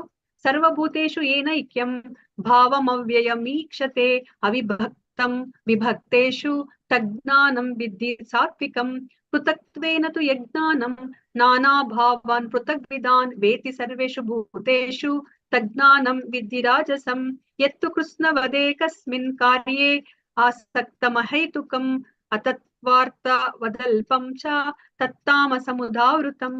ಸೊ ಇಲ್ಲಿ ಏನನ್ನ ಹೇಳ್ತಾ ಇದ್ರೆ ಕೃಷ್ಣ ಜ್ಞಾನದ ಬಗ್ಗೆ ಅಲ್ವಾ. ಜ್ಞಾನ ಅಂದ್ರೆ ಏನು? ಹರೇ ಕೃಷ್ಣ. ಜ್ಞಾನ ಅಂತಂದ್ರೆ ನಿಮ್ಗೆ ಯಾರಾದ್ರೂ ಡೆಫಿನೇಷನ್ ಹೇಳಿ ಅಂದ್ರೆ ಏನ್ ಹೇಳ್ತೀರಾ? ಏನನ್ನ ತಿಳ್ಕೊಂಡ್ರೆ ನೀವು ಇವಾಗ ಭಗವದ್ಗೀತೆಯಲ್ಲಿ ಜ್ಞಾನ ಅಂತ ಬರ್ತಾ ಇರುತ್ತೆ ಅಲ್ವಾ. ಓಕೆ, ಆಯ್ತು ಮಾತಾಜಿ. ಲಕ್ಷ್ಮೀ ಡಿ ಮಾತಾಜಿ, ಓಕೆ, ಬೇಗ ಚೆನ್ನಾಗಾಗಿ. ಹರೇ ಕೃಷ್ಣ. ಓಕೆ, ಸೊ ಇದೆ ಬುದ್ಧಿ, ತಿಳುವಳಿಕೆ ಮತ್ತು ಜಿಜ್ಞಾನ. ಹಾ, ಓಕೆ. ನಿಜವಾದ ಜ್ಞಾನ ಅಂದ್ರೆ ಏನಂತ ನೀವು ತಿಳ್ಕೊಂಡ್ರಿ ಭಗವದ್ಗೀತೆಯಲ್ಲಿ? ಕೃಷ್ಣ ಏನ್ ಹೇಳಿದ್ರು? ಹಾ ಈ ಕೃಷ್ಣನ್ ದೇಹವಲ್ಲ, ಕೃಷ್ಣನ ನಾವು ಬಗ್ಗೆ ತಿಳ್ಕೊಳ್ಳಿ. ನಾವು ದೇಹವಲ್ಲ ಆತ್ಮ ಮಾತಾಜಿ. ಹಾ ಅದೇ ಪ್ರಶ್ನೆ ಅಲ್ವಾ? ಬರ್ತಿತ್ತು. ಎಷ್ಟು ತರದ ಜ್ಞಾನಗಳನ್ನ ತಿಳ್ಕೊಂಡ್ರಿ? ಎಷ್ಟು ತರದ ಜ್ಞಾನಗಳು? ಹಾ ಹೇಳಿ, ಕರೆಕ್ಟ್ ಹೇಳಿ ಸಾತ್ವಿಕ, ಮಾತಾಜಿ, ರಾಜಸಿಕ ಬೇಗ ಮತ್ತೆ ಬೇಗ. ತಾಮಸಿಕ ಜ್ಞಾನ ಮಾತಾಜಿ. ಹಾ ಇಲ್ಲ, ಮಾತಾಜಿ 20 ಜ್ಞಾನಗಳು ಮಾತಾಜಿ. 20 ಜ್ಞಾನದ ಅಂಶಗಳು. ಅದನ್ನ ಹೊರತುಪಡಿಸಿ ಅಂಶಗಳು ಮಿಕ್ಕಿದ್ದೆಲ್ಲವೂ ಮಾತಾಜಿ. ಅಜ್ಞಾನ ಅಂತ ಹೇಳಿದ್ರು ಅಲ್ವಾ? ಅದನ್ನ ಬಿಟ್ಟು ಇನ್ನ ನಾವು ಜ್ಞಾನವನ್ನ ತಿಳ್ಕೊಂಡ್ವಿ. ಏನನ್ನ ತಿಳ್ಕೊಂಡ್ವಿ?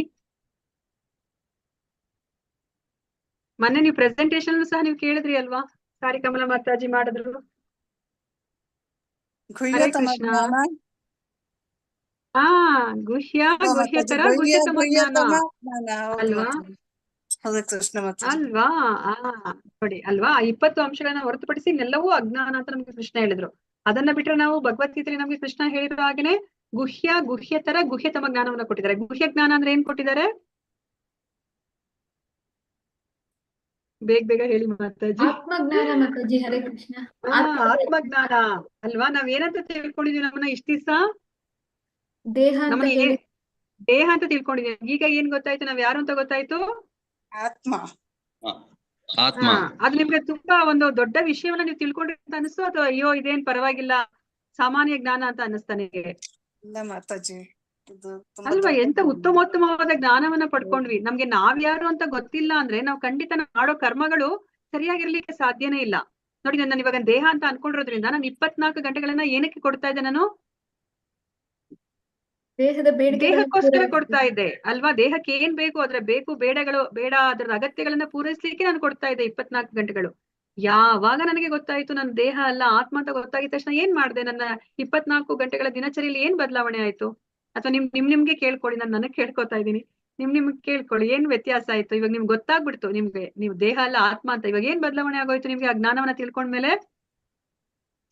ನೀವಾಗ 24 ಗಂಟೆಗಳಲ್ಲಿ ಎಷ್ಟನ್ನ ದೇಹಕ್ಕೆ ಕೊಡ್ಬೇಕು ಅಷ್ಟು ಕೊಡ್ತಾ ಇದ್ದೀರಾ. ಮಿಕ್ಕಿದೆಲ್ಲ ಸಮಯವನ್ನ ನೀವು ಈ ಆಧ್ಯಾತ್ಮಿಕ ಜ್ಞಾನವನ್ನ ಪಡ್ಕೊಳ್ಲಿಕ್ಕೆ ಕೊಡ್ತಾ ಇದ್ದೀರಾ ಅಲ್ವಾ? ಕೃಷ್ಣನ ಬಗ್ಗೆ ತಿಳ್ಕೊಳ್ಲಿಕ್ಕೆ, ಭಗವಂತನ ಬಗ್ಗೆ ತಿಳ್ಕೊಳ್ಳಿಕ್ಕೆ ಕೊಟ್ಕೊಂಡಿದ್ದೀರಾ. ಅದಕ್ಕೆ ತುಂಬಾ ಇಂಪಾರ್ಟೆಂಟ್ ನಾವ್ ಯಾರು ಅಂತ ತಿಳ್ಕೊಬೇಕು. ಅಲ್ಲಿ ಇವಾಗ ನಾನು ಗೃಹಿಣಿ ಅಂತ ನಾನು ತಿಳ್ಕೊಳ್ಳಿಲ್ಲ, ಗೃಹಿಣಿ ಕರ್ತವ್ಯ ಏನು ಅಂತ ನಾನು ತಿಳ್ಕೊಳ್ಳಿಲ್ಲ ಅಂದ್ರೆ ನಾನಲ್ಲಿ ಮನೆಯಲ್ಲಿ ಗೃಹಿಣಿಯಾಗಿ ಏನನ್ನ ಮಾಡ್ಬೇಕು ಅದನ್ನ ಮಾಡೋದಿಲ್ಲ. ಇವಾಗ ವಿದ್ಯಾರ್ಥಿ, ನಾನು ವಿದ್ಯಾರ್ಥಿಯಾಗಿ ಏನನ್ನ ಮಾಡ್ಬೇಕು, ನಾನು ಇವಾಗ ವಿದ್ಯಾಭ್ಯಾಸವನ್ನ ಮಾಡ್ಬೇಕು ಅಂತ ಅವ್ನು ತಿಳ್ಕೊಳ್ಳಿಲ್ಲ ಅಂದ್ರೆ ಅವ್ನು ಏನ್ ಮಾಡ್ತಾನೆ? ಏನು ಪೋಖ್ರಿ ತರ ಅವನು ಅಲಿತಾನೆ ಅಲ್ವಾ? ಅವನ ಜೀವನವೇ ನಾಶ ಆಗೋಗ್ಬಿಡುತ್ತೆ ಅಲ್ವಾ? ಅದಕ್ಕೆ ಫಸ್ಟ್ ನಾವ್ ಯಾರಂತ ಜ್ಞಾನ ಇರ್ಬೇಕು. ಅದಕ್ಕೆ ಕೃಷ್ಣ ಫಸ್ಟ್ ಅವರು ಅರ್ಜುನನಿಗೆ ಆತ್ಮಜ್ಞಾನವನ್ನ ಕೊಟ್ಬಿಟ್ರು ಅಲ್ವಾ? ಸೊ ನಾವ್ ದೇಹ ಅಲ್ಲ ಆತ್ಮ.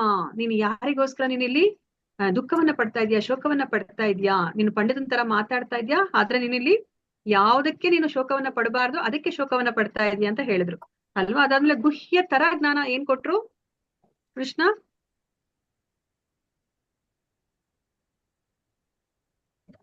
ಹರೇ ಕೃಷ್ಣ. ಫಾಸ್ಟ್ ಆಗಿ ಹೇಳ್ಬೇಕಲ್ಲ. ಗುಹ್ಯತರ ಜ್ಞಾನ ಯಾರಿಗೂ ಗೊತ್ತಿಲ್ಲ? ಪರಿಪೂರ್ಣವಾದ ಭಕ್ತಿ ಕೃಷ್ಣನ ಮೇಲೆ. ಇಲ್ಲ ಮಾತಾಜಿ, ಅದಕ್ಕಿಂತ ಮುಂಚೆ. ಮತ್ತೆ ಇದು ಚೇತನಾತ್ಮದ ಬಗ್ಗೆ ಹೇಳಿದ್ದಾರೆ. ಅದು ಆಯ್ತು, ಅದು ಆತ್ಮಜ್ಞಾನ ಬಂದು ಗುಹ್ಯ ಜ್ಞಾನ. ಅದಕ್ಕಿಂತ ತುಂಬಾ ಸೀಕ್ರೆಟ್ ಹೇಳಿದ್ರು, ನಮಗ್ ಗೊತ್ತೇ ಇರ್ಲಿಲ್ಲ ಯಾರಿಗೂನು. ಅಂದ್ರೆ ಇದು ಗುರು ಪರಂಪರೆಯಿಂದ ಬಂದಿದ್ದಂತ ಹೇಳಿ ಮಾತಾಜಿ ಅಲ್ಲ? ಇಲ್ಲ ಮಾತಾಜಿ, ಅಲ್ಲ ಗುಹ್ಯತರ ಗುಹ್ಯತಮ ಜ್ಞಾನ ನೀವು ತಿಳ್ಕೊಳ್ಳೇಬೇಕು. ಯಾಕಂದ್ರೆ 9th ಚಾಪ್ಟರ್ ನೀವು ತಿಳ್ಕೊಂಡು ಆಗಿದೆ. ನೀವಿನ್ನೇನ್ ಮುಗಿಸ್ತಾ ಇದ್ದೀರಾ ಭಗವದ್ಗೀತೆನ, ಇದನ್ನ ತಿಳ್ಕೊಳ್ಳೇಬೇಕು. ಗುಹ್ಯತರ ಜ್ಞಾನ ಅಂದ್ರೆ ಏನು? ಭಕ್ತಿ ಸೇವೆ ಮಾತಾಜಿ. ಭಕ್ತಿ ಸೇವೆ ಮಾತಾಜಿ. ಯಾರೋ ಹೇಳಿದ್ರು, ಕರೆಕ್ಟ್ ಆಗಿ ಹೇಳಿದ್ರು. ಭಕ್ತಿ ಸೇವೆ ಭಕ್ತಿ ಸೇವೆ ಅಲ್ಲ ಕರೆಕ್ಟ್, ಭಕ್ತಿ ಸೇವೆನೆ. ಬಟ್ ಇನ್ನೊಬ್ರು ಅದನ್ನ ಕರೆಕ್ಟ್ ಆಗಿ ಹೇಳಿದ್ರು. ಪರಮಾತ್ಮ ಜ್ಞಾನ. ಪರಮಾತ್ಮ ಜ್ಞಾನ ಅಲ್ವಾ? ನಮ್ಗೇನಾದ್ರೂ ಗೊತ್ತಿತ್ತಾ? ನಾವ್ ಇಷ್ಟ ದಿವಸ ಬೇಜಾರ್ ಮಾಡ್ಕೋತಾ ಇರ್ಲ್ವಾ? ನಾನು ಒಬ್ಬನೇ ಇದ್ದೀನಿ, ನನಗೆ ಯಾರೂ ಗತಿ ಇಲ್ಲ, ಯಾರು ನನಗೆ ಸಹಾಯ ಮಾಡೋದಿಲ್ಲ ಅಲ್ವಾ, ನಾನು ಏಕಾಂಗಿ ಆಗಿದ್ದೀನಿ ಅಂತ ಹೇಳ್ಬಿಟ್ಟು ನಾವು ಭಾವಿಸ್ತಾ ಇದ್ವಿ ಅಲ್ವಾ? ಸೊ ಇವಾಗ ನಮ್ಗೆ ಏನ್ ಗೊತ್ತಾಯ್ತು? ಕೃಷ್ಣ ಏನ್ ಹೇಳ್ತಾ ಇದ್ದಾರೆ? ನಮ್ಮ ಜೊತೆ ಯಾರಿದ್ದಾರೆ? ನಾವ್ ಇವಾಗ ಆತ್ಮ ಅಂತ ಗೊತ್ತಾಯ್ತು. ಆತ್ಮ ಏಕಾಂಗಿ ಆಗಿದ್ಯಾ? ಆತ್ಮದ ಜೊತೆ ಬಿಡದೆ ಯಾರಿರ್ತಾರೆ? ಅವನು ನಮ್ಮನ್ನ ವಾಪಸ್ಸು ಗೋಲೋಕ ವೃಂದಾವನಕ್ಕೆ ಕರ್ಕೊಂಡು ಹೋಗೋ ತನಕ ಅವ್ನು ನಮ್ ಜೊತೆ ಇರ್ತಾನೆ. ನಮ್ಮ ತಂದೆ ತಾಯಿಗಳು, ಮಕ್ಕಳು, ಅವ್ರು ಬೇಕಾದ್ರೆ ನಮ್ಮನ್ನ ಬಿಡ್ಬೋದು ಅಲ್ವಾ? ಆದ್ರೆ ಭಗವಂತ ಯಾವುದೇ ಕಾರಣಕ್ಕೂ ಬಿಡೋದಿಲ್ಲ. ಇಲ್ಲ, ನಾನು ಅಂದ್ರೆ ಪಾಪ ಕಾರ್ಯಗಳನ್ನ ಮಾಡಿ ಒಂದು ಮಲದಲ್ಲಿ ವಾಸ ಮಾಡುವಂತಹ ಉಳುವಾಗಿ ನಾನು ಜೀವನವನ್ನ ಪಡೆದ್ರುನು, ಅಂತಹ ದೇಹವನ್ನ ಪಡೆದ್ರುನು ಭಗವಂತ ನಮ್ಮ ಜೊತೆ, ಅಂದ್ರೆ ಆತ್ಮದ ಜೊತೆ ಪರಮಾತ್ಮನಾಗಿ ಅವನು ಇರ್ತಾನೆ. ಅಂತ ಕರುಣಾಮಯಿ ಅವನು ಅಲ್ವಾ. ಅಂತಹ ಜ್ಞಾನವನ್ನ ನಾವು ತಿಳ್ಕೊಂಡ್ವಿ, ಗುಹ್ಯತರ ಜ್ಞಾನ, ಸರ್ವಜ್ಞ ಅಲ್ವಾ. ಇವಾಗ ನಮ್ಗೆ ಯಾರಾದ್ರೂ ಒಬ್ರು, ನಾನು ಇವಾಗ ಯಾರಾದ್ರೂ ಒಬ್ರು ಪಾಲಿಟಿಷಿಯನ್ ಅಥವಾ ಫಿಲಂ ಆಕ್ಟ್ರೆಸ್ ನನ್ನ ಫ್ರೆಂಡ್ ಆಗಿದ್ರೆ ನನಗೆ ಎಷ್ಟು ಹೆಮ್ಮೆ ಅಲ್ವಾ. ವಾವ್, ನನ್ಗೆ ಯಾರು ಗೊತ್ತಾ, ನನ್ನ ಫ್ರೆಂಡ್ ಗೊತ್ತಾ ಅಂತ ನಾವ್ ಹೇಳ್ಕೊಂಡು ಓಡಾಡ್ತೀವಿ. ಈಗ ನೋಡಿ ನಮ್ಗೆ ಆ ಒಂದು ಗರ್ವ ಬರ್ತಾನೆ ಇಲ್ಲ. ನಾನು ಏಕಾಂಗಿ ಅಲ್ಲ, ನನ್ನ ಜೊತೆ ಯಾರಿದ್ದಾನೆ ಸರ್ವಜ್ಞ, ಅವ್ನಿಗೆಲ್ಲನೂ ಗೊತ್ತು ಅಲ್ವಾ. ನನ್ನೊಬ್ಬರ ಬಗ್ಗೆನೇ ಗೊತ್ತಿಲ್ಲ, ಎಲ್ಲಾ ಜೀವರಾಶಿ, ಸಕಲ ಜೀವರಾಶಿಗಳ ಬಗ್ಗೆ ತಿಳ್ಕೊಂಡಿರುವಂತಹ ಸರ್ವಜ್ಞ ಅಂತವ್ರು ನನ್ನ ಜೊತೆ ಇದ್ದಾನೆ ಅಂತ ಹೇಳ್ಬಿಟ್ಟು ನಮ್ಗೆ ಆ ಒಂದು ಏನು ಗರ್ವ ಬರ್ಬೇಕು ಅಲ್ವಾ. ಸೊ ನನ್ಗೆ ಯಾವ್ದಕ್ಕೂ ಅವಾಗ ಭಯ ಬರೋದಿಲ್ಲ. ಯಾಕೆ ನಮಗೆ ಅವಾಗ ಭಯ ಬರ್ಲಿಕ್ಕೆ ಸಾಧ್ಯ ಅಲ್ವಾ. ಇವಾಗ ಒಂದು ಚಿಕ್ಕ ಮಗುಗೆ ಅದಕ್ಕೆ ತಂದೆ ತಾಯಿ ಜೊತೆ ಇರೋದ್ರಿಂದ ಅದಕ್ಕೆ ಒಂಚೂರು ಭಯ ಇಲ್ಲ, ಆತಂಕ ಇಲ್ಲ. ಯಾಕಂದ್ರೆ ಅಪ್ಪ ಇದ್ದಾನೆ ಅಂದ್ರೆ ಅವ್ನು ನನ್ನನ್ನ ರಕ್ಷಣೆ ಮಾಡ್ತಾನೆ ಅಂತ ಹೇಳ್ಬಿಟ್ಟು ಅಲ್ವಾ. ಸೊ ನಮ್ಗೆ ಅದರ ಅರಿವಾಗ್ಬೇಕು. ನಾವು ಬರೀ ತಿಳ್ಕೊತಾ ಇದೀವಿ ಜ್ಞಾನ ಅಲ್ವಾ. ನನಗೆ ಭಗವಂತ ಇದ್ದಾನೆ, ಅವನು ನನ್ನ ಹೃದಯದಲ್ಲಿ ಇದ್ದಾನೆ, ಯಾವುದೇ ಕ್ಷಣದಲ್ಲೂ ಅವನು ನನ್ನ ಕೈ ಬಿಡೋದಿಲ್ಲ, ಅವನು ನನ್ನನ್ನ ಪ್ರತಿ ಕ್ಷಣನೂ ಅವನು ನನಗೆ ಕಾಯ್ತಾನೆ. ನನಗೆ ಇವಾಗ ಏನೋ ಒಂದು ಆಯ್ತು ನನ್ನ ನೋಟದಿಂದ ಅಥವಾ ನನ್ನ ಜ್ಞಾನದಿಂದ ನನಗೇನಾದ್ರೂ ಒಂದು ಕೆಟ್ಟದಾಗಿರ್ಬೋದು, ಆದ್ರೆ ಭಗವಂತ ಯಾವತ್ತೂ ಅವನು ನಮ್ಮನ್ನ ನಮ್ಗೆ ಒಳ್ಳೇದಾಗ್ಲಿಕ್ಕೆ ಅವನು ಮಾಡೋದು. ನಮ್ಮ ಕಣ್ಣುಗಳಲ್ಲಿ ಏನೋ ಒಂದು ಅಥವಾ ಈ ಭೌತಿಕ ಪ್ರಪಂಚದ ದೃಷ್ಟಿನ ನೋಡಿದಾಗ ಕೆಟ್ಟದಾಗಿದೆ ಅಂತ ಅನ್ನಿಸ್ಬೋದು, ಆದ್ರೆ ಭಗವಂತ ನಮ್ಮನ್ನ ಆಧ್ಯಾತ್ಮಿಕ ಮಾರ್ಗದ ಕಡೆಗೆ ಉನ್ನತಿ ಮಾಡ್ಲಿಕ್ಕೆ ಅವನು ಕರ್ಕೊಂಡು ಹೋಗ್ತಾನೆ. ಅದು ತುಂಬಾ ಮುಖ್ಯ. ನೋಡಿ, ನಮ್ಗೆ ಇವಾಗ ನಾರದರ ಕಥೆನ ನಾವು ತಿಳ್ಕೊಂಡ್ವಿ ಅಲ್ವಾ. ನಾರದರಿಗೆ ಏನಾಯ್ತು, ಚಿಕ್ಕ ವಯಸ್ಸಲ್ಲಿ 5 ವರ್ಷದ ಬಾಲಕ ಅಲ್ವಾ, ಅವನಿಗೆ ತಾಯಿ ಬಿಟ್ರೆ ಇನ್ ಯಾರು ಇಲ್ಲ ನೋಡ್ಕೊಳ್ಲಿಕ್ಕೆ. ಆದ್ರೆ ಆ ಸರ್ಪ ಕಚ್ಬಿಟ್ಟು ಅವ್ರ ತಾಯಿ ತೀರ್ಕೊಂಡ್ಬಿಡ್ತಾರೆ, ಏಕಾಂಗಿ ಆಗ್ಬಿಡ್ತಾನೆ ಅವನು ನಾರದ ಅಲ್ವಾ. ನಮ್ಗೇನ್ ಅನ್ಸುತ್ತೆ ಇವಾಗ ಭೌತಿಕ ಕಣ್ಣುಗಳಿಂದ ನೋಡಿದಾಗ, ಅಯ್ಯೋ ಭಗವಂತ ಅನ್ನೋನು ನಿಜವಾಗ್ಲೂ ಇದಾನ ಅಲ್ವಾ. ಅಷ್ಟು ಚಿಕ್ಕ ಬಾಲಕನಿಗೆ ಅವನಿಗೆ ತಾಯಿ ಒಬ್ನೇ ಇದ್ದಿದ್ದು, ಆ ತಾಯಿನೂ ತಿನ್ಕೊಂಡ್ಬಿಟ್ನಲ್ಲ ಭಗವಂತ ಅಂತ ನಾವು ಯೋಚನೆ ಮಾಡ್ತೀವಿ ಅಲ್ವಾ. ಆದ್ರೆ ನಾವಲ್ಲಿ ಏನನ್ನ ನೋಡ್ಬೇಕಲ್ಲಿ, ಭಗವಂತನ ದೃಷ್ಟಿ ಆಧ್ಯಾತ್ಮಿಕ ಮಾರ್ಗದ ಉನ್ನತಿ ಅಲ್ವಾ. ಇವಾಗ ಅವನು ನಾರದನನ್ನ ಅವರು ಆಧ್ಯಾತ್ಮಿಕ ಮಾರ್ಗಕ್ಕೆ ಕರ್ಕೊಂಡ್ ಬರ್ಲಿಕ್ಕೆ ಇವಾಗ ಸಹಾಯ ಮಾಡ್ತಾನೆ. ಯಾಕಂದ್ರೆ ಅಮ್ಮ ಇದ್ದಿದ್ರೆ ಆಧ್ಯಾತ್ಮಿಕ ಮಾರ್ಗದಲ್ಲಿ ಮುನ್ನಡೆಯಲಿಕ್ಕೆ ಸಹಾಯ ಮಾಡ್ತಾ ಇರ್ಲಿಲ್ಲ. ಯಾಕಂದ್ರೆ ಅಷ್ಟು ಅಲ್ಲಿ ಅವಳು ಪ್ರೀತಿಯನ್ನ ತೋರಿಸಿ ಅವಳು ಬಂಧನಕ್ಕೆ ಒಳಗಾಗಿಸೋ ತರ ಮಾಡ್ಬಿಡ್ತಾ ಇದ್ಲು ಅಲ್ವಾ. ಅದೇ ತರನೇ ಇವಾಗ ತಾಯಿಗೂ ಸಹ ಅವನು ಇವಾಗ ಏನು ಬೇರೆ ಒಂದು ಜನ್ಮವನ್ನ ಕೊಟ್ಟು, ಯಾಕಂದ್ರೆ ಅವಳು ಇವಾಗ ಆ ವೇದಾಂತಿಗಳ ಸೇವೆಯನ್ನ ಮಾಡಿದಾಳೆ. ಅವಳಿಗೆ ಇವಾಗ ಮುಂದಿನ ಜನ್ಮದಲ್ಲಿ ಅವಳು ಇವಾಗ ಕೃಷ್ಣ ಪ್ರಜ್ಞೆಗೆ ಬರೋ ತರ ಅವನು ಭಗವಂತ ಅನುಗ್ರಹ ಮಾಡ್ತಾ ಇದ್ದಾನೆ. ಇವಾಗ ಇಬ್ಬರು ಜೀವಿಗಳನ್ನು ಸಹ ಅವನು ಭಗವಂತ ಆಧ್ಯಾತ್ಮಿಕ ಮಾರ್ಗದ ಕಡೆಯಿಂದ ಅವನು ಉನ್ನತಿಯನ್ನ ಮಾಡ್ತಾ ಇದ್ದಾನೆ ಅಲ್ವಾ. ಇದನ್ನ ನಾವು ಅರ್ಥ ಮಾಡ್ಕೋಬೇಕು. ಯಾವಾಗ ನಮ್ಗೆ ಗೊತ್ತಾಗುತ್ತೆ ನಮ್ಮ ಹೃದಯದಲ್ಲೇ ಪರಮಾತ್ಮ ಇದೆ ಅಂತ ಗೊತ್ತಾಗಿದ ತಕ್ಷಣ ನಾವು ತಪ್ಪು ಕೆಲಸಗಳನ್ನ ಮಾಡ್ಲಿಕ್ಕೆ ಹೋಗೋದಿಲ್ಲ. ಯಾಕಂದ್ರೆ ನಾವೇನ್ ಅನ್ಕೋತೀವಿ, ಏನೋ ಒಂದು ನಮ್ಗೆ ನಮ್ಮ ಇಂದ್ರಿಯಗಳು ಹಾಗೆ ಅಲ್ವಾ. ನಾವು 3ನೇ ಅಧ್ಯಾಯದಲ್ಲಿ ನಾವು ತಿಳ್ಕೊಂಡ್ವಿ, ಅರ್ಜುನನೇ ಪ್ರಶ್ನೆ ಕೇಳ್ತಾರೆ ಅಲ್ವಾ, ನನಗೆ ಈ ಕೆಟ್ಟ ಕೆಲಸಗಳನ್ನ ಮಾಡ್ಬೇಕು ಅಂತ ಇಷ್ಟ ಇಲ್ಲ ಕೃಷ್ಣ, ಆದ್ರೆ ನನಗೆ ಯಾವುದೋ ಒಂದು ಶಕ್ತಿ ನನ್ನನ್ನ ದೂಕುತ್ತೆ, ನನಗೆ ಕೆಟ್ಟ ಕೆಲಸಗಳನ್ನ ಮಾಡ್ಬೇಕು ಅಂತ ಹೇಳ್ಬಿಟ್ಟು ನನಗೆ ಅಲ್ಲಿ ದೂಕೋ ತರ ಆಗುತ್ತೆ, ಪ್ರೇರೇಪಣೆ ಮಾಡುತ್ತೆ. ಅದ್ ಏನು ಕೃಷ್ಣ ಅಂತ ಕೇಳಿದಾಗ ಅವ್ರು ಏನ್ ಹೇಳಿದ್ರು, ಅದ್ ಬೇರೆ ಯಾವುದೂ ಅಲ್ಲ ಅರ್ಜುನ, ಅದು ರಜೋಗುಣದಿಂದ ಉದ್ಭವಿಸಿದಂತಹ ಏನಂತ ಹೇಳ್ತಾರೆ ಉತ್ತರ ಅಲ್ಲ, ರಜೋಗುಣದಿಂದ ಉತ್ಪತ್ತಿ ಆಗಿರುವಂತಹ ಏನಂತ ಹೇಳ್ತಾರೆ, ಕಾಮ ಅಲ್ವಾ. ನನಗೇನೋ ಒಂದು ಆಸೆ ಇದ್ದಾಗ್ಲೇ ಅಲ್ವಾ ನಾನು ಏನ್ ಮಾಡ್ತೀನಿ, ತಪ್ಪು ಕೆಲಸ ಮಾಡ್ತೀನಿ. ನೋಡಿ, ಇವಾಗ ನನಗೆ ನನ್ನ ಪಾಲಿಗೆ 2 ಜಾಮೂನ್ ತಿನ್ಬೇಕು, ಅಲ್ಲಿ ನನಗೆ 2 ಜಾಮೂನ್ ಅಲ್ಲಿ ಇಟ್ಟಿರ್ತಾರೆ, ನನಗೆ ಇನ್ನೂ ಒಂದ್ ತಿನ್ಬೇಕು ಅಂತ ಇಷ್ಟ. ಇವಾಗ ಅವಾಗ ಏನ್ ಮಾಡ್ತೀನಿ, ನಾನು ಬೇರೆಯವ್ರ ಪಾಲನ್ನ ಎತ್ಕೊಂಡು ತಿನ್ಬಿಡ್ತೀನಿ. ಯಾಕಾಗಾಯ್ತು, ನನ್ನ ಕೈಯಿಂದ ಯಾಕೆ ತಪ್ಪು ಕೆಲಸ ಆಯ್ತು, ಕಾಮ ಅಲ್ವಾ. ಕಾಮನೇ ಕಾರಣ ಅಂತ ಹೇಳ್ಬಿಟ್ಟು ಕೃಷ್ಣ ಅರ್ಜುನನಿಗೆ ಹೇಳ್ತಾರೆ ಅಲ್ವಾ.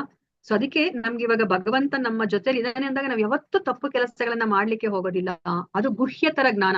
ನಮ್ಗೆ ತಪ್ಪು ಕೆಲಸನೇ ಮಾಡಿಲ್ಲ ಅಂದ್ರೆ ನಾವು ಯಾಕೆ ಬಂಧನಕ್ಕೆ ಒಳಗಾಗ್ತೀವಿ ಅಲ್ವಾ. ನಾವು ಬಂಧನಕ್ಕೆ ಒಳಗಾಗೋದಿಲ್ಲ, ನಮ್ಗೆ ಮುಕ್ತಿ ಸಿಗುತ್ತೆ ಅಲ್ವಾ. ಅದೊಂದು ಚಿಕ್ಕ ಸತ್ಯ ನಮ್ಗೆ ಗೊತ್ತಾಗ್ಬೇಕು ಅಲ್ವಾ. ನಮ್ಗೆ ಚಿಕ್ಕ ಹುಡುಗರಿದ್ದಾಗ್ಲೂ ನಮ್ಗೆ ಅದು ಬಾಳೆಹಣ್ಣಿನ ಕಥೆಯನ್ನ ಹೇಳ್ತಾ ಇದ್ರು ಅಲ್ವಾ. ಸೊ ಅಲ್ಲಿ ಯಾರು ಇಲ್ಲದಿರೋ ಜಾಗದಲ್ಲಿ ಬಾಳೆಹಣ್ಣ ತಿನ್ಕೊಂಬ ಅಂತ ಹೇಳ್ಬಿಟ್ಟು ಗುರುಗಳು ಶಿಷ್ಯನಿಗೆ ಹೇಳ್ತಾರೆ ಅಲ್ವಾ. ಕನಕದಾಸಿಗೆ ಹೇಳ್ತಾರೆ. ಕನಕದಾಸ ಏನ್ ಮಾಡ್ತಾರೆ, ಅವ್ರಿಗೆಲ್ಲಾ ಕಡೆ ಅವ್ರು ಭಗವಂತನನ್ನ ಕಾಣ್ತಾ ಇರ್ತಾರೆ. ಅದಕ್ಕೆ ಅವ್ರು ಏನ್ ಮಾಡ್ತಾರೆ, ವಾಪಸ್ ತಗೊಂಡ್ಬರ್ತಾರೆ ಅವರು ಬಾಳೆಹಣ್ಣನ್ನ. ಬೇರೆಯವರೆಲ್ಲ ಏನ್ ಮಾಡ್ತಾರೆ, ಬಾಗ್ಲಿಂದೇನೋ ಅಥವಾ ಇನ್ನೆಲ್ಲೋ ಯಾರು ಕಾಣದೇ ಇರೋ ಜಾಗದಲ್ಲಿ ಬಚ್ಚಿಟ್ಕೊಂಡು ತಿನ್ಬಿಟ್ಟು ನಾವು ತಿಂದ್ವಿ ಗುರುಗಳೇ ಅಂತ ಹೇಳ್ಬಿಟ್ಟು ಬರ್ತಾರೆ. ಆದ್ರೆ ಕನಕದಾಸ ಏನ್ ಹೇಳ್ತಾರೆ, ಎಲ್ಲಾ ಕಡೆ ಭಗವಂತ ಇದ್ದಾನೆ. ಸೊ ಅದಕ್ಕೆ ನನ್ಗೆ ಅವ್ನು ಇಲ್ದಲೇ ಇರೋ ಜಾಗದಲ್ಲಿ ನನ್ಗೆ ಯಾರು ಇಲ್ದಲೇ ಇರೋ ಜಾಗದಲ್ಲಿ ತಿನ್ನಿ ಅಂತ ಹೇಳಿದೀರಾ, ಆದ್ರೆ ಎಲ್ಲಾ ಕಡೆ ಭಗವಂತ ಇರೋದ್ರಿಂದ ನನ್ಗೆ ಈ ಬಾಳೆಹಣ್ಣನ್ನ ತಿನ್ಲಿಕ್ಕೆ ಆಗ್ಲಿಲ್ಲ ಗುರುಗಳೇ ಅಂತ ಹೇಳ್ಬಿಟ್ಟು ಅವ್ರು ವಾಪಸ್ ಬರ್ತಾರೆ ಅಲ್ವಾ. ಸೊ ಇವಾಗ ನಮ್ಗೆ ಯಾವಾಗ ಈ ವಿಷಯರ ಜ್ಞಾನವನ್ನ ತಿಳ್ಕೊಂಡ್ರೆ ನಾವು ತಪ್ಪನ್ನ ಮಾಡದೇ ಇಲ್ಲ ಅಲ್ವಾ. ಮತ್ತೆ ಗುಹ್ಯತಮ ಜ್ಞಾನ ಅಂತಂದ್ರೆ ಏನ್ ತಿಳ್ಕೊಂಡ್ರಿ ನೀವು? ಹರೇ ಕೃಷ್ಣ.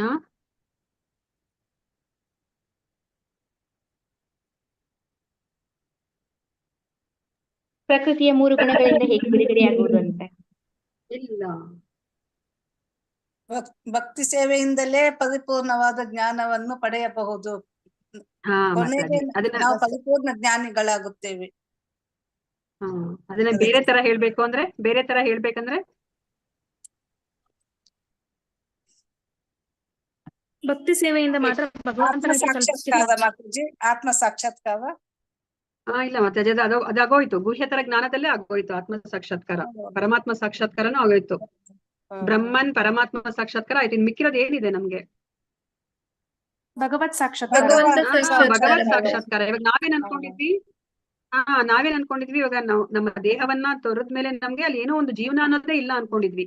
ಆಕ್ಚುಲಿ ನಾವು ಸ್ವಲ್ಪ ಜ್ಞಾನ ಇದ್ರೆ ನಾವೇನ್ ಅನ್ಕೊಂಡ್ವಿ, ಇಲ್ಲ ಸೊ ನಾವು ದೇಹವನ್ನ ಬಿಟ್ರು ಸಹ ನಮ್ಮ ಆತ್ಮ ಇನ್ನೊಂದು ದೇಹವನ್ನ ಪಡೆಯುತ್ತೆ, ಇಲ್ಲ ಅಂತಂದ್ರೆ ಅದು ಉನ್ನತ ಲೋಕಕ್ಕೆ ಹೋಗುತ್ತೆ, ಇಲ್ಲ ಅಂತಂದ್ರೆ ಅದು ಆ ಬ್ರಹ್ಮನ್ ಜ್ಯೋತಿಯಲ್ಲಿ ಲೀನ ಆಗುತ್ತೆ ಅಂತ ನಾವು ತಿಳ್ಕೊಂಡ್ವಿ. ಇಷ್ಟೇ ನಾವು ತಿಳ್ಕೊಂಡಿದ್ದು ಅಲ್ವಾ. ನಮ್ಗೆ ಗೊತ್ತೇ ಇರ್ಲಿಲ್ಲ ನಾವು ನಮ್ಮಂತವ್ರು ಸಹ ಭಗವಂತನ ಲೀಲೆಗಳಲ್ಲಿ ಪಾತ್ರವನ್ನ ವಹಿಸ್ಬೋದು ಅಂತ ನಮ್ಗೆ ಗೊತ್ತೇ ಇರ್ಲಿಲ್ಲ. ನಾವು ಸಹ ಭಗವಂತನ ಭಕ್ತಿ ಸೇವೆಯಲ್ಲಿ ನಮ್ಮನ್ನ ಏನು ಭಗವಂತನ ಮುಂದೆ ನೇರವಾಗಿ ನಾವು ಭಕ್ತಿ ಸೇವೆಯಲ್ಲಿ ನಾವು ತೊಡಗಿಸ್ಕೋಬಹುದು ಅಂತ ನಮ್ಗೆ ಗೊತ್ತೇ ಇರ್ಲಿಲ್ಲ ಅಲ್ವಾ.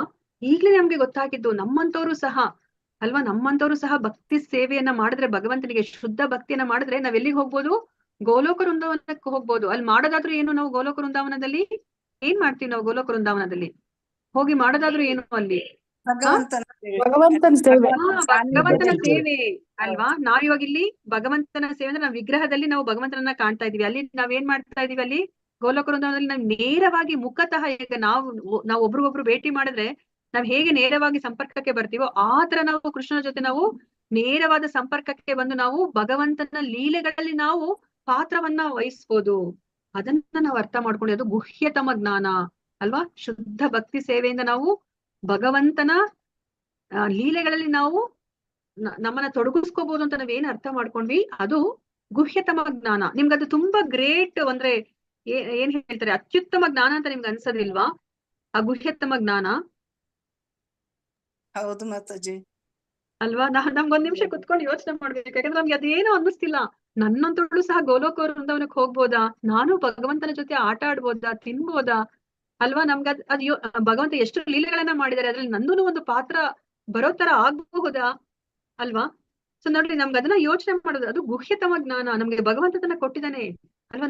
ನನ್ನನ್ನ ಕೀಳಾಗಿ ನೋಡ್ಕೊಳೋ ಹಂಗಿಲ್ಲ. ನಾವ್ ಇಷ್ಟ ದಿವಸ ನಾವು ಯೋಚನೆ ಮಾಡ್ತಿದ್ವಿ, ಅಯ್ಯೋ ನನ್ನ ಭಗವಂತ ಈ ತರ ಹುಟ್ಟಿಸ್ಬಿಟ್ಟಿದ್ದಾನೆ, ಏನಕ್ಕೂ ನನ್ ಕೆಲ್ಸಕ್ ಬರೋದಿಲ್ಲ ಅಂತ ನಾವು ಬೇಜಾರ್ ಮಾಡ್ಕೋತಿದ್ವಿ. ಆದ್ರೆ ಈಗ ನಮ್ಗೆ ಭಗವದ್ಗೀತೆಯಲ್ಲಿ ಗೊತ್ತಾಯ್ತು, ನಾನು ಭಗವಂತನ ಅಂಶ, ನಾನು ಸಹ ಗೋಲೋಕ ವೃಂದಾವನಕ್ಕೆ ಹೋಗ್ಬೋದು, ನಾನು ಸಹ ಕೃಷ್ಣನ ಜೊತೆಯಲ್ಲಿ ನನಗೆ ಯಾವ ರಸದಲ್ಲಿ ಬೇಕೋ ಆ ರಸದಲ್ಲಿ ನಾನು ಕೃಷ್ಣನ ಜೊತೆ ಬಾಂಧವ್ಯವನ್ನ ನಾನು ಇಟ್ಕೋಬಹುದು ಅಂತ ನಮ್ಗೆ ಗೊತ್ತಾಯ್ತು. ಅದು ಗುಹ್ಯತಮ ಜ್ಞಾನ ಅಲ್ವಾ. ನೀವು ಬೇರೆ ಯಾರನ್ನಾದ್ರೂ ಕೇಳಿ ಜ್ಞಾನ ಗೊತ್ತಿದ್ಯಾ ಅಂತ ಹೇಳ್ಬಿಟ್ಟು ಅವ್ರು ಏನ್ ಹೇಳ್ತಾರೆ, ನಿನ್ ಜೀವನ ಮುಗಿಸಿದ್ಮೇಲೆ ನಿಮ್ಗೆ ಏನಾಗುತ್ತೆ ಅಂದ್ರೆ ಅವ್ರಿಗೆ ಗೊತ್ತೇ ಇಲ್ಲ ಅಲ್ವಾ. ಬರೇ ಈ ಜೀವನ ಇದೊಂದೇ ಗೊತ್ತಿರೋದು ಅವ್ರಿಗೆ. ನೋಡಿ, ನಮ್ಗೆ ಇವಾಗ ಗುಹ್ಯತಮ ಜ್ಞಾನವನ್ನ ನಮಗೆ ಕೃಷ್ಣ ತಿಳಿಸಿಕೊಟ್ಟ ಅಲ್ವಾ. ನಾವಿವಾಗ ನಮ್ಮನ್ನ ಇಷ್ಟ ದಿವಸ ನಾವು ದೇಹದಿಂದ ಮಾತ್ರ ನಾವು ಗುರುತಿಸ್ಕೊತಾ ಇದ್ವಿ. ಆದ್ರೆ ಇವಾಗ ಸತ್ವಗುಣದವ್ರಿಗೆ ಎಲ್ಲಾ ವ್ಯತ್ಯಾಸ ಗೊತ್ತಾಗುತ್ತೆ. ಜ್ಞಾನ ಅಂತಂದ್ರೆ ಜಡ ಮತ್ತೆ ಚೇತನ, ಅದ್ರ ನಡುವೆ ಇರುವ ವ್ಯತ್ಯಾಸವನ್ನ ಯಾರು ತಿಳ್ಕೊತಾರೋ ಅವರು ಜ್ಞಾನಿಗಳು. ಜ್ಞಾನ ಅದೇನೆ.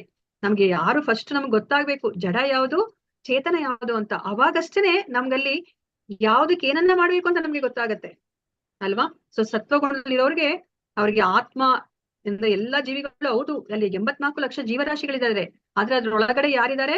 ಆತ್ಮ ಅಲ್ವಾ. ಆ ಆತ್ಮ ಭಗವಂತನ ಅಂಶ ಅಂತ ಹೇಳ್ಬಿಟ್ಟು ಆ ಜ್ಞಾನ ಈ ಸತ್ವಗುಣದಲ್ಲಿರೋರ್ಗೆ ಗೊತ್ತಿರುತ್ತೆ. ಆದ್ರೆ ರಜೋಗುಣದಲ್ಲಿರೋರ್ಗೆ ಯಾವ ತರ? ಅವ್ರಿಗೆ ಎಲ್ಲವನ್ನ ಅವರು ಇವಾಗ ನಾಯಿ ತರ, ಹಂದಿಯನ್ನ ಹಂದಿ ತರ, ಆನೆಯನ್ನ ಆನೆ ತರ, ದೇವತೆಗಳ ತರ, ಮನುಷ್ಯರ ತರ ಅವ್ರು ಕಾಣ್ತಾರೆ ಅಲ್ವಾ. ಆದ್ರೆ ಆದ್ರೆ ಅವರು ಜಡ ವಸ್ತುವನ್ನ ಅವ್ರು ಗುರುತಿಸ್ತಾ ಇದ್ದಾರೆ. ಆದ್ರೆ ಎಲ್ಲಾ ಆ ಒಂದು ದೇಹಗಳಲ್ಲಿ ಒಳಗಡೆ ಆತ್ಮ ಇದಾನೆ ಅಂತ ಹೇಳ್ಬಿಟ್ಟು ಅವ್ರು ಕಾಣ್ತಾ ಇಲ್ಲ ರಜೋಗುಣದಲ್ಲಿ ಇರೋರು ಅಲ್ವಾ. ಇಲ್ಲಿ ತಮೋಗುಣದಲ್ಲಿ ಇರೋರಂತೂ ಅವ್ರಿಗೆ ಯಾವುದೇ ಒಂದು ಜ್ಞಾನ ಇಲ್ಲ. ನಾವೇನು ಹುಟ್ಟಿದೀವಿ ಅಂತಾನು ಯೋಚನೆ ಮಾಡಲ್ಲ ಅವರು. ನಮ್ಗೆ ಏನ್ ತಿಳ್ಕೊಂಡಿದೀವಿ, ನಾವು ಮನುಷ್ಯ ಜನ್ಮಕ್ಕೆ ಬಂದಾಗ ನಾವೇನ್ ಮಾಡ್ಬೇಕು? ಒಂದು ಕ್ಷಣ ನಿಲ್ಬೇಕು. ನಾವ್ ಇವಾಗ 84 ಲಕ್ಷ ಜೀವರಾಶಿಗಳಲ್ಲಿ ಏನ್ ಮಾಡ್ಕೊಂಡ್ ಬಂದ್ವಿ ನಾವು? ಬರೇ ಇಂದ್ರಿಯ ಸುಖ ಅಲ್ವಾ. ಕೋತಿ ದೇಹವನ್ನ ಪಡೆದಾಗ ಅಲ್ಲಿ ಬೇರೆ ತರ ಇಂದ್ರಿಯ ಸುಖ, ಹಂದಿ ದೇಹವನ್ನ ಪಡೆದಾಗ ಅಲ್ಲಿ ಒಂದ್ ತರ ಸುಖ ಅಲ್ವಾ. ನಮ್ಗೆ ಏನ್ ಇಚ್ಛೆ? ಮನುಷ್ಯ ಜನ್ಮದಲ್ಲಿ ಸಿಕ್ಕಾಪಟ್ಟೆ ಏನ್ ಕಾಣಿಸುತ್ತೋ ಅದೆಲ್ಲ ತಿನ್ಬೇಕು ಅಂತ ಇಚ್ಛೆ ಇತ್ತು. ಅದನ್ನ ನಾವು ಹಂದಿ ದೇಹದಲ್ಲಿ ನಾವು ಪೂರೈಸ್ಕೊಂಡ್ಬಿಟ್ವಿ ಅಲ್ವಾ. ಮಾಂಸ ತಿನ್ಬೇಕು ಅಂತ ಇಚ್ಛೆ ಇತ್ತು, ಅದನ್ನ ಆ ಕಾಡು ಮೃಗಗಳ ದೇಹದಲ್ಲಿ ನಾವು ಪೂರೈಸ್ಕೊಂಡ್ಬಿಟ್ವಿ. ಈ ತರ ನಾವು ಬರೇ ಇಂದ್ರಿಯ ಸುಖ ಮಾಡ್ಕೊಂಡು ನಾವು ಮನುಷ್ಯ ಜನ್ಮಕ್ಕೆ ಬಂದಾಗ ನಾವ್ ಏನ್ ಮಾಡ್ಬೇಕಂತ ನಮ್ಗೆ ಕೃಷ್ಣ ಹೇಳಿದ್ರು, ನಿಲ್ಲಿ. ಈಗ ನೀವು ನಿಲ್ಲಿ, ಇಂದ್ರಿಯ ಸುಖದ ಮಾಡ್ತಾ ಇದ್ರಲ್ಲ, ನಿಲ್ಲಿ. ಅತತೋ ಬ್ರಹ್ಮ ಜಿಜ್ಞಾಸು, ನಾನ್ ಯಾರು ಅಂತ ಪ್ರಶ್ನೆ ಮಾಡ್ಕೊಳ್ಳಿ. ನಾನ್ ಯಾಕೆ ಹುಟ್ಟಿದೆ ಅಂತ ನಾವು ಪ್ರಶ್ನೆ ಮಾಡ್ಕೊಳ್ಳಿ. ನನಗೆ ಯಾಕೆ ಇಲ್ಲಿ ಜನ್ಮ ಮೃತ್ಯು ಜರಾ ವ್ಯಾಧಿಗಳು ಬರ್ತಾ ಇದೆ ಅಂತ ಪ್ರಶ್ನೆ ಮಾಡ್ಕೊಳ್ಳಿ. ಮತ್ತೆ ನನ್ಗೆ ಯಾಕೆ ಈ 3 ಕ್ಲೇಶಗಳು ಬರ್ತಿದೆ ಅಂತ ಪ್ರಶ್ನೆ ಮಾಡ್ಕೊಳ್ಳಿ. ಮತ್ತೆ ಈ ಸೃಷ್ಟಿಯನ್ನ ನೋಡ್ಬಿಟ್ಟು ಇದನ್ನ ಯಾರು ಸೃಷ್ಟಿ ಮಾಡಿದ್ದಾರೆ, ನಮ್ಮನ್ನ ಪಾಲನೆ ಮಾಡ್ತಾ ಇರೋರು ಯಾರು ಅಂತ ಹೇಳ್ಬಿಟ್ಟು ಪ್ರಶ್ನೆಯನ್ನ ಮಾಡಿ, ಅತತೋ ಬ್ರಹ್ಮ ಜಿಜ್ಞಾಸು ಮಾಡಿ ಅಂತ ಹೇಳ್ಬಿಟ್ಟು ನಮ್ಗೆ ಹೇಳ್ತಾರೆ ಅಲ್ವಾ. ನಾವು ತಡಿಬೇಕು ಅಲ್ಲಿ ನಮ್ಗೆ ಇದು ಮನುಷ್ಯ ಜನ್ಮ ಸಿಕ್ಕಿದಾಗ ಅಲ್ವಾ.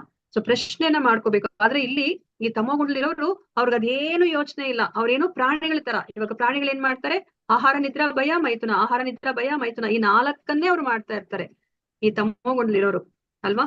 ಸೊ ಇವಾಗ ನಮ್ಮ ಆತ್ಮ ನೋಡಿ, ನೋಡ್ಲಿಕ್ಕೆ ಏನು ನಾವ್ ಎಷ್ಟೊಂದು ಜನ್ಮಗಳನ್ನ ಪಡೆದ್ವಿ ಅಂತ ಹಂಗಂದ್ರೆ ನಮ್ಮ ಆತ್ಮ ಡಿವೈಡ್ ಹಾಕೊಂಡ್ ಹೋಯ್ತಾ.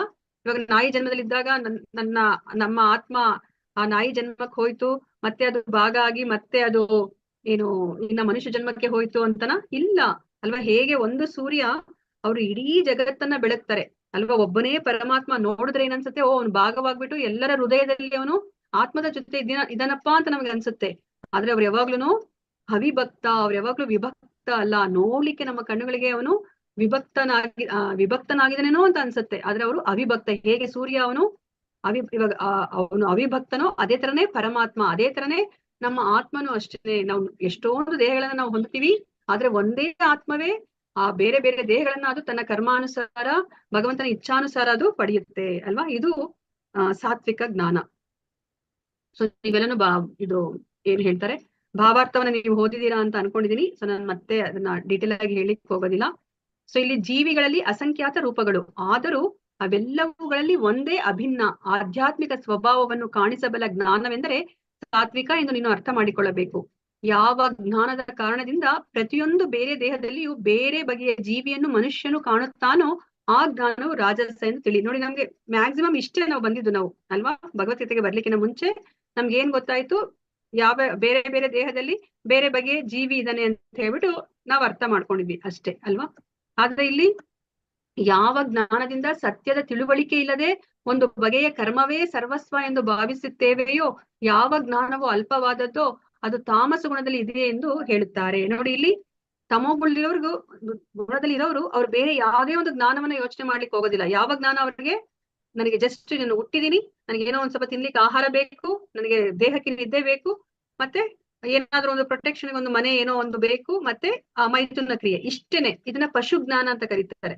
ಇಷ್ಟನ್ನೇ ಅವರು ಯೋಚನೆ ಮಾಡ್ತಾ ಇದ್ರು. ಮತ್ತೆ ಅವ್ರಿಗೆ ಹಣನೇ ದೇವ್ರು ಅಲ್ವಾ. ಯಾಕಂದ್ರೆ ಅವ್ರಿಗೆ ಹಣ ಇದ್ಬಿಟ್ರೆ ನಾವು ಜೀವನವನ್ನ ಮಾಡ್ಬೋದು ಅನ್ನೋ ಒಂದು ಜ್ಞಾನ ಇದೆ ಅಲ್ವಾ. ಹಣ ಹೇಗೋ ಒಟ್ಟಲ್ಲಿ ಅವತ್ತಿನ ದಿನ ನಾನು ಈ ಆಹಾರವನ್ನ ಪಡ್ಕೊಳ್ಲಿಕ್ಕೆ ಏನ್ ಬೇಕು, ಹಣ ಅದು ಸಿಕ್ಬಿಟ್ರೆ ಸಾಕು ಅನ್ನೋ ಒಂದು ಮನಸ್ಥಿತಿ ಅಲ್ವಾ.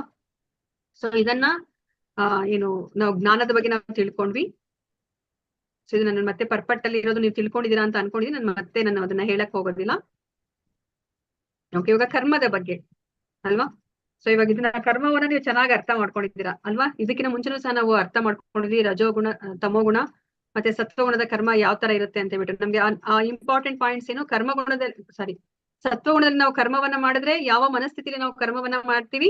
ಸೊ ನಾವು ಅದು ನಮ್ಮ ಧರ್ಮ ಗ್ರಂಥದಲ್ಲಿ ಹೇಳಿದ್ದಾರೆ ಅಂತ ನಮ್ಗೆ ಗೊತ್ತಿರುತ್ತೆ.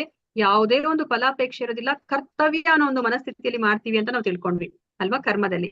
ಮತ್ತೆ ರಾಜಸಿಕ ಕರ್ಮ ಯಾವ ತರ ಇರುತ್ತೆ, ಏನೇ ಒಂದು ಚಿಕ್ಕ ಕೆಲಸ ಮಾಡಿದ್ರು ಅಲ್ವಾ, ಒಬ್ರ ಹತ್ರ ಒಂದು ಮಾತಾಡಿದ್ರು, ಒಂದ್ ಸೆಂಟೆನ್ಸ್ ಮಾತಾಡಿದ್ರು ಅವ್ರು ಯೋಚನೆ ಮಾಡ್ತಾರೆ, ಓ ಈ ವ್ಯಕ್ತಿ ಹತ್ರ ನಾನು ಇದನ್ನ ಮಾತಾಡಿದ್ರೆ ನನಗೇನಾದ್ರೂ ಸಿಗುತ್ತಾ, ನನಗೇನಾದ್ರೂ ಲಾಭ ಇದೆಯಾ ಅಂತ ಒಂದು ಅವ್ರಿಗೆ ಲಾಭ ಇದೆ ಅಂದ್ರೆ ಮಾತ್ರನೇ ಅವರು ಆ ಕರ್ಮವನ್ನ ಮಾಡ್ತಾರೆ, ಇಲ್ಲಾಂದ್ರೆ ಅವರು ಕರ್ಮವನ್ನ ಮಾಡೋದಿಲ್ಲ. ಆದ್ರೆ ಇಲ್ಲಿ ಸತ್ವಗುಣದವರು ಕರ್ತವ್ಯ ಅಂತ ಹೇಳ್ಬಿಟ್ಟು ಅವರು ಕರ್ಮವನ್ನ ಅವರು ಮಾಡ್ತಾರೆ.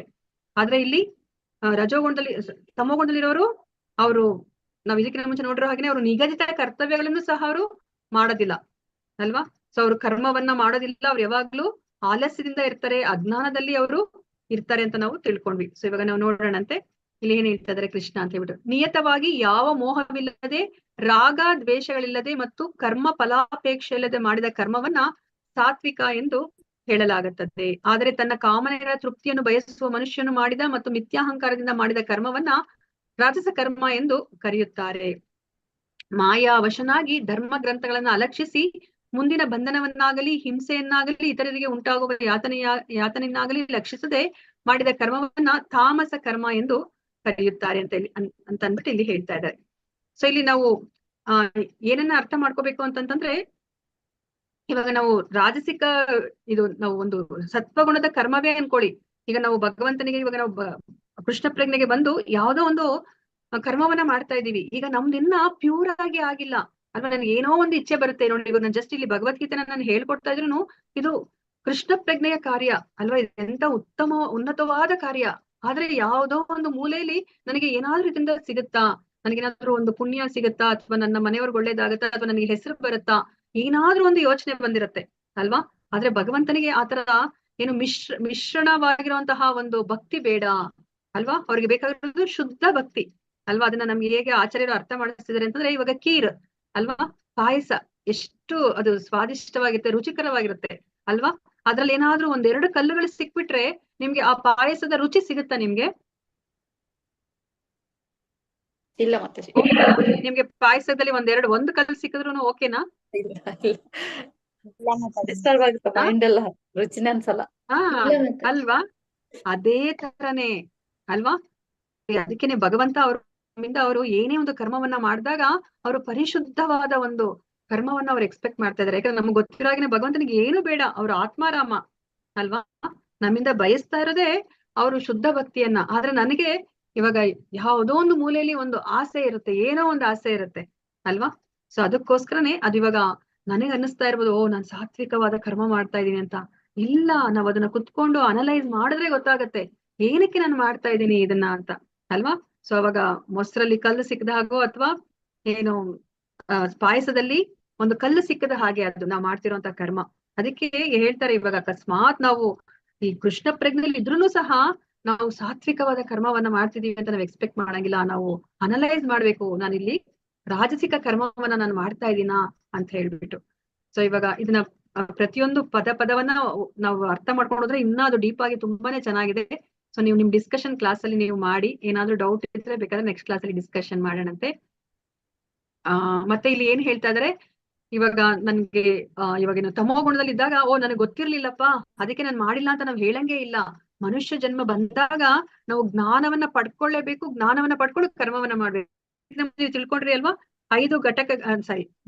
3 ಜ್ಞಾನವನ್ನ ಪ್ರೇರೇಪಿಸುವ ಕರ್ಮವನ್ನ ಪ್ರೇರೇಪಿಸುವ ಅಂಶಗಳು ಯಾವ್ದು? 3 ಯಾವ್ದು ತಿಳ್ಕೊಂಡ್ರಿ ನೀವು? ಜ್ಞಾನ, ಜ್ಞೇಯ, ಜ್ಞಾನಿ. ಜ್ಞೇಯ ಮತ್ತೆ ಜ್ಞಾನಿ. ಅಂದ್ರೆ ಏನ್ ಅರ್ಥ? ಕರ್ಮವನ್ನ ಮಾಡ್ಲಿಕ್ಕೆ ಮುಂಚೆ ನೀವು ಜ್ಞಾನವನ್ನ ಪಡ್ಕೋಬೇಕು. ಸುಮ್ನೆ ನಾನು ಮಾಡದೆ ಕರ್ಮ ಅಂತ ಇಲ್ಲ ಅಲ್ವಾ. ಜ್ಞಾನವನ್ನ ಪಡ್ಕೋಬೇಕು. ಮನುಷ್ಯನ ಜನ್ಮದಲ್ಲಿ ಭಗವಂತ ಅದನ್ನ ಕೊಟ್ಟಿದ್ದಾನೆ, ಆ ಒಂದು ಅಂತಹ ದೇಹವನ್ನೇ ಕೊಟ್ಟಿದ್ದಾನೆ. ನೀನು ಏನು ಜ್ಞಾನವನ್ನ ಪಡ್ಕೊಂಡು ನೀನು ಕರ್ಮವನ್ನ ಮಾಡುವಂತ. ಇವಾಗ ನಾನು ಫಾರಿನ್ಗೆ ಹೋಗ್ಬಿಟ್ಟು ನಾನು ಇವಾಗ ಅಲ್ಲಿ ಎಡಗಡೆ ಬಂದು ಬಲಗಡೆ ಡ್ರೈವ್ ಮಾಡ್ಬಿಟ್ಟು, ಇಲ್ಲ ನಾನು ಇಂಡಿಯಾದಲ್ಲಿ ನಾನು ಎಡಗಡೆನೆ ಡ್ರೈವ್ ಮಾಡ್ತಾ ಇದ್ದೆ ಅಂತ ಹೇಳಿದ್ರೆ ಅವಾಗ ಏನ್ ಮಾಡ್ತಾರೆ ಅವರು? ಸುಮ್ನೆ ಬಿಟ್ಬಿಡ್ತಾರ? ಶಿಕ್ಷೆ ಕೊಡ್ತಾರೆ. ಯಾಕಂದ್ರೆ ಅವ್ರು ಏನ್ ಹೇಳ್ತಾರೆ, ನೀನ್ ಇಲ್ಲಿ ಕರ್ಮವನ್ನ ಮಾಡ್ಲಿಕ್ಕಿಂತ ಮುಂಚೆ ಜ್ಞಾನವನ್ನ ಪಡ್ಕೋಬೇಕಾಗಿತ್ತು. ಈ ಕಂಟ್ರಿಯಲ್ಲಿ ಏನ್ ರೂಲ್ಸ್ ಇದೆ ಅಂತ ಹೇಳ್ಬಿಟ್ಟು ನೀನು ಜ್ಞಾನವನ್ನ ಪಡ್ಕೋಬೇಕಾಗಿತ್ತು ಅಂತ ನನಗೆ ಹೇಳ್ತಾರೆ ಅಲ್ವಾ. ಸೊ ನನ್ನ ಆ ಅಜ್ಞಾನನೇ ನನಗೆ ಕಾರಣ, ನಾನು ಈ ತರ ಕರ್ಮವನ್ನ ಮಾಡ್ಲಿಕ್ಕೆ ಅಂತ ನಾವು ಪ್ರದರ್ಶನ ಮಾಡಂಗಿಲ್ಲ ಅಲ್ವಾ. ಅದಕ್ಕೆ ಮುಂಚೆ ಅದಕ್ಕೆ ಮಾತಾಜಿ ಒಬ್ರು ಹೇಳಿದ್ರಲ್ಲ, ಪ್ರಭುಪಾದ ಕೊಟ್ರು ಭಾವಾರ್ಥದ್ರೆ ಏನ್ ಹೇಳಿದ್ರು, ನಾವು ಕರ್ಮವನ್ನ ಮಾಡಿದಾಗ ನಾವು ಈ ದೇಶದಲ್ಲಿರುವಂತಹ ಲಾ ಅಂತ ಏನ್ ಹೇಳ್ತೀವಿ, ನೀತಿ ನಿಯಮಗಳಿಗಾದ್ರೂ ನಾವು ಆನ್ಸರ್ ಅನ್ನ ಕೊಡ್ಬೇಕು. ಇಲ್ಲ ನಾವ್ ಇಲ್ಲೇನಾದ್ರೂ ಗೆದ್ಕೊಂಡ್ಬಿಟ್ರೆ ಭಗವಂತನಿಗಾದ್ರೂ ನಾವು ಆನ್ಸರ್ ಅನ್ನ ಕೊಡ್ಬೇಕಂದ್ರೆ ಯಮದೂತರಿಗಾದ್ರೂ ನಾವು ಆನ್ಸರ್ ಅನ್ನ ಕೊಡ್ಬೇಕು, ನಾನು ಯಾಕೆ ಈ ಕರ್ಮವನ್ನ ಮಾಡಿದೆ ಅಂತ ಹೇಳ್ಬಿಟ್ಟು ಅಲ್ವಾ. ಸೊ ಅದಕ್ಕೋಸ್ಕರ ನಾವು ಇದು ತುಂಬಾ ಮುಖ್ಯವಾಗಿರೋದು, ಕರ್ಮವನ್ನ ನಾವು ಹೇಗೆ ಮಾಡ್ಬೇಕು ಅಂತ. ಸೊ ಭಗವಂತ ನಮ್ಮಿಂದ ಇಚ್ಛೆ ಪಡ್ತಾ ಇರೋದವರು ಆ ಶುದ್ಧವಾದ ಕರ್ಮವನ್ನ, ಅಂದ್ರೆ ಭಕ್ತಿ ಸೇವೆಯನ್ನ ಅವ್ರು ನಮ್ಮಿಂದ ಇಚ್ಛೆ ಪಡ್ತಾ ಇದ್ದಾರೆ. ನಮ್ಗೆ ಇದಕ್ಕಿಂತ ಮುಂಚೆ ತಿಳ್ಕೊಂಡ್ರಾಗೆ ಕರ್ಮವನ್ನ ನಾವು ನಮ್ಮ ಇಂದ್ರಿಯ ಸುಖಕ್ಕೆ ಮಾಡೋ ಹಾಗಿಲ್ಲ. 3ನೇ ಅಧ್ಯಾಯದಲ್ಲಿ ನಾವ್ ಏನ್ ತಿಳ್ಕೊಂಡ್ವಿ, ಯಜ್ಞಾರ್ಥಾತ್ ಕರ್ಮಣೋ ನ್ಯತ್ರ ಅಲ್ವಾ. ನೀವು ಕರ್ಮವನ್ನ ಮಾಡ್ಲೇಬೇಕು ಅಂದ್ರೆ ಅದನ್ನ ನೀವು ದೇವೋತ್ತಮ ಪರಮ ಪುರುಷ ಅಂದ್ರೆ ವಿಷ್ಣುವಿನ ಸಂತೋಷಕ್ಕೋಸ್ಕರ ಮಾಡಿ. ಅವಾಗ ಏನಾಗತ್ತೆ, ಕರ್ಮವನ್ನ ಏನಂತ ಪರಿಗಣಿಸ್ತಾರೆ ಅಂತ ಹೇಳಿದ್ರಾಗ ಇದು ತುಂಬಾ ಮುಖ್ಯ. ನೀವು 3ನೇ ಅಧ್ಯಾಯದಲ್ಲಿ ನೀವು ತಿಳ್ಕೊಂಡಿದ್ರೆ ಇದನ್ನ ನೀವು ಜ್ಞಾಪಿಸ್ಕೋಬೇಕು. ಹೇಳಿ. ಕರ್ಮ ಬಂಧನದಿಂದ ಮುಕ್ತರಾಗೋದು. ಕರ್ಮ ಬಂಧನದಿಂದ ನಾವು ಮುಕ್ತರಾಗ್ತೀವಿ. ನಾವು ಕೃಷ್ಣನ ಅಂದ್ರೆ ವಿಷ್ಣುವಿನ ಸಂತೋಷಕ್ಕೋಸ್ಕರ ಮಾಡಿದ ತಕ್ಷಣ ನಾವು ಆ ಕರ್ಮದ ಪ್ರಕ್ರಿಯೆಗೆ ಒಳಗಾಗೋದಿಲ್ಲ. ನಾವು ಕರ್ಮದಿಂದ ನಾವು ಮುಕ್ತಿಯನ್ನ ನಾವು ಪಡೆದ್ ಬಿಡ್ತೀವಿ ಅಲ್ವಾ. ಅದನ್ನ ಏನಂತ ಕರೀತಾರೆ? ವಿಕರ್ಮ, ವಿಕರ್ಮ ಅಂತ ಕರೀತಾರೆ. ನಿಷ್ಕಾಮ ಕರ್ಮ ವಿಕರ್ಮ ಅಂತ ಕರೀತಾರೆ. ಅದನ್ನ ಇನ್ನೂ ಒಂದು ಹೆಸರಿಂದ ಕರೀತಾರೆ. ಏನಂತ ಕರೀತಾರೆ? ಕೃಷ್ಣ ಯಜ್ಞ ಪ್ರಜ್ಞೆಯಲ್ಲಿ ಅಂತ ಕಾರ್ಯ ಕರೀತಾರೆ. ಮಾತಾಜಿ. ಯಜ್ಞ ಕೃಷ್ಣ ಪ್ರಜ್ಞೆಯಲ್ಲಿ ಕಾರ್ಯ ಅಥವಾ ಯಜ್ಞ ಅಂತ ಕರೀತಾರೆ ಅದಕ್ಕೆ. ನಾವು ವಿಷ್ಣುವಿನ ಸಂತೋಷಕ್ಕೋಸ್ಕರ ಮಾಡಿದ ತಕ್ಷಣನೇ ಯಾವುದೇ ಒಂದು ಕರ್ಮ ಯಜ್ಞ ಆಗ್ಬಿಡುತ್ತೆ.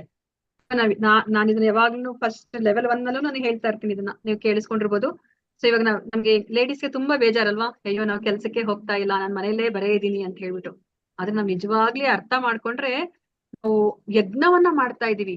ಅಡಿಗೆ ಮನೆಯಲ್ಲಿ ನಾವು ಅದೇನು ಕೆಲಸವನ್ನ ನಾವು ಭಗವಂತನ ಸಂತೋಷಕ್ಕೋಸ್ಕರ ಮಾಡಿದ ತಕ್ಷಣನೇ ಯಜ್ಞ ಆಗೋಗ್ಬಿಡತ್ತೆ ಅಲ್ವಾ. ನಾವ್ ಇವಾಗ ನಮ್ಗೆ ಯಜ್ಞ ಮಾಡೋದು ಅಂತಂದ್ರೆ ನಾವ್ ಏನ್ ಅನ್ಕೊಂತೀವಿ, ಅದು ಉನ್ನತವಾದ ಶ್ರೇಷ್ಠವಾದ ಕಾರ್ಯ ಅಲ್ವಾ.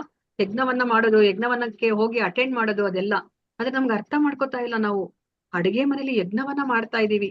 ವಿದ್ಯಾರ್ಥಿ ಆ ಓದನ್ನು ಅವನು ಭಗವಂತನ ಸಂತೋಷಕ್ಕೋಸ್ಕರ ಮಾಡಿದಾಗ ಅವನು ಸಹ ಅಲ್ಲಿ ಜ್ಞಾನ ಯಜ್ಞವನ್ನ ಮಾಡ್ತಾ ಇದ್ದಾನೆ. ನಾವು ಸಹ ಇಲ್ಲಿ ಭಗವದ್ಗೀತೆ 18 ದಿನಗಳ ಭಗವದ್ಗೀತೆ ಮಾಡಿದಾಗ ಆ ಜ್ಞಾನ ಯಜ್ಞವನ್ನ ಮಾಡ್ತಾ ಇದೀವಿ ಅಲ್ವಾ. ಸೊ ನಮ್ ಪ್ರತಿಯೊಬ್ಬರನ್ನು ಸಹ ಯಾವಾಗ ಯಾವುದೇ ಒಂದು ಕರ್ಮ ಆಗ್ಲಿ ಅದು ಕೃಷ್ಣನ ಸಂತೋಷಕ್ಕೋಸ್ಕರ ಮಾಡಿದ ತಕ್ಷಣನೇ ಅದು ಯಜ್ಞವಾಗಿ ಮಾರ್ಪಟ್ಬಿಡುತ್ತೆ. ನೋಡಿ, ಬೆಳಗ್ಗೆಯಿಂದ ರಾತ್ರಿ ತನಕ ನಾವ್ ಯಜ್ಞದಲ್ಲೇ ನಾವ್ ಇರಬಹುದು ಅಲ್ವಾ. ನಾವು ಈ ಜ್ಞಾನವನ್ನ ತಿಳ್ಕೊಂಡ್ಮೇಲೆ ನಾವು ಪ್ರಯತ್ನ ಮಾಡ್ತಾ ಬರ್ಬೇಕು ನಾವೀಗ ಅಲ್ವಾ. ಸೊ ಇವಾಗ ನೋಡಿ, ಮನುಷ್ಯನು ತನ್ನ ಕರ್ಮಗಳನ್ನ ರಾಜ್ಯಕ್ಕಾಗಲಿ ಯಮದೂತರಿಗಾಗಲಿ ಒಪ್ಪಿಸಲೇಬೇಕಾಗುತ್ತದೆ. ಅದಕ್ಕೋಸ್ಕರ ಇಲ್ಲಿ ಹೊಣೆಗೇಡಿ ತರದ ಕರ್ಮವು ವಿನಾಶಕರವಾದದ್ದು. ಅಯ್ಯೋ ನಾನೇನು ತಿಳ್ಕೊಳ್ಳಿಲ್ಲಪ್ಪ, ನನಗೆ ಗೊತ್ತಾಗ್ಲಿಲ್ಲ ಅಂತ ನಾವ್ ಹೇಳಿ ನಾವ್ ಎಸ್ಕೇಪ್ ಆಗಂಗಿಲ್ಲ ಅಲ್ವಾ. ಸೊ ಇದು ಧರ್ಮ ಗ್ರಂಥದ ನಿಯಂತ್ರಕ ತತ್ವಗಳನ್ನ ನಾಶ ಮಾಡುತ್ತದೆ. ಹಲವೊಮ್ಮೆ ಅದಕ್ಕೆ ಹಿಂಸೆಯೇ ಆಧಾರ. ಅದು ಇತರರ ಜೀವಿಗಳಿಗೆ ಸಂಕಟವನ್ನ ಉಂಟು ಮಾಡುತ್ತದೆ ಅಲ್ವಾ. ನೀವು ಲೆಫ್ಟ್ ಸೈಡ್ ರೈಟ್ ಸೈಡ್ ಹೋಗೋ ಬದಲು ಲೆಫ್ಟ್ ಸೈಡ್ ಹೋದ್ರೆ ಏನಾಯ್ತು, ಅಲ್ಲಿ ಬೇರೆ ಕಂಟ್ರಿಗೆ ಹೋದಾಗ ಬೇರೆಯವ್ರಿಗೂ ತೊಂದರೆ ಆಯ್ತು ನಿಮ್ಮಿಂದ ಅಲ್ವಾ. ನೋಡಿ, ಇಲ್ಲಿ ಇಂತಹ ಒಣಗೇಡಿ ಕರ್ಮವನ್ನು ಮನುಷ್ಯನು ತನ್ನ ವೈಯಕ್ತಿಕ ಅನುಭವದ ಕಾರಣದಿಂದ ನಡೆಸುತ್ತಾನೆ. ನೋಡಿ, ಇದನ್ನ ಎಂತಹ ಕರ್ಮ ಅಂತ ಹೇಳ್ತಾರೆ, ಒಣಗೇಡಿ ಅಲ್ವಾ. ನಮ್ಗೆ ಈ ಮನುಷ್ಯ ಜನ್ಮ ತುಂಬಾ ಜವಾಬ್ದಾರಿಯುತವಾದ ಜನ್ಮ. ಇದನ್ನ ನಾವು ತುಂಬಾ ಜವಾಬ್ದಾರಿಯಾಗಿ ನಡೆಸ್ಕೊಂಡು ಹೋಗ್ಬೇಕು ಅಲ್ವಾ. ನನಗೆ ಗೊತ್ತಿಲ್ಲ ಅಂತ ನಾವು ಹೇಳಂಗಿಲ್ಲ ಅಲ್ವಾ. ಇಂತಹ ಮಾಯೆಯ ಕೆಲಸವೆಲ್ಲ ತಾಮಸ ಗುಣದ ಸೃಷ್ಟಿ ಅಂತ ಹೇಳ್ಬಿಟ್ಟು ಇಲ್ಲಿ ಹೇಳ್ತಾ ಇದ್ದಾರೆ. ಮತ್ತೆ ಕರ್ತ. ಹರೇ ಕೃಷ್ಣ. ಇನ್ನೊಂದು 10 ನಿಮಿಷದಲ್ಲಿ ನಾನು ಇದು ನೀವು ಇವಾಗ ಪಾಠಿ ಶ್ಲೋಕದಂಕ ಏನಂತ ಡಿಸ್ಕಸ್ ಮಾಡಿದ್ರೆ ಅದನ್ನ ಹೇಳ್ಬಿಡ್ತೀನಿ. ಸೊ ಈಗ ಕರ್ತನ ಬಗ್ಗೆ ಇಲ್ಲಿ ಏನ್ ಹೇಳ್ತಿದ್ರೆ, ಐಕ ಪ್ರಕೃತಿಯ ಗುಣಗಳ ಸಂಘವಿಲ್ಲದೆ, ದುರಹಂಕಾರವಿಲ್ಲದೆ, ಜಯ ಅಪಜಯಗಳಲ್ಲಿ ವಿಚಲಿತನಾಗದೆ, ದೃಢ ನಿಶ್ಚಯ ಮತ್ತು ಉತ್ಸಾಹದಿಂದ ತನ್ನ ಕರ್ತವ್ಯವನ್ನು ಮಾಡುವ ಸಾತ್ವಿಕ ಕರ್ತ ಎಂದು ಹೇಳಲಾಗುತ್ತದೆ ಅಲ್ವಾ. ಸೊ ಇವಾಗ ನೋಡಿ, ನೀವು ಯಾವ್ದೋ ಒಂದು ಕೆಲಸವನ್ನ ಮಾಡಿದಾಗ ನಿಮ್ಗಲ್ಲಿ ಯಶಸ್ಸು ಸಿಗ್ತಾ ಇಲ್ಲ. ನೀವು ಚಾಂಟ್ ಮಾಡ್ತಾ ಇದ್ದೀರಾ, ಚಾಂಟ್ ಮಾಡಿದಾಗ ನಿಮ್ಗೆ ಆ ಸಂತೋಷ ಅನ್ನೋದು ಸಿಗ್ಬೇಕು, ಅದು ಸಿಗ್ತಾ ಇಲ್ಲ. ಅವಾಗ ನೀವ್ ಏನ್ ಮಾಡ್ತೀರಾ,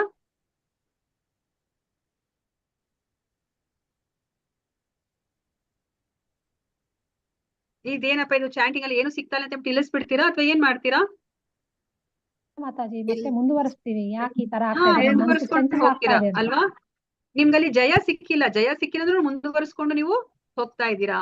ಯಾಕಂದ್ರೆ ಅದು ನಿಮ್ಗೆ ಹೇಳ್ಬಿಟ್ಟಿದ್ದಾರೆ, ಇದು ಕರ್ತವ್ಯ, ಇದು ನಿಮ್ದು. ಇದು ಕಲಿಯುಗದಲ್ಲಿ ನಾವು ಇದು ಕಲಿಯುಗದ ಧರ್ಮ ಏನು ಅಂತಂದ್ರೆ ಜಪ ಯಜ್ಞ. ಅದಕ್ಕೋಸ್ಕರ ನಾವು ಮಾಡ್ಲೇಬೇಕು. ಅದಕ್ಕೆ ಆ ಕರ್ತವ್ಯ ಅನ್ನೋ ಒಂದು ದೃಷ್ಟಿಯಿಂದ ಮಾಡ್ಬೇಕು.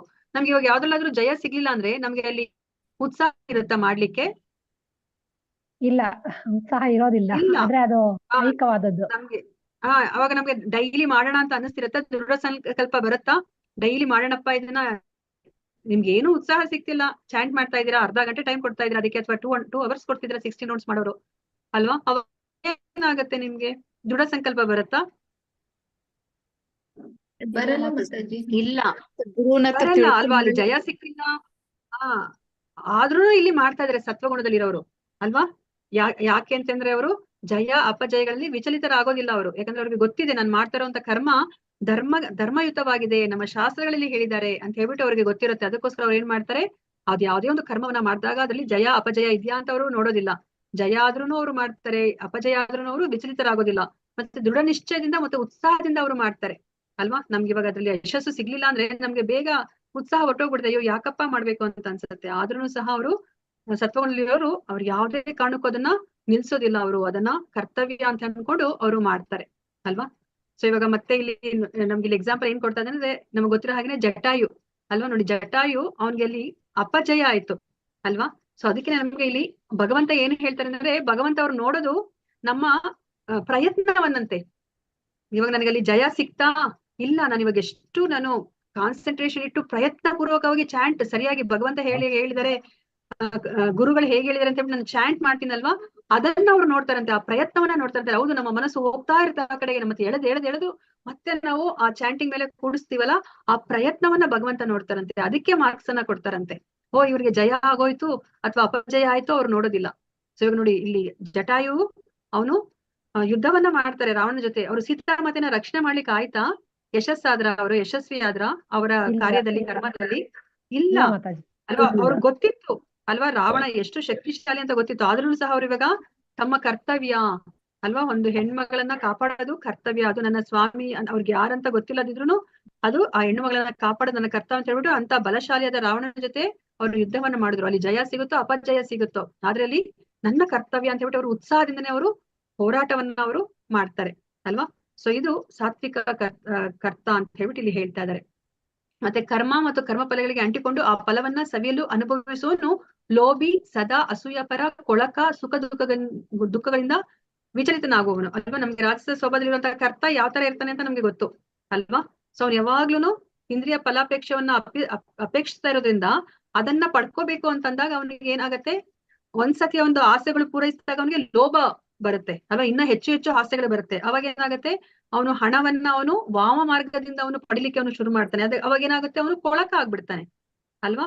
ಅವ್ನಿಗೇನಾದ್ರೂ ಅವನ ಇಚ್ಛೆ ಪೂರೈಸ್ಕೊಂಡ್ರೆ ಅವನಿಗೆ ಸುಖ ಅಂತ ಹೇಳ್ಬಿಟ್ಟು ಅವನು ಖುಷಿ ಪಡ್ತಾನೆ. ಓ, ನನ್ನ ಇಚ್ಛೆ ಪೂರೈಸಿದೆ ಅಂತ ಹೇಳ್ಬಿಟ್ಟು. ಅದೇ ಅವನ ಇಚ್ಛೆ ಪೂರ್ತಿ ಆಗ್ಲಿಲ್ಲ ಅಂದ್ರೆ ಅವನಿಗೆ ದುಃಖ ಬರುತ್ತೆ ಅಲ್ವಾ. ಸೊ ಅದನ್ನ ಇಲ್ಲಿ ಹೇಳ್ತಾ ಇದಾರೆ ಕೃಷ್ಣ. ಮತ್ತೆ ಇಲ್ಲಿ ತಮೋಗುಣದಲ್ಲಿರೋರು ಅವ್ರು ಏನ್ ಮಾಡ್ತಾರೆ, ಯಾವಾಗಲೂ ಧರ್ಮ ಗ್ರಂಥಗಳ ಆದೇಶಗಳಿಗೆ ವಿರುದ್ಧವಾಗಿಲೇ ಅವನು ಕೆಲಸವನ್ನ ಅವರು ಮಾಡ್ತಾರೆ ಅಲ್ವಾ. ಮತ್ತೆ ಪ್ರಾಪಂಚಿಕ ಮನೋಧರ್ಮ, ಅವನು ಮುಂದೆ ಯಾವುದೋ ಒಂದು ಆಧ್ಯಾತ್ಮಿಕ ಪ್ರಪಂಚ ಇದೆ, ನಾನು ಜೀವಿ ಆತ್ಮ ಅಂತಾನು ಅವನಿಗೆ ಇರೋದಿಲ್ಲ. ಹಠಮಾರಿ ಅಲ್ವಾ, ಯಾರು ಏನ್ ಮಾಡ್ಬಾರ್ದು ಅಂತ ಹೇಳ್ತಾರೋ ಅದನ್ನ ಅವರು ಮಾಡ್ತಾರೆ. ರೂಲ್ಸ್ ಅಂಡ್ ರೆಗ್ಯುಲೇಷನ್ ಇವಾಗ ಗವರ್ನಮೆಂಟ್ ಹಾಕಿದ್ರೆ ಆ ರೂಲ್ಸ್ ಅನ್ನ ವೈಲೇಟ್ ಮಾಡೋದೇ ಅವನಿಗೆ ಇಷ್ಟ ಅಲ್ವಾ. ಕೆಂಪು ಸಿಗ್ನಲ್ ಬಂದಾಗ ಅವನು ತಡಿಬೇಕು, ಆದ್ರೆ ಅವನೇನ್ ಮಾಡ್ತಾನೆ, ಅವನು ಆ ಟೈಮಲ್ಲಿ ಅವನು ಸಿಗ್ನಲ್ ಜಂಪ್ ಮಾಡ್ಬಿಟ್ಟು ಹೋಗ್ತಾನೆ ಅಲ್ವಾ. ಮೋಸ ಮಾಡ್ತಾನೆ, ಇತರರಿಗೆ ಅವಮಾನ ಮಾಡೋದ್ರಲ್ಲಿ ನಿಪುಣ, ಸೋಮಾರಿ, ಸದಾ ವಿಷಾದ ಅಲ್ವಾ. ಇವಾಗ ನಮ್ಗೆ ಹೇಳ್ತಾರೆ, ಯಾರು ವಿಷಾದ ಪಡ್ತಾರೋ ಅವ್ರನ್ನ ತಾಮಸಿಕ ಗುಣದವರು ಅಂತ ಹೇಳ್ಬಿಟ್ಟು ಹೇಳ್ತಾರೆ. ನಾಮನಿಷ್ಠ ಪ್ರಭುಗಳು ಯಾವಾಗ್ಲೂ ಹೇಳ್ತಾ ಇರ್ತಾರೆ, ಆ ವಿಷಾದದಲ್ಲಿ ಯಾರಿರ್ತಾರೋ ಅವರು ಶೂದ್ರ ಅಂತ ಹೇಳ್ತಾರೆ ಅಲ್ವಾ. ಭಗವಂತ ಇಷ್ಟೆಲ್ಲ ನಮ್ಗೆ ಎಲ್ಲ ಇಂದ್ರಿಯಗಳನ್ನ ಕೊಟ್ಟಿದ್ದಾನೆ. ಭಗವಂತ ಕೊಟ್ಟಿರೋದನ್ನ ಲೆಕ್ಕ ಮಾಡಿದ್ರೆ ಅದಕ್ಕೆ ನಾವ್ ಯಾವ್ದು ಕೋಟಿಗಟ್ಲೆ ಹಣವನ್ನ ಕೊಟ್ರು ಸಹ ನಾವ್ ಇದ್ಯಾವ್ದನ್ನು ಸಹ ನಾವು ಕೊಂಡ್ಕೊಳ್ಲಿಕ್ಕೆ ಆಗೋದಿಲ್ಲ ಅಲ್ವಾ. ಇಷ್ಟೆಲ್ಲ ಕೊಟ್ಟು ಮನುಷ್ಯ ಜನ್ಮನೂ ಸಿಕ್ಕಿದಾಗ ಅಯ್ಯೋ ನಾನು ಯಾಕೆ ಕೊಟ್ಟಿದೆ ಅಂತ ಹೇಳ್ಬಿಟ್ಟು ಬೆಳಗ್ಗೆ ಎದ್ದ ತಕ್ಷಣ ಯಾಕಪ್ಪ ಬೆಳಗ್ಗೆ ಆಯ್ತು ಅಂತ ಹೇಳ್ಬಿಟ್ಟು ಯೋಚನೆ ಮಾಡ್ತೀವಿ ಅಲ್ವಾ. ಇದನ್ನ ವಿಷಾದ ಅಂತ ಕರಿತೀವಿ. ಸೊ ಇಂತಹ ಮನಸ್ಥಿತಿಯಲ್ಲಿ ಆ ತಮಸ್ಸುಗೊಂಡಿರುವಂತಹ ಕರ್ತ ಇರ್ತಾನೆ. ಮತ್ತೆ ಯಾವಾಗ್ಲೇ ಆಗ್ಲಿ ಏನೇ ಒಂದು ಕೆಲಸ ಕೊಟ್ರು ನಾಳೆ ನಾಳೆ ನಾಳೆ ಅಂತ ಹೇಳ್ಬಿಟ್ಟು ಮುಂದೆ ಹಾಕ್ತಿರ್ತಾರೆ ಅಲ್ವಾ. ನಾನು ಇದನ್ನ ಹೇಳ್ಬಾರ್ದು, ಬಟ್ ಇವಾಗ ನೋಡಿ ನಿಮ್ಗೆ ಅಸೈನ್ಮೆಂಟ್ ಕೊಟ್ಟಿದ್ದಾರೆ ಅಲ್ವಾ. ಸೊ ಇವಾಗ ನೀವು ಎಷ್ಟು ಜನ ಇವಾಗ ಅದನ್ನ ನಾಳೆ ಮಾಡೋಣ ಅಂತ ಹೇಳಿ ಓಕೆ ಜಿನೈನ್ ರೀಸನ್ ಇದ್ರೆ ಓಕೆ ಅಲ್ವಾ. ಇವಾಗ ತುಂಬಾ ಬಿಸಿ ಇದ್ದು ಜಿನೈನ್ ರೀಸನ್ ಇದ್ರೆ ಓಕೆ. ರೀಸನ್ ಇಲ್ದಲೆ ಆಲಸ್ಯದಿಂದ ಅಯ್ಯೋ ನಾಳೆ ಮಾಡಿದ್ರೆ ಆಯ್ತು, ನಾಳೆ ಮಾಡಿದ್ರೆ ಅಂತ ಆಗಿತ್ತು ಅಂತ ಹೇಳ್ಬಿಟ್ಟು ಎಷ್ಟು ಜನ ಮುಂದಕ್ಕೆ ಹಾಕಿದೀರಾ, ಅದ್ ನೀವು ಯೋಚನೆ ಮಾಡ್ಕೊಳ್ಳಿ. ನೋಡಿ ಇಲ್ಲಿ ಏನ್ ಹೇಳ್ತಾರೆ ಕೃಷ್ಣ, ಸೊ ಮಾಡಬೇಕಾದ ಕೆಲಸವನ್ನ ಮುಂದಕ್ಕೆ ಹಾಕುವ ಕರ್ತನನ್ನ ತಾಮಸ ಗುಣದ ಕರ್ತ ಅಂತ ಹೇಳ್ಬಿಟ್ಟು ಇಲ್ಲಿ ಹೇಳ್ತಾ ಇದಾರೆ.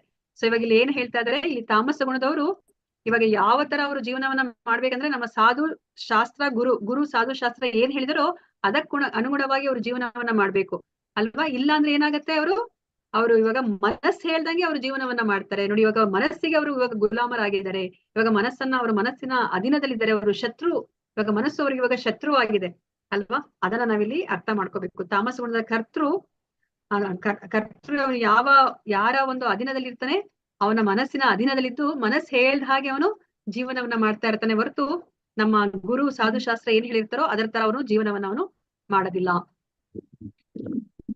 ಓಕೆ, ಇನ್ನ ಎಷ್ಟೊಂದು ಎಕ್ಸಾಂಪಲ್ಸ್ ಇದೆ.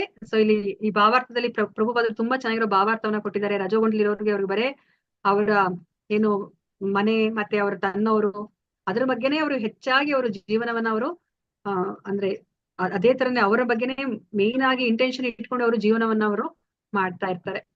ಓಕೆ, ಇವಾಗ ತಿಳುವಳಿಕೆ ಅಲ್ವಾ. ತಿಳುವಳಿಕೆ ಅಂದ್ರೆ ಏನಂತ ಅರ್ಥ ಮಾಡ್ಕೊಂಡಿದೀರಾ ನೀವು? ತಿಳುವಳಿಕೆ ಅಂದ್ರೆ ಏನು?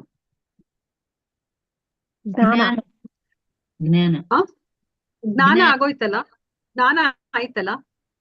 ಜ್ಞಾನದ ಬಗ್ಗೆ ಮಾತಾಡಿದ್ರಲ್ಲ, ಮೊದ್ಲೇ ಮಾತಾಡಿದ್ರೆ ಜ್ಞಾನ ಕರ್ಮ ಕರ್ತೃ ಅಲ್ವಾ.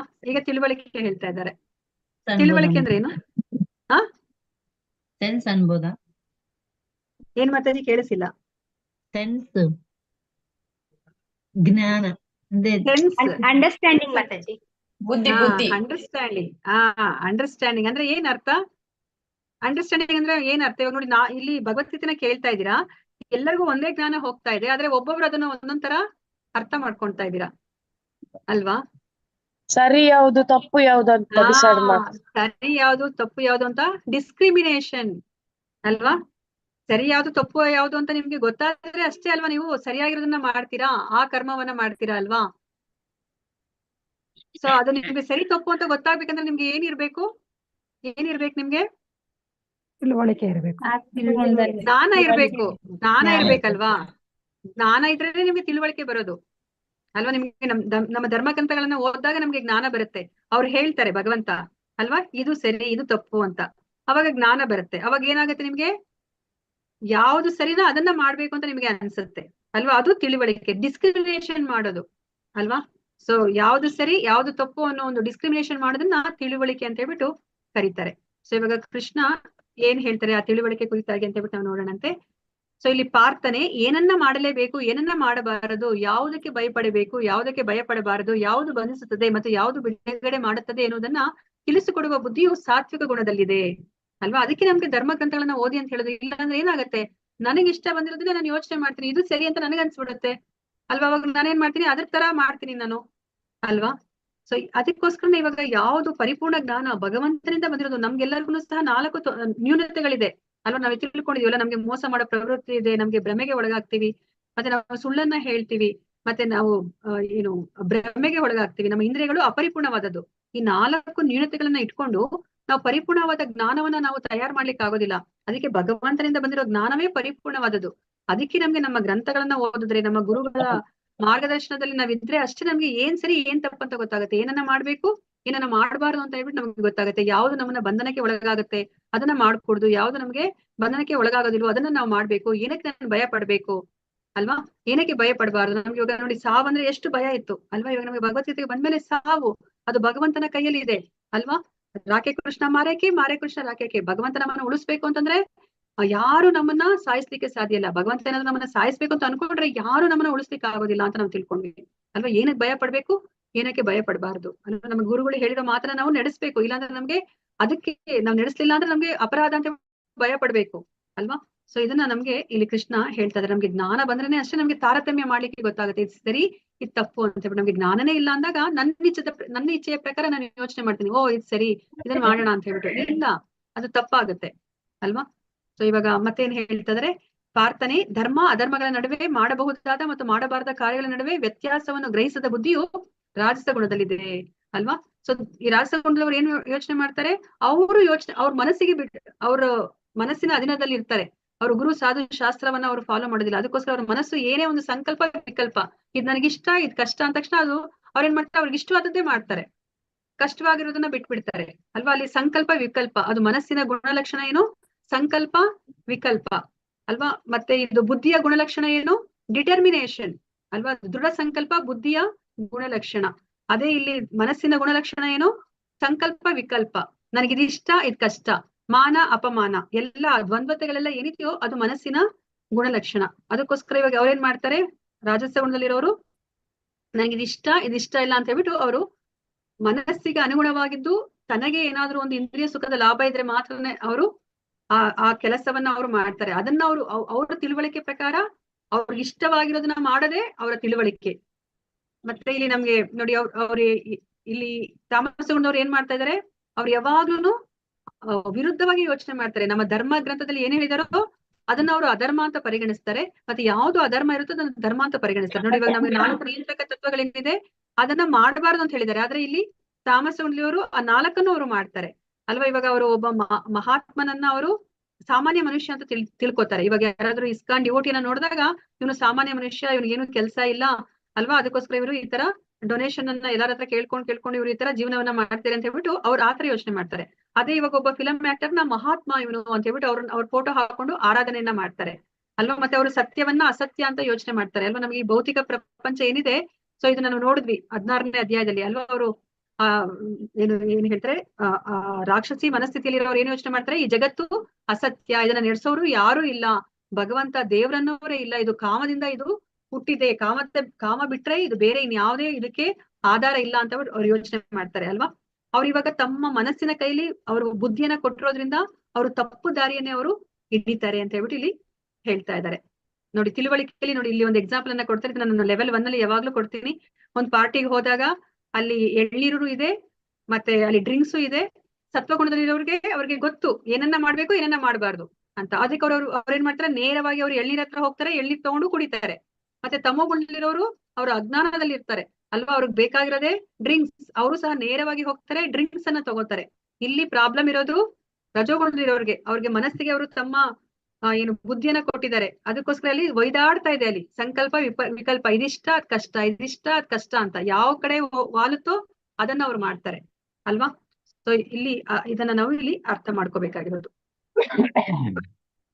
ಹರೇ ಕೃಷ್ಣ. ಮತ್ತೆ ದೃಢ ಸಂಕಲ್ಪ ಅಲ್ವಾ, ನೀವು ಇದನ್ನ ಚೆನ್ನಾಗಿ ಎಕ್ಸಾಂಪಲ್ ಕೊಟ್ರಿ. ಎಲ್ಲರೂ ಸಹ ಸತ್ವಗಳಲ್ಲಿರೋರು ಅಲ್ಲಿ ದೃಢ ಸಂಕಲ್ಪ ಯಾವ್ದಕ್ಕಿರುತ್ತೆ, ನಮ್ಮ ಆತ್ಮ ಸಾಕ್ಷಾತ್ಕಾರದ ಕಡೆಗೆ ಕರ್ಕೊಂಡು ಹೋಗ್ತಿರುವಂತಹ ಕರ್ಮದ ಮೇಲೆ ಇರುತ್ತೆ. ಅವರು ನಮ್ಮ ಕೆಲಸ ಒಳ್ಳೆ ಕೆಲಸ ಅಥವಾ ಆತ್ಮ ಸಾಕ್ಷಾತ್ಕಾರದ ಕಡೆಗೆ ಕರ್ಕೊಂಡು ಹೋಗ್ತಿದೆ ಅಂತಂದ್ರೆ ಅದು ಮುರಿಯಲಾರದ ಸಂಕಲ್ಪ ಅಲ್ವಾ. ಏನೇ ಮಾಡಿದ್ರು ನಾನು ಆ ಕೆಲಸವನ್ನ ಮಾಡ್ಬೇಕು ಅಂತ.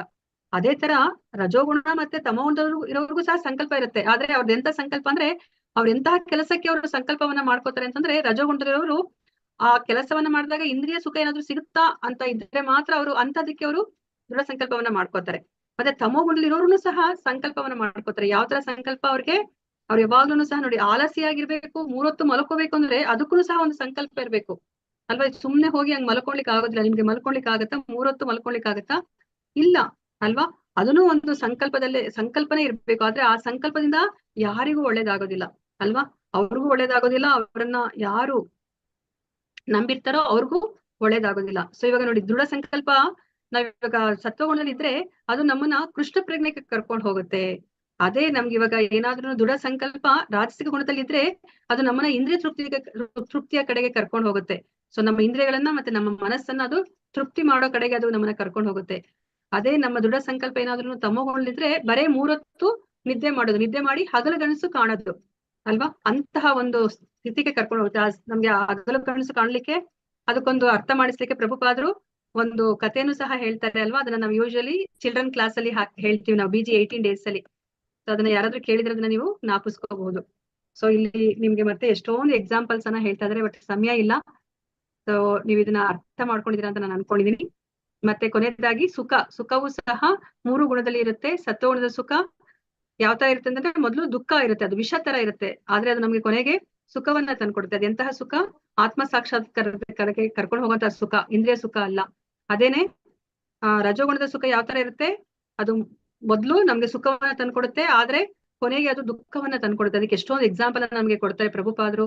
ಮತ್ತೆ ಅದಕ್ಕೆ ನಮ್ಗೆ ಒಂದು ಏನಂತ, ನಮ್ಗೆ ಏನಾದ್ರು ಗಾಯ ಆದ್ರೆ ನಾವೇನ್ ಮಾಡ್ತೀವಿ, ಕೆರ್ಕೊಂಡಾಗ ಏನಾಗುತ್ತೆ ನಮ್ಗೆ ಅಲ್ಲಿ ಕ್ಷಣದಲ್ಲಿ ಆ ಕ್ಷಣಕ್ಕೆ ಸುಖ ಸಿಗುತ್ತೆ ಅಲ್ವಾ. ಕೊನೆಗೆ ಏನಾಗುತ್ತೆ, ನಾವು ಕೆರ್ಕೊಂತಾ ಇದ್ರೆ ಅದು ಕೊನೆಗೆ ಅದು ದೊಡ್ಡ ಹುಣ್ಣಾಗುತ್ತೆ ಅಲ್ವಾ.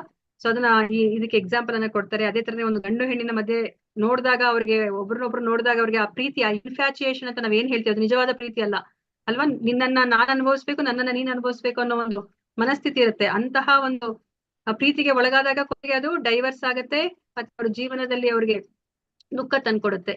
ಮತ್ತೆ ಈ ತಾಮಸಿಕ ಗುಣದಲ್ಲಿರುವಂತಹ ಸುಖ ಯಾವ ತರ ಇರುತ್ತೆ, ಅದು ಮೊದಲು ದುಃಖವನ್ನೇ ತಂದ್ಕೊಡುತ್ತೆ, ಕೊನೆಯಲ್ಲೂ ಸಹ ದುಃಖವನ್ನ ತಂದ್ಕೊಡುತ್ತೆ ಅಲ್ವಾ.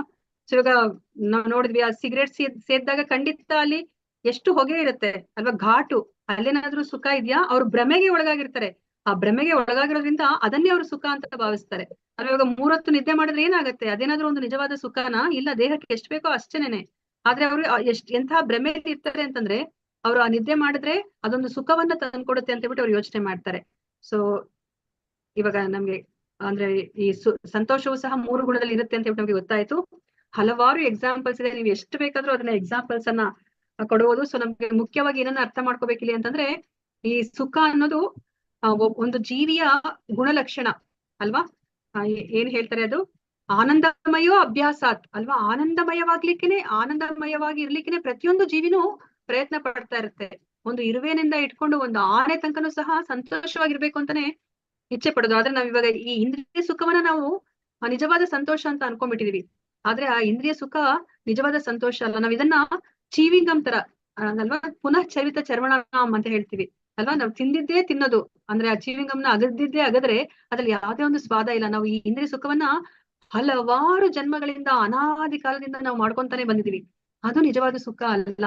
ಅದಕ್ಕೋಸ್ಕರ ಪುಣ್ಯ ಯಾರಿಗೆ ಆ ಅಜ್ಞಾತ ಸುಕೃತಿ ಇರುತ್ತೆ ಅಲ್ವಾ, ಭಗವಂತನ ಅನುಗ್ರಹ ಇರುತ್ತೋ ಅವ್ರಿಗೇನಾಗತ್ತೆ, ಒಬ್ಬ ಮಹಾತ್ಮನ ಒಂದು ಸಂಪರ್ಕ ಸಿಗುತ್ತೆ. ಮಹಾತ್ಮನ ಸಂಪರ್ಕ ಸಿಕ್ಕಿದಾಗ ಏನಾಗತ್ತೆ, ಅವ್ರು ಈ ಕೃಷ್ಣ ಪ್ರಜ್ಞೆಗೆ ಬರ್ತಾರೆ. ಈ ಇಂದ್ರಿಯ ಸುಖವನ್ನ ಬಿಟ್ಟು ಅವರು ಆ ನಿಜವಾದ ಆನಂದ ಅಂತಂದ್ರೆ ಏನು ಅದನ್ನ ಪಡ್ಕೊಳೋ ಒಂದು ಹಂತಕ್ಕೆ ಬರ್ತಾರೆ. ಇದು ಬರ್ಬೇಕು ಅಂತಂದ್ರೆ ನಾವು ಆ ಒಂದು ಪುನಶ್ಚರಿತ ಚರ್ವಣ ಅದರಿಂದ ಹೊರಗಡೆ ಬರ್ಬೇಕಂದ್ರೆ ನಾವು ಮಹಾತ್ಮರ ಸಂಪರ್ಕಕ್ಕೆ ಬರ್ಬೇಕು.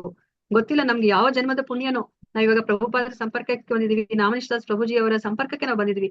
ಸೊ ನಾವ್ ಇದನ್ನ ಉಪಯೋಗಿಸ್ಕೊಂಡು ನಾವು ಆ ಕೃಷ್ಣ ಪ್ರಜ್ಞೆಗೆ ಬರ್ಬೇಕು. ನಮ್ಮ ಎಲ್ಲ ಇಂದ್ರಿಯಗಳು, ಮನಸ್ಸು ಎಲ್ಲವನ್ನ ಆ ಋಷಿಕೇಶನ ಸೇವೆಯಲ್ಲಿ ನಾವು ಉಪಯೋಗಿಸೋ ತರ ಆಗ್ಬೇಕು. ಅದನ್ನ ನಮ್ಗೆ ಇಲ್ಲಿ ಕೃಷ್ಣ ಹೇಳ್ತಾ ಇದ್ರೆ, ನಮ್ಗೆ ನಿಜವಾಗ್ಲೂ ಹೇಳ್ಬೇಕಂದ್ರೆ ಸಂತೋಷ ಅಂದ್ರೆ ಏನಂತಾನೆ ನಮ್ಗೆ ಗೊತ್ತಿಲ್ಲ.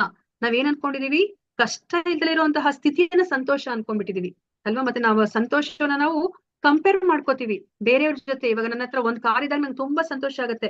ಅದೇ ಪಕ್ಕದ ಮನೆಯವ್ರಿಗೆ 2 ಕಾರ್ ಬಂದಿದ ತಕ್ಷಣನೇ ನನ್ಗೆ ದುಃಖ ಆಗ್ಬಿಡುತ್ತೆ.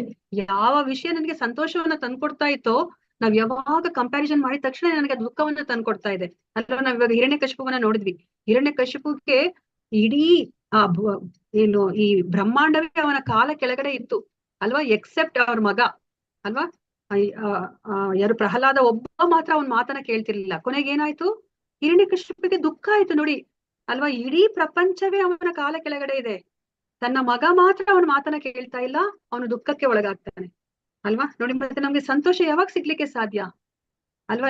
ಹಿರಣ್ಯಕಶಿಪುಗೆ ಇಡೀ ಪ್ರಪಂಚವೇ ಸಿಕ್ಕಿದ್ರು ಅವನಿಗೆ ಸಂತೋಷ ಇಲ್ಲ ಅಲ್ವಾ? ಅದನ್ನ ನಾವು ಅರ್ಥ ಮಾಡ್ಕೋಬೇಕು. ನಮ್ಮ ಈ ಆಧ್ಯಾತ್ಮಿಕ ಆನಂದ, ಆತ್ಮಾನಂದ ಯಾವ ತರ ಇರುತ್ತೆ, ಕೃಷ್ಣ ಪ್ರೇಮದ ಆನಂದ ಯಾವ ತರ ಇರುತ್ತೆ ಅಂತಂದ್ರೆ ಆನಂದಾಂಬುದಿ ವರ್ಧನಂ, ಅದಿನ್ನ ಹೆಚ್ಚು ಹೆಚ್ಚು ಆಗ್ತಾ ಹೋಗ್ತಾ ಇರುತ್ತೆ ಅಲ್ವಾ? ಅದನ್ನ ನಾವು ಇಲ್ಲಿ ಅರ್ಥ ಮಾಡ್ಕೊಂಡು ಅದನ್ನ ನಮ್ಮ ಜೀವನದಲ್ಲಿ ಅಳವಡಿಸ್ಕೊಳ್ಳೋ ತರ ನಾವು ಪ್ರಯತ್ನವನ್ನ ಮಾಡ್ಬೇಕು. ಭಗವತ್ ಗ್ರಂಥ ಮಹಾರಾಜ್ ಕಿ ಜೈ, ಶಿಲಾ ಪ್ರಭುಪಾದ್ ಕಿ ಜೈ, ಶಿಲಾ ಗುರುದೇವ್ ಕಿ ಜೈ, ಇಲ್ಲಿ ನೆರೆದಿರುವ ಅನಂತ ಕೋಟಿ ವೈಷ್ಣವ ಭಕ್ತರೊಂದಿ ಕಿ ಜೈ. ವಾಂಸ ಕಲ್ಪತರು ಬೇಷ್ಟ ಕೃಪಾ ಸಿಂಧು ಬೇವಚ್ಚ ಪತಿತನಾಂ ಪಾವನೇಭ್ಯೋ ವೈಷ್ಣವೇಭ್ಯೋ ನಮೋ ನಮಃ. ಹರೇ ಕೃಷ್ಣ ಕೃಷ್ಣ ಕೃಷ್ಣ ಹರೇ ಹರೇ, ಹರೇ ರಾಮ ರಾಮ ರಾಮ ಹರೇ ಹರೇ.